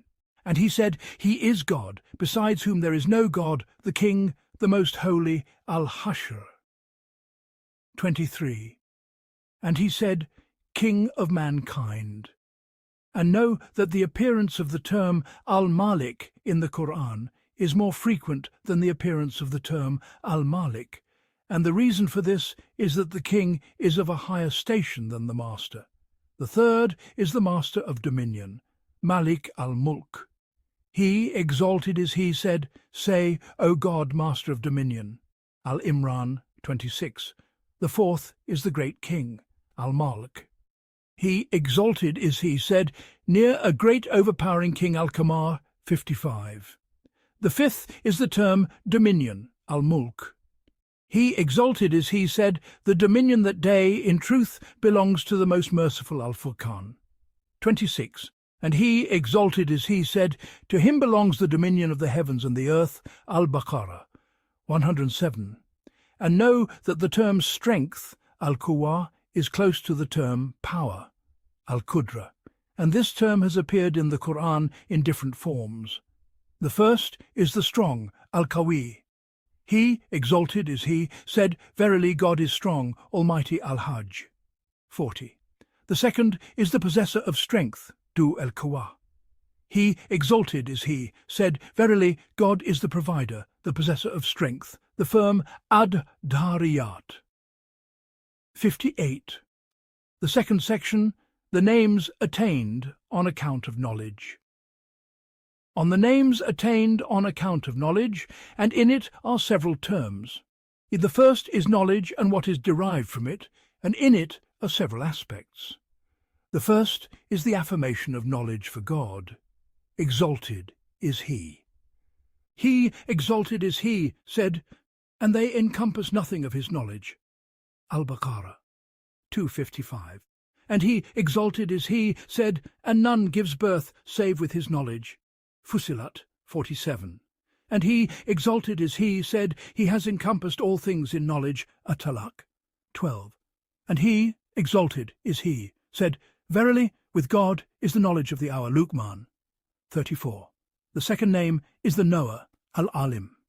He, exalted is he, said, Knower of the unseen and the seen, Az-Zumar 46. The third is the all-knowing, Al-Alam, and it is frequent in the Qur'an. The fourth is the great knower, Al-Alam. He, exalted is he, said, relating from Jesus, upon him be peace, Verily, you are the great knower of the unseen. Al-Ma'idah 116. The fifth is the most knowing, Al-Alam. He, exalted is he, said, God is most knowing where he places his message. Al-An'am 124. The sixth is the past tense form. He, exalted is he, said, God knew that you used to deceive yourselves. Al-Baqarah 187. The seventh is the future tense form. He, exalted is he, said, and whatever good you do, God knows it. Al-Baqarah 197. And he said, and God knows what you conceal and what you declare. An-Nahl 19. The eighth is the term Alama, from the form of Taf'ul. He, exalted is he, said, and he taught Adam the names, all of them. Al-Baqarah 31. And he said, in respect of the angels, Glory be to you. We have no knowledge save what you have taught us. Al-Baqarah 32. And he said, and he taught you what you did not know. An-Nisa 113. And he said, the most merciful. He taught the Qur'an Ar-Rahman 1, 2. And know that it is not permissible to say that God is a teacher, Mu'alim, despite the frequency of these terms, because the term teacher suggests a kind of deficiency. The ninth is that it is not permissible to apply the term Allama, great scholar, to God, exalted is he, because although it conveys intensity, it suggests that this intensity was only achieved through toil and effort, and that is impossible in respect of God. Exalted is he. The second term from the terms of this chapter is the term of news and expertise, Kabar, Kibra, and it is like a synonym for knowledge. so much so that some of them said in the definition of knowledge, it is news. When you have understood this, we say, the term the all-aware, al-Khabar, has appeared frequently in respect of God. Exalted is He in the Qur'an, and this also indicates knowledge. The third kind of term is witnessing and observation, shuhud, mushahada, and from it is the witness, ash-shahad in respect of God, exalted is He, if we interpret it as His being an observer of them, knowing of them. But if we interpret it by testimony, it would be an attribute of speech. The fourth kind is wisdom, al-hikmah, and by this term may be intended knowledge, and by it may also be intended the leaving of what is unbecoming, and the doing of what is becoming. The fifth kind is the subtle, al-lataf, and by it may be intended the knowledge of subtleties, and by it may be intended the delivery of benefits to the servants in a hidden, wondrous way. The third section, the names attained on account of the attribute of speech. On the names attained on account of the attribute of speech, and what runs in its course. The first term is speech, al-kalam, and in it are several aspects. The first is the term speech. He, exalted is He, said, and if any one of the polytheists seeks your protection, then grant him protection so that he may hear the speech of God, at-Tawbah. 6. The second is the past tense form of this term. He, exalted is He, said, and God spoke to Moses with direct speech, An-Nisa 164. And He said, and when Moses came to our appointed time, and his Lord spoke to him, Al-Araf 143. The third is the future tense form. He, exalted is He, said, and it is not for any human that God should speak to him save by revelation, Ash-Shura 51.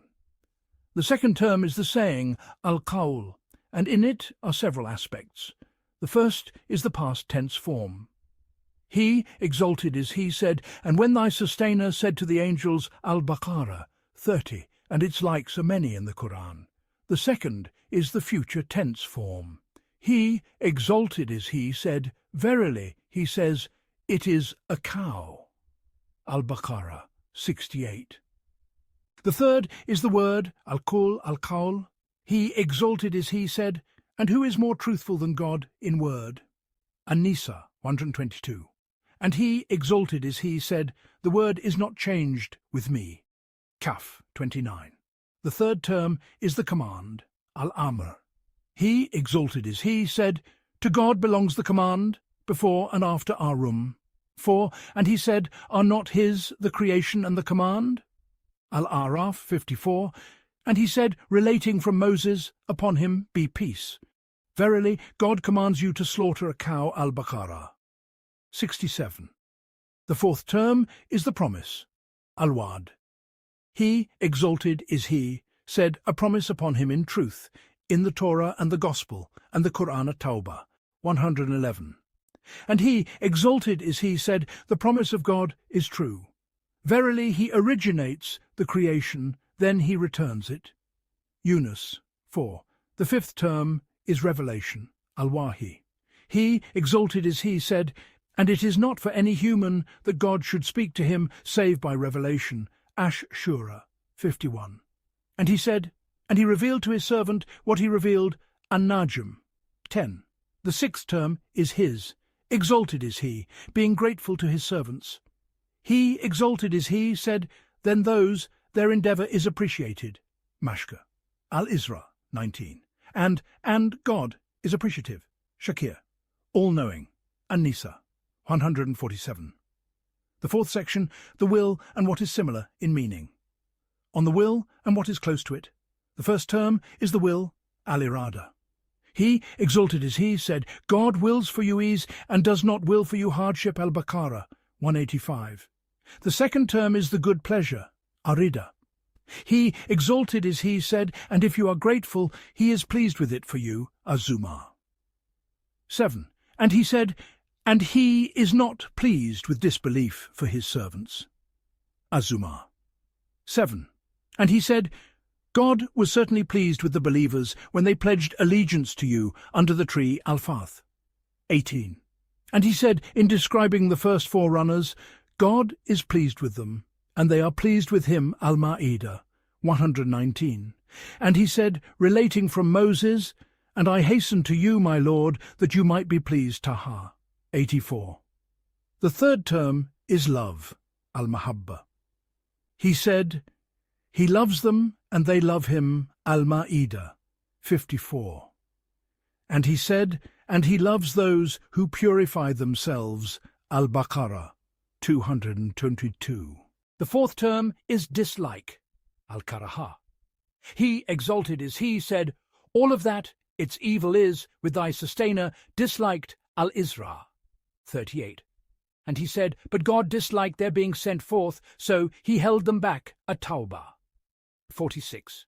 The Ash'ars have said, dislike is an expression of willing that one not do something. The Mu'tazila have said, nay, it is another attribute besides the will, and God knows best. The fifth section, hearing and sight, and their derivatives on hearing and sight. He, exalted is he, said, there is nothing whatever like unto him, and he is the all-hearing, the all-seeing. Ash-Shura 11. And he, exalted is he, said, that we might show him of our signs. Verily, he is the all-hearing, the all-seeing. Al-Isra 1. And he, exalted is he, said, verily, I am with you both. I hear and I see. Taha 46. And he said, why do you worship that which does not hear and does not see? Maryam 42. And he, exalted is he, said, no vision can grasp him, but he grasps all vision. Al-Anam 103. This, then, is the sum of the discourse on the real attributes, together with the relational ones. The sixth section, on relational attributes together with privative attributes. Know that the first is that which precedes all else, and which naught precedes. Its preceding all else is a relation, and our saying that naught precedes it is a privation. Thus the term the first conveys a state composed of a relation and a privation. The last is that which remains after all else, and after which naught else remains, and the case in it is as has preceded. As for the term the manifest, it is a pure relation, for its meaning is his being manifest by virtue of the proofs. And as for the term the hidden, it is a pure privation, for its meaning is his being hidden by virtue of his quiddity. And among the names that signify the totality of a relation and a privation is the self-subsisting, Al-Qayyum. For this term indicates intensity in this meaning, and this intensity is achieved when two matters are combined. One of them, that he is not in need of anything besides himself whatsoever, and that is not achieved unless he is necessary in existence in his essence and in all of his attributes, and the second, that everything besides him is in need of him in its essence and in all of its attributes, and that is by his being the origin of all that is besides him. Thus the first is a privation, and the second is a relation, and their totality is the self-subsisting. The seventh section, on the names that signify the essence and the real, relational and privative attributes. Among them is our saying, the God, Al-Ilah. And this name conveys the whole, for it indicates his being existent, and the qualities of that existence, I mean his being pre-eternal, everlasting, necessary in existence by his very essence, and the privative attributes that signify exaltation, and the relational attributes that signify bringing into being and creating. And they have differed as to whether this term is applied to other than God, exalted is he. As for the disbelievers of Quraysh, they used to apply it in respect of the idols. And is that permissible in the religion of Islam? The well-known view is that it is not permissible. Some have said that it is permissible because it has appeared in some remembrances, O God of the gods. And this is far-fetched. As for our saying Allah, it will be shown that it is a proper name for God. Exalted is He. Does this name, then, indicate these attributes? We say there is no doubt that proper names stand in the place of indications, and the meaning is that if He, exalted is He, were such that it would be valid to indicate Him, this name would stand in the place of that indication. Then they have differed as to whether the indication to the specific essence includes the attributes that subsist in that essence. If we say that it includes the attributes, then our saying Allah would be a proof for all the attributes. If they should say, the indication does not include the privative attributes, so it must be that the term Allah does not indicate them, we would say, the indication in respect of God is a rational indication, exalted above sensory attachments.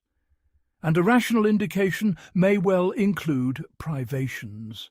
The 8th section.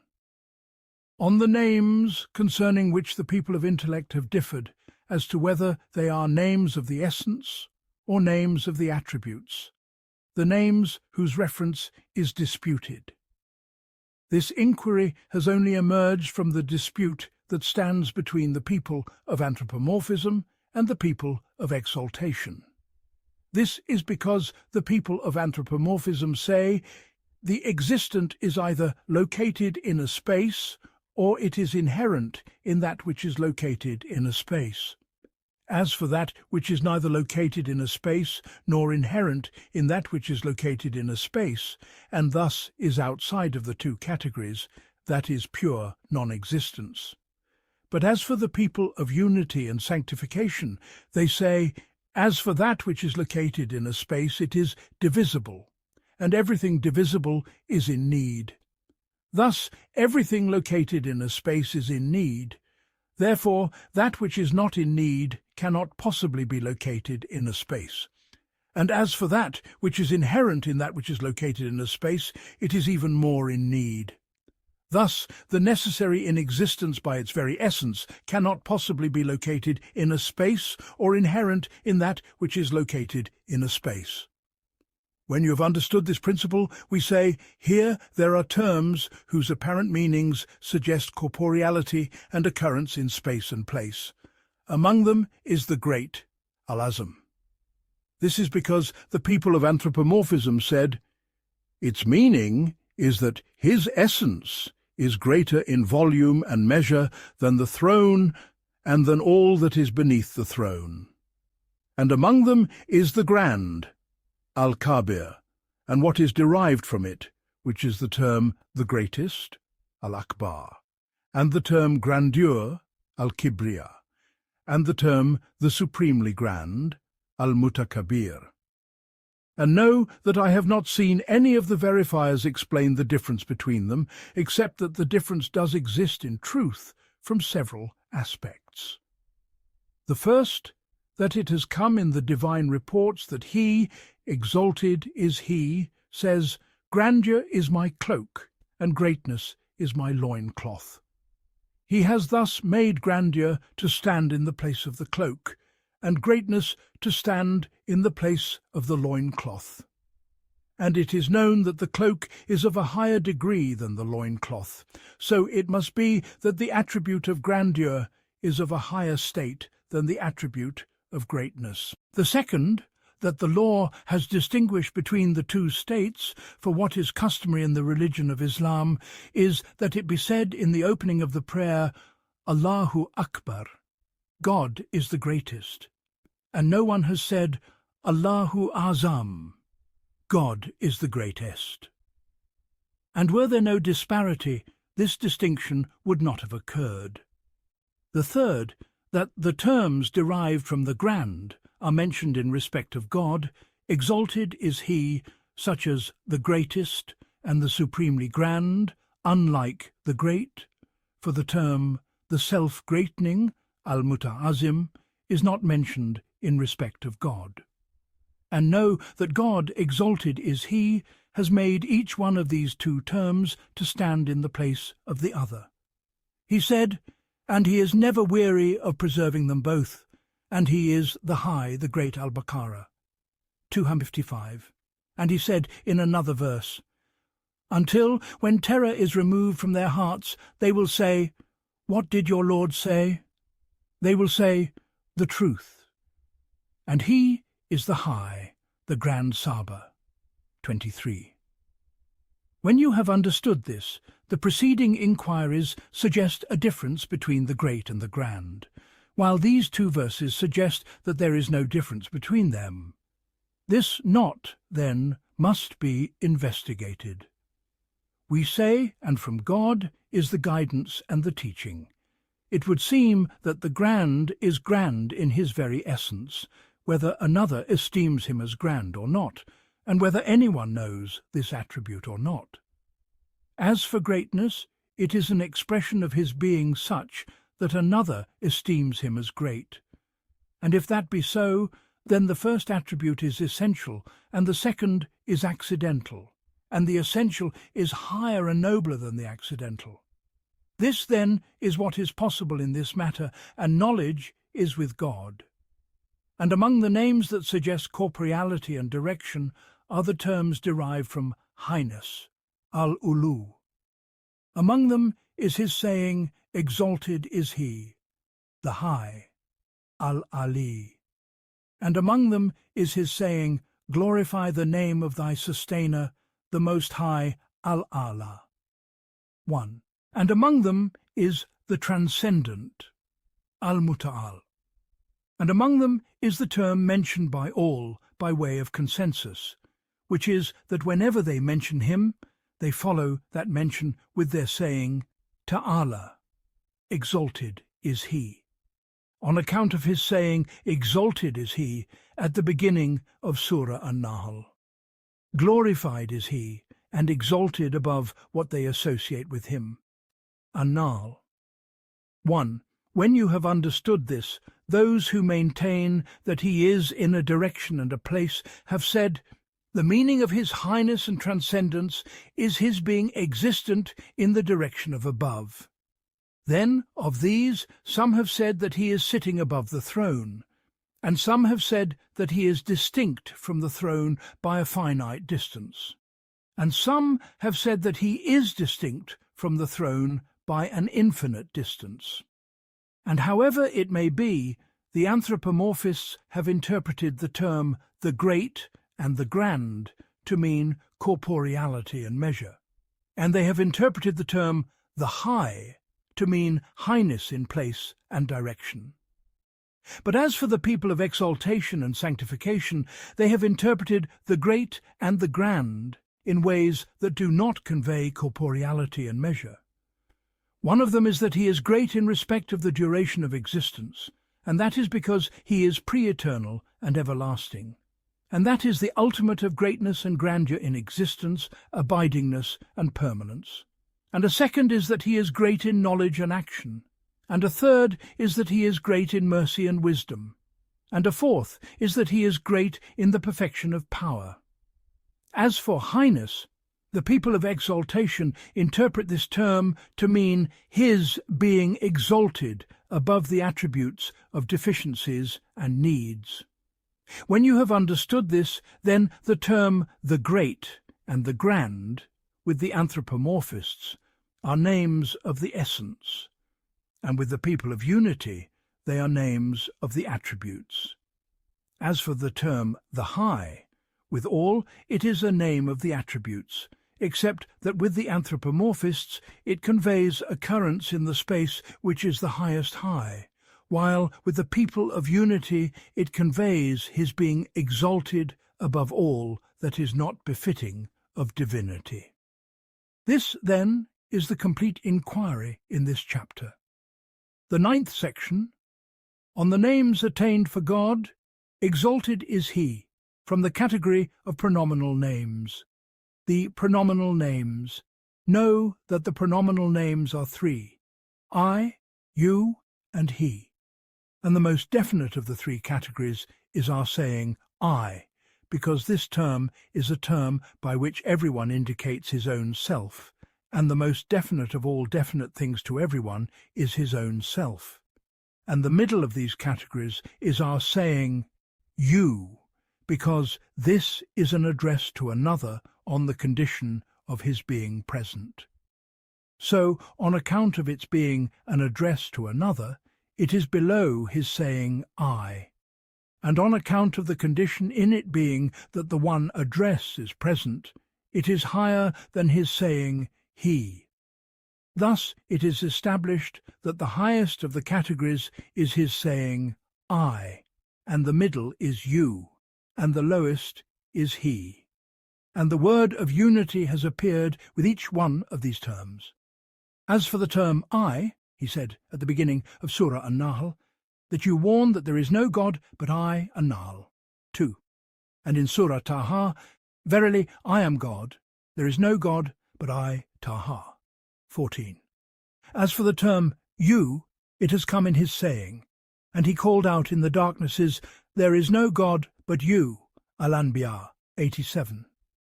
As for the term he, it has come frequently in the Qur'an, the first of which is in Surah al in his saying, and your God is one God. There is no God but he, the most merciful, the merciful Al-Baqarah, 163. And the last of which is in Surah al-Muzammil, which is his saying, Lord of the East and the West, there is no God but he. So take him for a disposer of affairs, al-Muzammil, 9. As for the appearance of this word conjoined with another name besides these 4, it is that which God, exalted is he, related from Pharaoh, that he said, I believe that there is no God but the one in whom the children of Israel have believed, Yunus. 90. Then God, exalted is he, showed that that word was not accepted from him. When you have understood this, let us mention the rulings of these categories. We say, as for his saying, there is no God but I, it is not permissible for anyone to speak this statement save God, or one who mentions it by way of relating it from God, because that word necessitates the affirmation of divinity for that speaker, and that is not befitting save for God, the glorified. And know that the gnosis of this word is conditional upon the gnosis of his saying I, and that gnosis, in its full perfection and completion, is not attained save by the truth. Glorified and exalted is he, because everyone's knowledge of his own specific essence is more perfect than another's knowledge of him, especially in respect of the truth. Exalted is he. Thus it is established that his saying, there is no God but I, knowledge of it is not attained in its perfect completion save by the truth. Exalted is he. As for the second degree, which is his saying, there is no God but you, this is correct to be mentioned by the servant, but on the condition that he be present, not absent. However, this state was only granted to Jonah, upon him be peace, when he was absent from all the fortunes of the self. And this is a notice that a person, so long as he does not become absent from all fortunes, does not reach the station of witnessing. As for the third degree, which is his saying, there is no God but he, this is correct from the absent ones. And know that the degrees of presence are different in nearness and farness, and the perfection and deficiency of the unveiling. And every deficient degree of the degrees of presence is an absence in relation to the perfect degree. And since the degrees of presence are infinite, the levels of perfections and deficiencies are infinite. Thus the degrees of presence and absence are infinite. So everyone of whom it is true that he is present, from another consideration it is true that he is absent, and vice versa. And of this a poet said, O absent one who is present in the heart, peace be upon the absent one who is present. And it is related that when Ash-Shibla's death drew near, some of those present said, Say, there is no God but God. He replied, Every house where you are present has no need of lamps. Your hoped-for face is our proof. On the day when people come with proofs, secrets of Sufism in the term He, and know that in the term He, Huwa, there are wondrous secrets and sublime states. Some of them can be explained, expounded and clarified, and some cannot. The author of the book said, "And I, by the grace of God, have written of subtle secrets. Yet whenever I compare those written words with what I find in the heart of delight and felicity at the remembrance of the word He, I find the written word, in relation to those witness states, to be insignificant. At this I knew that this word has a wondrous effect on the heart that cannot be reached by exposition, and to which explanation cannot attain." Let us, then, write what can be mentioned. We say, in it are secrets. The first is that when a man says, "O He," it is as if he is saying, "Who am I that I should know you, and who am I that I should be an addresser of you? What has dust to do with the Lord of Lords? And what affinity is there between one born of sperm and blood and the one described by pre-eternity and unoriginatedness? You are higher than all affinities, and you are sanctified above the attachments of intellects and imaginations." For this reason the servant addressed him with the address of the absent, and said, "O He." The second benefit, that just as this term indicates the servant's admission of his own baseness and non-existence, so too does it contain an indication that he has acknowledged that all that is besides God, exalted is He, is pure non-existence. For when the speaker says, "O He," if there were two things in existence, our saying He would be suitable for both of them, so neither of them would be specified by his saying He. Thus, when he said, "O He," he has judged all that is besides God, exalted is He, to be pure non-existence and sheer negation. As He, exalted is He, said, "Everything is bound to perish, save his face Al-Qasas." 88. And these two stations, in the annihilation from all that is besides God, are stations of the utmost majesty, and they are not attained save when the servant persists in remembering God with his saying, "O He." The third benefit, that whenever the servant remembers God with any of his attributes, he is not engrossed in the gnosis of God, exalted is He. For if he says, "O most merciful," he then remembers his mercy, and his disposition inclines to seek it, so he becomes a seeker of a share. And likewise, if he says, "O bounteous, O beneficent, O forgiving, O giver, O opener," and if he says, "O king," he then remembers his kingdom and his dominion, and the kinds of blessings therein, and his disposition inclines toward it, and he seeks something of it, and measure the rest of the names according to this. But if he says, "O He," then he knows that He is He, and this remembrance does not indicate anything other than Him whatsoever. Then, in his heart, the light of his remembrance is attained, and that light is not sullied by the darkness born of the remembrance of other than God. And there, in his heart, the perfect light and the complete unveiling are attained. The fourth benefit, that all the attributes known to creation are either attributes of majesty or attributes of bounteousness. As for the attributes of majesty, they are our saying that He is not a body, nor a substance, nor an accident, nor in a place, nor in a locus. And in this there is a subtle point, for whoever addresses a sovereign and says, "You are not blind, and you are not deaf, and you are not this and not that," and enumerates the kinds of defects and deficiencies, he would deserve reprimand, restraint, and discipline. And it would be said that addressing him by negating these things from him is a lack of courtesy. As for the attributes of bounteousness, they are his being the creator of created things, arranging them in the most perfect order. And in this also there is a subtle point from two aspects. The first is that there is no doubt that the perfection of the Creator is higher and more majestic than the perfection of the created by infinite degrees. Thus, if we explain the qualities of God's perfection and the attributes of his majesty by his being the creator of these created things, we have made the perfection of these created things like an explanation and a clarification of the perfection of the majesty of the Creator.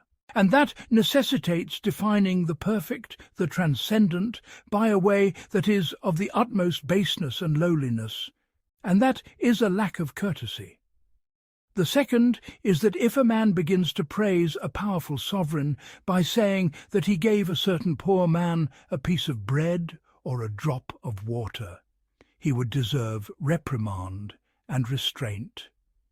And it is known that the relation of the entire universe of created things, from the throne to the end of the void, which has no end, to what is in the treasuries of the power of God, is less than the relation of a piece of bread and a drop of water to all the treasuries of the world.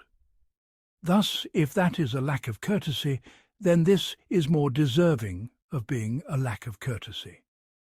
Thus, it is established that the praise of God and his commendation by the two aforementioned ways contain these objections.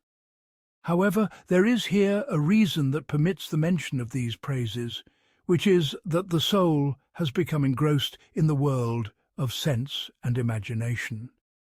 So, when a person wishes to draw it to the threshold of the world of sanctity, he needs to alert it to the perfection of the sacred presence. And he has no way to the knowledge of the perfection of God and his majesty, save by these two ways, I mean the mention of the attributes of majesty and the attributes of bounteousness. So he persists in these two kinds until the soul turns away from the world of sense and becomes accustomed to standing at the threshold of sanctity. And when this state is achieved, at that point he becomes aware of the aforementioned objections in those two kinds of remembrance.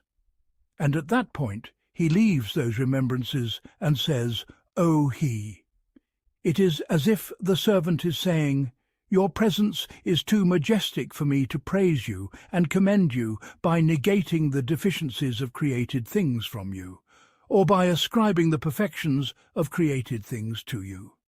For your perfection is higher, and your majesty is greater. Nay, I do not praise you, and I do not commend you, save by your heinous as it is. And I do not address you either with the word you, because that word suggests pride and arrogance, where the Spirit says, I have reached a station where I have become as one present in the presence of the necessary in existence. But I do not add to my saying, he, so that it may be an acknowledgement that he is the one praised for his own essence by his own essence, and that it may be an acknowledgement that his presence is higher and more majestic than that the presence of created things should be fitting for it. This one word, then, alerts to these secrets in the stations of unveiling and revelations. It is for this reason that this remembrance is the noblest of remembrances, but on the condition of being alert to these secrets.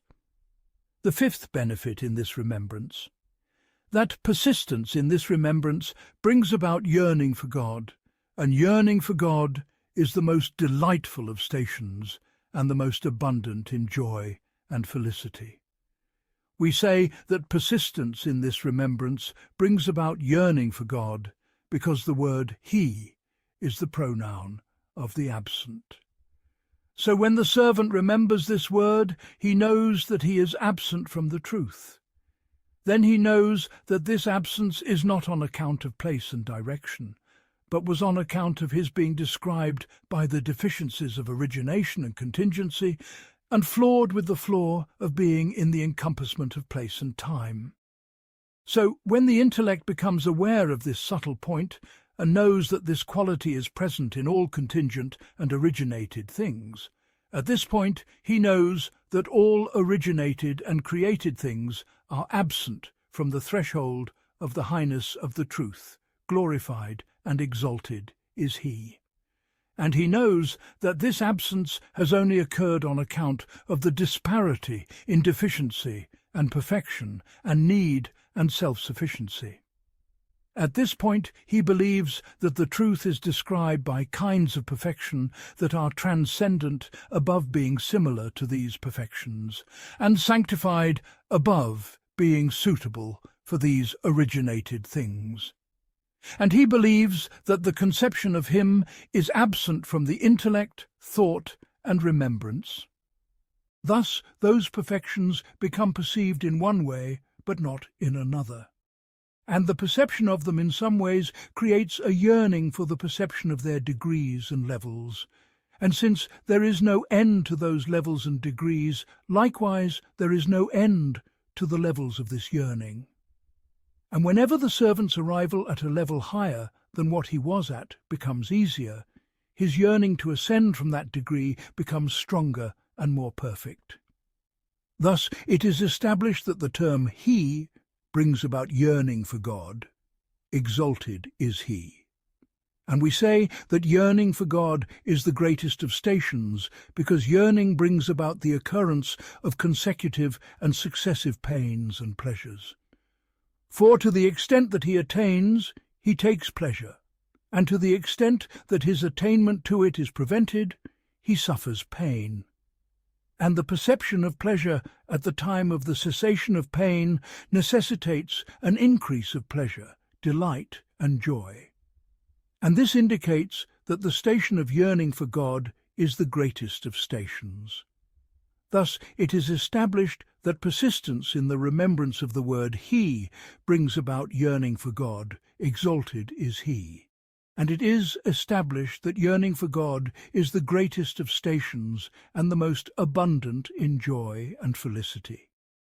It necessarily follows that it be said, persistence in the remembrance of this word brings about the highest of stations and the most sublime of degrees. The sixth benefit in the explanation of the majesty of this remembrance, and know that the intended object is not perfected, save by the mention of two premises. The first premise is that knowledge is of two kinds, conception and assent. As for conception, it is that a form occurs in the soul without the soul making any judgment upon it whatsoever, neither a judgment of existence nor a judgment of non-existence. As for assent, it is that a specific form occurs in the soul. Then the soul judges upon it either with the existence of a thing or its non-existence. When you have understood this, we say conception is the station of unity, and as for assent, it is the station of multiplicity. The second premise is that conception is of two kinds, a conception in which the intellect is able to have disposal, and a conception in which it is not able to have disposal. As for the first kind, it is the conception of composite quiddities, for it is not possible for it to conceive of composite quiddities save by means of bringing to mind the quiddities of the parts of that composite. And this disposal is an action and a thought, and a disposal in some aspects. As for the second kind, it is the conception of simple quiddities, exalted above all aspects of compositions. For it is not possible for a person to perform an action by which he may arrive at bringing that quiddity to mind. Thus it is established by what we have mentioned that assent runs in the course of multiplicity in relation to conception, and that conception is unity in relation to assent. And it is also established that the conception of a simple quiddity is the ultimate in unity and distance from multiplicity. And when you have understood this, we say, our saying in respect of the truth glorified and exalted is he, O he. This is a pure conception, devoid of assent. Then this conception is a conception of a reality exalted above all aspects of composition and multiplicity. Thus our saying, O he, is an ultimate in unity and distance from multiplicity, and it is the greatest of stations. The seventh benefit, that the definition of a thing is either by itself, or by the parts that enter into it, or by the matters that are external to it. As for the first category, which is definition by itself, it is an impossibility, because the definer precedes the defined, so the definition of a thing by itself necessitates the precedence of knowledge of it over knowledge of it, and that is an impossibility. And as for the second category, which is its definition by the matters that enter into it, this is impossible in respect of the truth, because this only runs in the case of a composite quiddity, and that is impossible in respect of the truth. And as for the third category, which is its definition by the matters that are external to it, this also is false and impossible, because the states of creation, none of them corresponds to any of the states of the unoriginated, the necessary in himself. For he, exalted is he, is dissimilar by his specific essence and by his specific he-ness to all that is besides him. And since that is so, it is impossible that the states of creation should be a revealer of the quiddity of God, exalted is he, and his specific reality. And if that is so, then the gates of definitions have been closed in relation to his specific he-ness and his specific quiddity. Thus no path remains to him save from one direction, which is that a person should direct the pupil of his intellect and his spirit to the rising place of the light of that he-ness, in the hope that perhaps that light will shine at a time when the pupil of his intellect is directed toward it, and he will be made happy by the contemplation of that light. So the saying of the one who remembers, O he, is a directing of the pupil of the intellect and the spirit to the sacred presence, in the hope that perhaps that felicity will be granted to him. The eighth benefit, that if a man enters upon a majestic king and a powerful sovereign, and his intellect comprehends the perfection of that majesty and the grandeur of that sovereignty, he may become such that that majesty and that sovereignty overcome him, and he becomes heedless of all that is besides it, so much so that perhaps he was hungry and forgets his hunger, and perhaps he had a severe pain and forgets that pain in that state, and perhaps he saw his father or his son in that state and did not recognize them. And all of that is because the overpowering of that majesty upon him made him oblivious to the perception of anything else. So likewise, the servant, when he says, O he, and an atom of the light of the majesty of that he-ness is unveiled to his intellect and his spirit, it is necessary that bewilderment should overcome his heart, and perplexity his spirit, and heedlessness his thought. So he becomes absent from all that is besides that he-ness, removed from turning to anything besides it. And in that case nothing remains with him in that state, save that he says with his intellect, he, and with his tongue, he. So if the servant says he, and persists in this remembrance, this from him is an emulation of that state, in the hope that perhaps he may reach that state. So we ask God, exalted is he, the bounteous, that he make us happy with it. The ninth benefit from the benefits of this high remembrance. It is related from the prophet, may God's peace and blessings be upon him, that he said, whoever makes his anxieties a single anxiety, God will suffice him for the anxieties of this world and the hereafter. It is as if the servant is saying, my anxieties in this world and the hereafter are infinite, and the needs which are infinite, none is powerful over them, save the one described by infinite power and infinite mercy and infinite wisdom. On this basis I am not able to repel my needs, nor to achieve my important matters. Nay, the one powerful to repel those needs and to achieve those important matters is none other than God, glorified and exalted is he. So I make my anxiety occupied with his remembrance only, and my tongue occupied with his remembrance only. And if I do that, then he, by his mercy, will suffice me for the important matters of this world and the hereafter. The 10th benefit, that it is not possible for the intellect to be occupied with a thing while it is engrossed in the knowledge of another thing. So if it directs its thought to a thing, it remains removed from anything else. It is as if the servant is saying, "Whenever I bring to my mind the knowledge of a thing, I miss at that time the knowledge of anything else. If this is necessary, then it is most fitting that I make my heart and my thought occupied with the gnosis of the noblest of all known things, and make my tongue occupied with the remembrance of the noblest of all remembered things. For this reason I persist in saying, O he," the 11th benefit, that remembrance is the noblest of stations. He, upon him be peace, said, relating from God, "Exalted is he. If my servant remembers me in his self, I remember him in myself. And if he remembers me in an assembly, I remember him in an assembly better than his." And when this is established, we say, the most excellent of remembrances is the remembrance of God with praise that is free from asking. He, upon him be peace, said, relating from God, "Exalted is he. Whoever is occupied by my remembrance from asking of me, I give him the best of what I give to those who ask." When you have understood this premise, we say, the servant is poor and in need, and the poor and needy, when he calls upon his master with an address that is suitable for seeking and asking, that is taken to mean asking. So if the poor man says to the rich man, "O bounteous," its meaning is "be bounteous."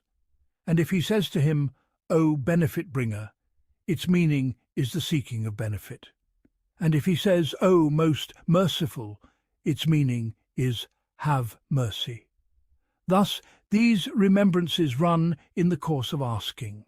And we have shown that remembrance is only made great in its nobility when it is free from asking and seeking. But if he says, "O he," its meaning is free from any suggestion of asking and seeking. Thus it must be that our saying "he" is the greatest of remembrances. And let us conclude this section with a noble remembrance which I saw in some of the books.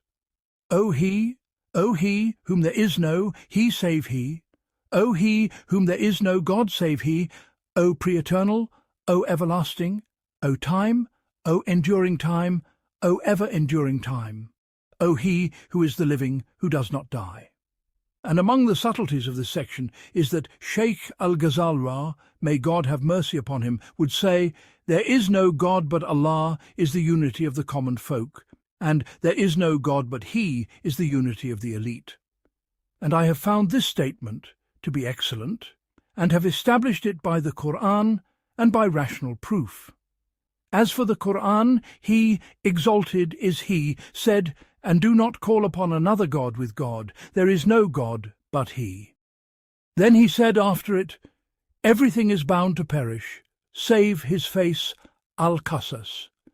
88, its meaning is, "Save He." So He mentioned His saying, "Save He," after His saying, "There is no God." And this indicated that the ultimate of unity is this word. As for the rational proof, it is that some people have said the effect of the agent is not in the realization of the quiddity and its creation, but rather he has no effect save in giving it the attribute of existence.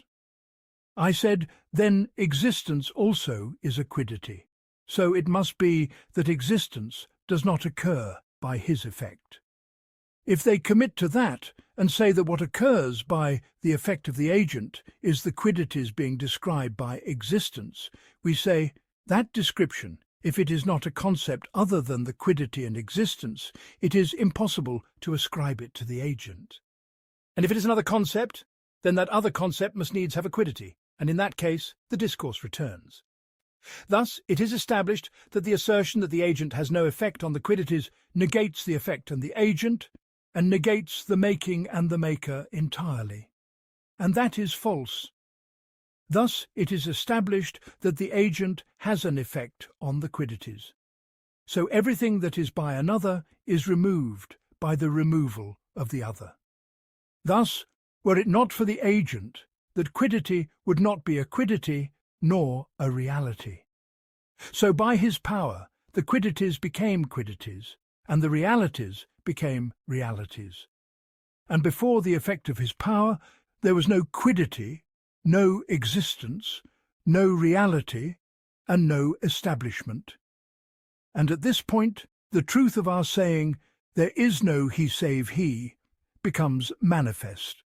That is, there is no establishment for any of the quiddities, nor any specification for any of the realities, save by his establishment and his specification. Thus it is established that there is no he save he, and God knows best. The 8th chapter. On the remainder of the inquiries. Concerning the names of God, exalted is he, and in it are several problems. Are his names, exalted is he, based on revelation? The first problem, the scholars have differed as to whether the names of God, exalted is he, are based on revelation, tokafiyah, or are conventional, istilahiyah.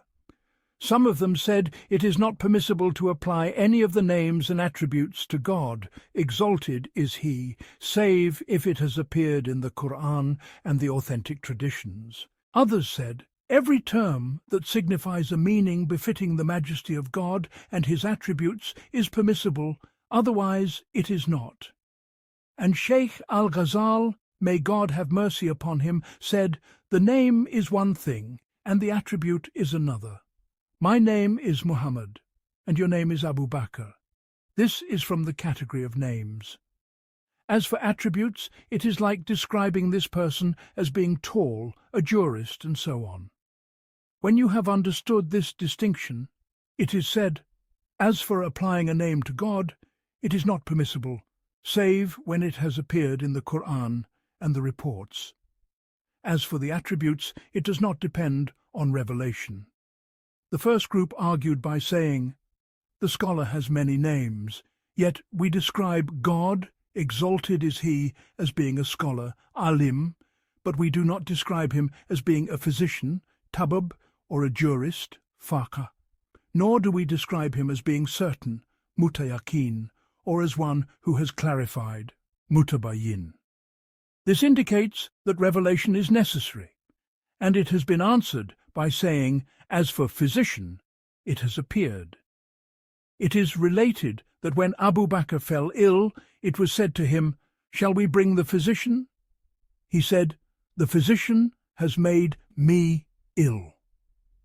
As for jurist, it is an expression of understanding the purpose of the speaker from his speech after ambiguity has entered into it. And this condition is impossible to establish in respect of God. Exalted is he. As for certain, it is derived from the water became certain in the cistern when it collected in it. Thus, certainty is the knowledge that is attained on account of the succession of many signs and their accumulation until the sum reaches the point of conveying certitude, and that is impossible in respect of God. Exalted is he. As for clarification, it is an expression of manifestation after hiddenness, and that is because clarification is derived from separation and making distinct, which is an expression of distinguishing between two connected matters. So, if a confusion of one form with another occurs in the heart, and then one of them is separated from the other, then separation has occurred. For this reason, that is called a bayan and a tabyin, and it is known that that is impossible in respect of God. Exalted is he. Those who maintain that there is no need for revelation have argued with several considerations. The first is that the names of God and his attributes are mentioned in Persian, Turkish, and Hindi, and none of them has appeared in the Qur'an or in the reports, yet the Muslims have unanimously agreed on the permissibility of applying them. The second is that God, exalted is he, said, and God's are the most excellent names. Call then upon him by these Al-Manhan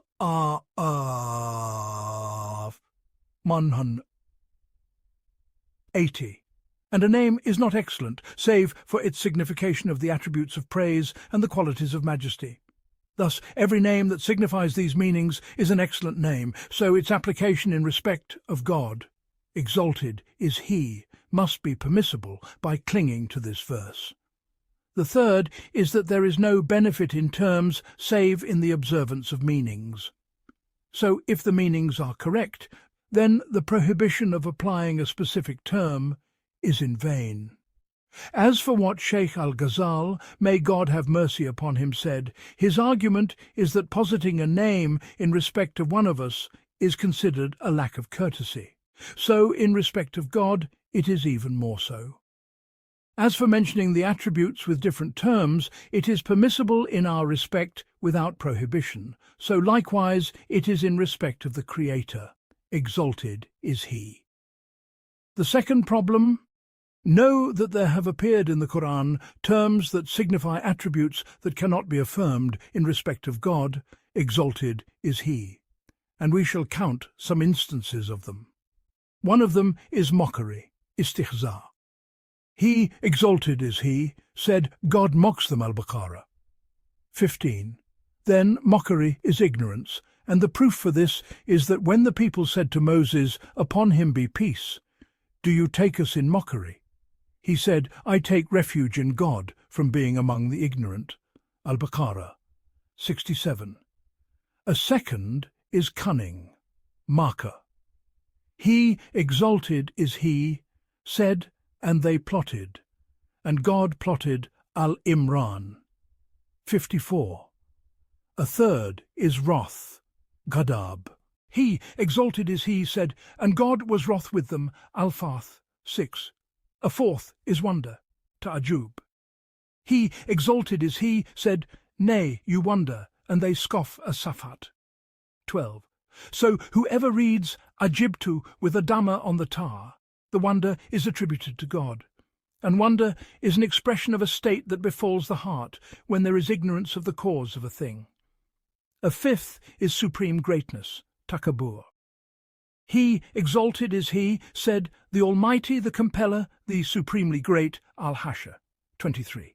And it is a blameworthy attribute. A sixth is shyness, Haya. He, exalted is He, said, verily, God is not shy to set forth a parable of anything, Al-Baqarah 26. And shyness is an expression of a change that occurs in the face and the heart upon doing something unseemly.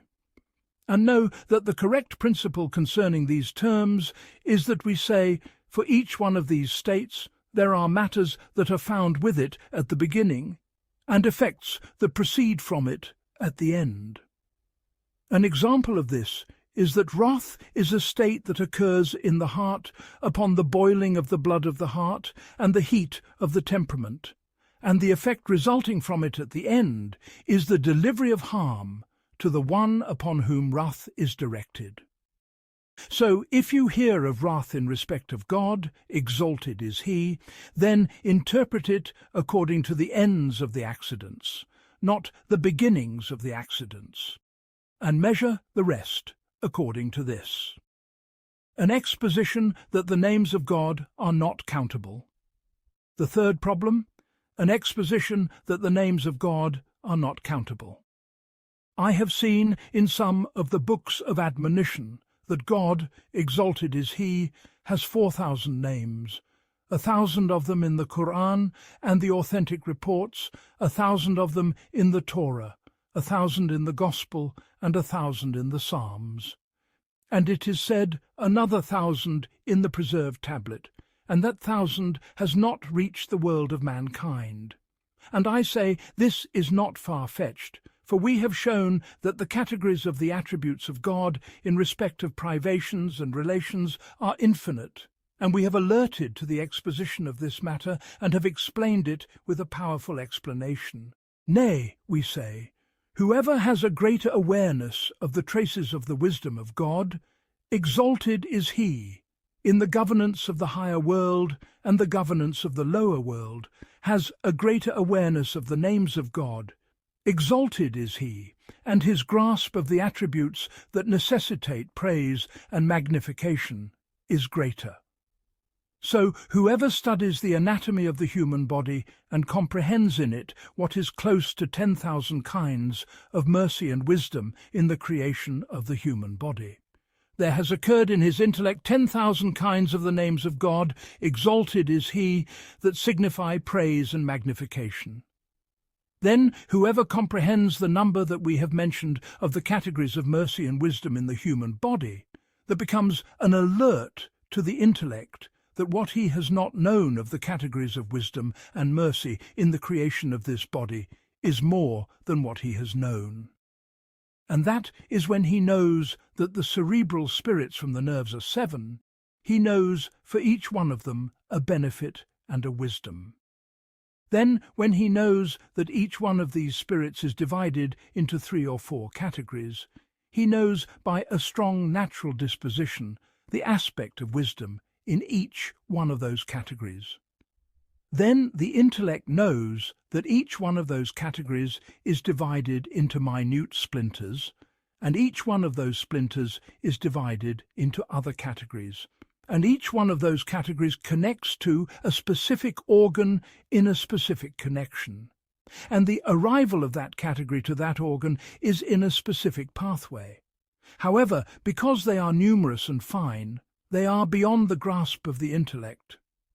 Thus, it is established that those 10,000 alert the intellect that the categories of the wisdom of God, exalted is he, in the creation of this body are beyond counting, limiting, enumerating, and exhaustive listing, as he, exalted is he, said. And if you should count the blessing of God, you could not enumerate it. Ibrahim 34, An-Nahl 18. So whoever comprehends another kind of those kinds of wisdom has reached the gnosis of another name of the names of God. Exalted is he. And since there is no end to the levels of the wisdom of God, exalted is he, and his mercy, likewise there is no end to his most excellent names and his sublime attributes. And Galen mentioned in his book on the benefits of the organs that when he composed that book, he did not write in it the benefits of the optic chiasm. He said, "And I only left writing them out of jealousy for them, because of their nobility." So I saw in one of the nights as if an angel descended from the sky and said, "Galen, your God says, 'Why did you hide my wisdom from my servants?'" He said, "So when I awoke, I composed a separate book on this meaning, and I was exhaustive in its explanation." Thus it is established by what we have mentioned that there is no end to the most excellent names of God. The ruling on the remembrances that are in incantations. The 4th problem. The ruling on the remembrances that are in incantations. We see in the books of talismans and spells unknown remembrances and incomprehensible incantations. And just as those terms are unknown, the writing may also be unknown.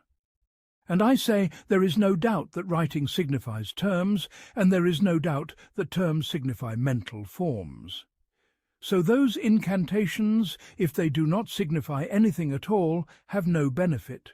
And if they do signify something, their signification is either for the attributes of God and the qualities of his grandeur, or it signifies something else. As for the second, it is of no benefit, because the remembrance of other than God is of no benefit, neither for encouragement nor for intimidation. Thus it remains to be said that they signify the remembrance of God and the attributes of praise and commendation. We say, and since the categories of the remembrance of God are defined, and no addition can be made to them, the best of the states of those words is that they be of the genus of these supplications. As for the difference that occurs on account of the difference of languages, it is of little effect. Thus it must be that these known remembrances are more effective in their influence than the recitation of those unknown ones. However, one might say, the souls of most of the creation are deficient and fall short. So if they recite these known remembrances and understand their apparent meanings, and they do not have strong, illuminated divine souls, their being affected by the divine realities is not strong, and their souls are not abstracted from these corporeal things. So no strength or power for influence is attained for their souls. But if they recite those unknown terms and do not understand anything from them, and there occur in them imaginations that they are lofty words, then fear, dread, and terror overcome their souls. And there is attained for them by this reason a kind of abstraction from the world of the body, and a turning to the world of sanctity. And there is attained by this reason for their souls an increase of strength and power for influence. This, then, is what I have concerning the recitation of these unknown incantations. The fifth problem, that between the creation and the names of God, exalted is He, there are wondrous affinities. And the practitioner must needs consider those affinities so that he may benefit from the remembrance. And the discourse in the explanation of this chapter is built upon a rational premise, which is that it has been established with us that the rational human souls are different in substance and quiddity. Some of them are divine, illuminated, free and noble, and some are lowly, dark, base and mean, and some are merciful, of great mercy, and some are hard-hearted, overpowering. And some have little love for these corporeal things, little inclination toward them, and some are lovers of leadership and ascendancy. And whoever considers the states of the creation knows that the matter is as we have mentioned. Then we see that these states are necessary for the substances of the souls, and that everyone who has observed the states of his own soul knows that he has a specific path and a clear way in willing and disliking, and in desire and fear, and that spiritual discipline and striving do not turn the souls from their original states and their natural paths. The effect of spiritual discipline is only to weaken those character traits so that they do not overcome the person. But for him to be transformed from another quality, that is an impossibility. And to it is the allusion in his saying, "Upon him be peace and blessings." People are mines, like the mines of gold and silver, and in his saying, "Upon him be peace and blessings," spirits are marshalled hosts. When you have understood this, we say, affinity is the cause of joining. Thus every name of the names of God, exalted is He, signifies a specific meaning. So every soul upon which that meaning is dominant, that soul has a strong affinity for that name.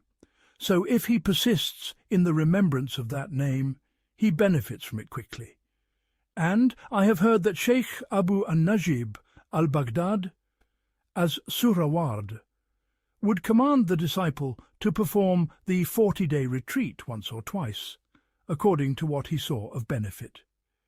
Then he would recite to him the 99 names and would look at his face. If he saw him devoid of being affected when they were recited to him, he would say to him, "Go out to the marketplace and occupy yourself with the important matters of the world, for you were not created for this path." And if he saw him affected at the hearing of a specific name with an increased effect, he would command him to persist in that remembrance.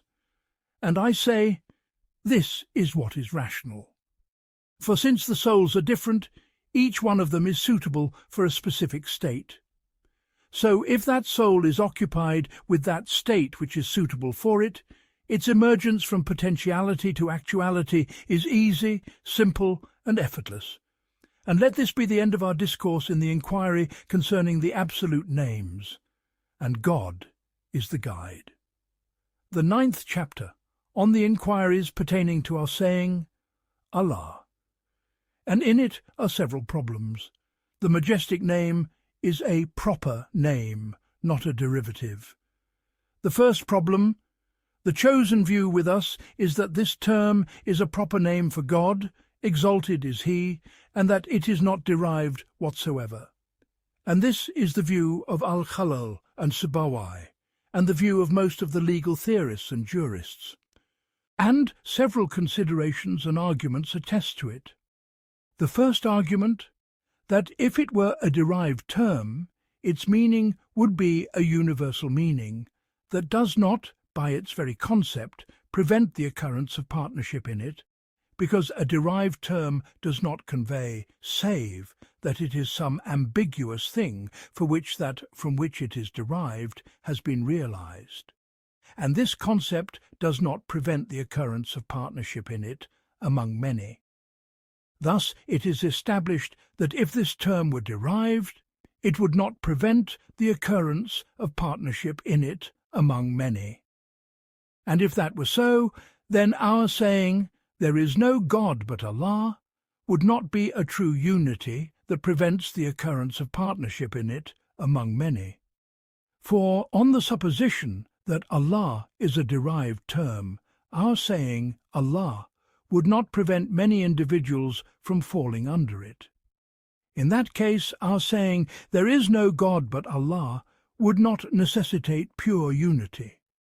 And since the people of intellect have unanimously agreed that our saying "there is no God but Allah" necessitates pure unity, we know that our saying Allah is a proper name posited for that specific essence, and that it is not one of the derived terms. The second argument, that whoever wishes to mention a specific essence and then to mention it with the attributes, he mentions its name first, and then he mentions the attributes after the name, as in saying Zaid, the jurist, the grammarian, the legal theorist. When you have understood this, we say, verily, everyone who wishes to mention God, exalted is He. With the sanctified attributes, he first mentions the term Allah. Then he mentions after it the attributes of praise, as in saying Allah, the knowing, the powerful, the wise. And they do not reverse this, so they do not say the knowing, the powerful, Allah. And this indicates that our saying Allah is a proper name. If it be said, did not He, exalted is He, say at the beginning of Surah Ibrahim, "Bows the Almighty, the praiseworthy, Allah, to whom belongs what is in the heavens and what is in the earth." Ibrahim 1, 2. We would reply, here there are two readings. Some of them read Allahu in the nominative case, and in that case the question is removed, because since He made it a subject, He has removed it from being made an attribute of what precedes it.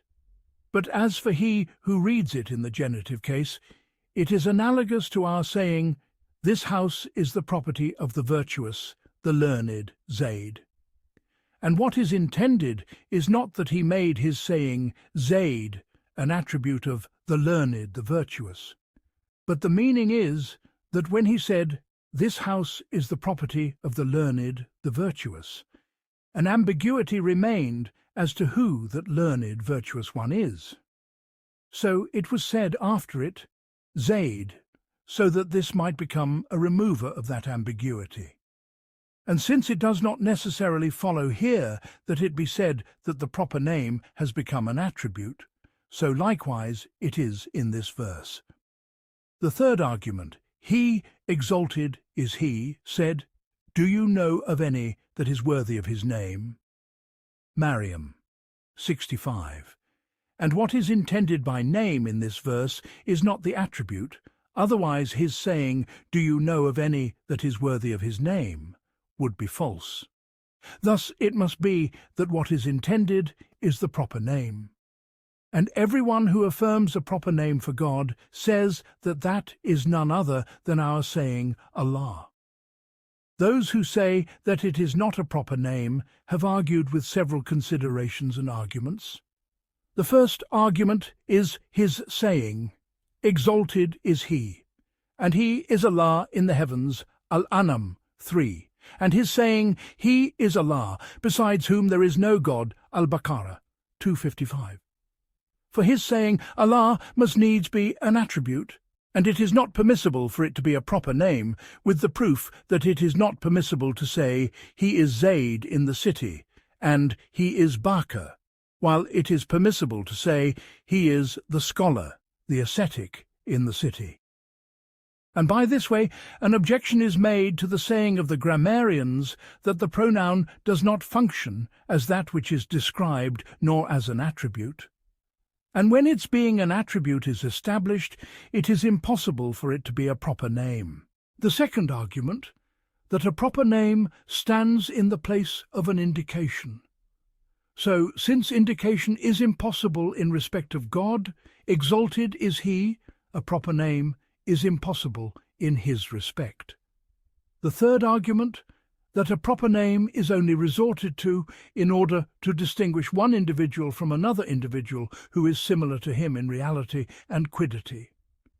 And since this is impossible in respect of God, the affirmation of a proper name is an impossibility in His respect. The answer to the first is, why is it not permissible that that be in the course of saying, "This is Zayd, who has no peer in knowledge and asceticism"? The answer to the second is that a proper name is that which is posited for the specification of a specific essence, and there is no need in it for that named thing to be indicated by the senses or not. And this is the answer to the third argument. The second problem. Those who said that it is a derived name have mentioned several branches concerning it. The first branch is that the God, Al-Ilah, is the one who is worshipped, whether he is worshipped in truth or in falsehood.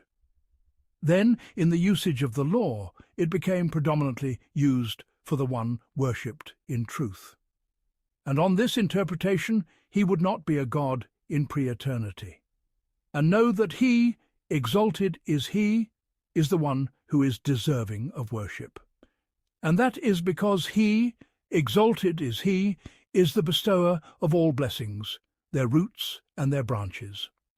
And that is because the existent is either necessary or contingent.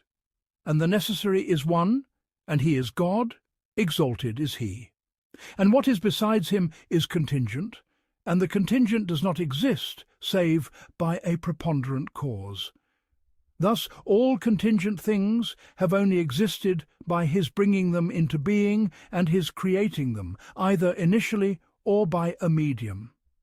Thus all the kinds of blessings that have been granted to the servant have not been granted save from God. Thus it is established that the ultimate of bestowal proceeds from God, and worship is the ultimate of magnification. And when this is established, we say, the ultimate of magnification is not befitting, save for the one from whom the ultimate of bestowal has proceeded. Thus it is established that the one who is deserving of servitude is none other than God. Exalted is he. The second branch is that among people are those who worship God for the sake of seeking reward. And this is ignorance and baseness. And several considerations attest to this. The first is that whoever worships God in order to arrive by his worship at something else, then the one worshipped in reality is that other thing. So whoever worships God for the sake of seeking reward, his object of worship in reality is the reward, and God, exalted is he, is a means to arrive at that object of worship. And this is a great ignorance. The second is that if he were to say, "I pray for the sake of seeking reward or for fear of punishment," his prayer would not be valid. The third is that whoever does an action for another purpose is such that if he were to find that purpose by another way, he would leave the means. So whoever worships God for reward and recompense is such that if he were to find the reward and recompense by another way, he would not worship God. And whoever is so is not a lover of God, and is not desirous of the worship of God, and all of that is ignorance. And among people are those who worship God for a purpose higher than the first, which is that he be ennobled by the service of God. Because when he begins the prayer, the intention occurs in the heart, and that intention is an expression of the knowledge of the might of lordship and the lowliness of servitude. And the remembrance occurs on the tongue, and the service occurs in the limbs and the organs. Thus every part of the parts of the servant is ennobled by the service of God. So the purpose of the servant is the attainment of this honour. The third branch is that among people are those who have criticised the saying of those who say, "The God is the one who is worshipped," from several aspects. The first is that the idols were worshipped, yet they are not gods. The second is that he, exalted is he, is the God of inanimate objects and beasts, yet the issuance of worship from them is an impossibility. The third is that he, exalted is he, is the God of the insane and of children, yet worship does not issue from them. The fourth is that the one who is worshipped does not, by virtue of his being worshipped, have an attribute, because there is no meaning to his being worshipped, save that he is mentioned by the remembrance of that person, and known by his knowledge, and his service is willed by his will. And on this supposition, divinity would not be an attribute of God, exalted is he. The fifth is that it would necessitate that it be said that he, exalted is he, was not a God in pre-eternity. The fourth branch is that among people are those who have said, "The God is not an expression of the one who is worshipped, but rather the God is he who deserves to be worshipped." This saying also is refuted by the fact that he would not be a God for inanimate objects, beasts, children, and the insane, and that he would not be a God in pre-eternity. And among them are those who have said, "He is the one who is powerful over actions, which, if he were to perform them, he would deserve worship from those from whom the issuance of worship is valid." And know that if we interpret the God by the first two interpretations, he would not be a God in pre-eternity. And if we were to interpret him by the third interpretation, he would be a God in pre-eternity. The second interpretation: the God is derived from "I sought repose in so-and-so," that is, I found tranquility in him. Thus intellects do not find tranquility save in his remembrance, and spirits do not ascend save by his gnosis. The exposition of this is from several aspects. The first is that perfection is beloved for its own sake, and what is besides the truth is deficient in its own essence, because the contingent, as it is in itself, is non-existent, and non-existence is the origin of deficiency. And that which is deficient in its essence is not made perfect save by the perfecting of the one who is perfect in his essence. Thus, if the perfect is beloved for its own sake, and it is established that the truth is perfect in his essence, it is necessary that he be beloved for his own sake. The second is that everything besides him is contingent in its essence, and that which is contingent in its essence does not rest in itself, but remains attached to another, because it does not exist save by the existence of another. On this basis, every contingent thing does not rest in itself, but so long as it is not attached to the necessary in himself, it does not exist. And if the matter be so in external existence, it must be so in intellectual existence. Thus, intellects are ever watching for the threshold of his mercy, and thoughts are clinging to the hem of his grace and bounty. And these two aspects are what are relied upon in the interpretation of his saying, "Exalted is he." Verily, in the remembrance of God do hearts find tranquility. Ar-Rad 28. The third interpretation, that it is derived from wala, which is the loss of the intellect. And know that the creation is of two kinds: those who have reached the shore of the sea of his gnosis, and those who are deprived. The deprived have remained in the darknesses of perplexity and the wilderness of ignorance, so it is as if they have lost their intellects and their spirits. As for those who have found, they have reached the arena of light and the expanse of grandeur and majesty, so they have become lost in the fields of self-sufficiency and have perished in the arena of uniqueness. Thus it is established that the creation are all bewildered in his gnosis, so it is for this reason that the true God for the creation is he. And in another expression, which is that the human spirits have raced in the fields of unity and magnification. Some of them have fallen behind, and some have forged ahead. Those that have fallen behind have remained in the darknesses of dust, and those that have forged ahead have reached the world of lights. So the former have perished in the valleys of darknesses, and the latter have become bewildered in the lights of the world of miraculous graces.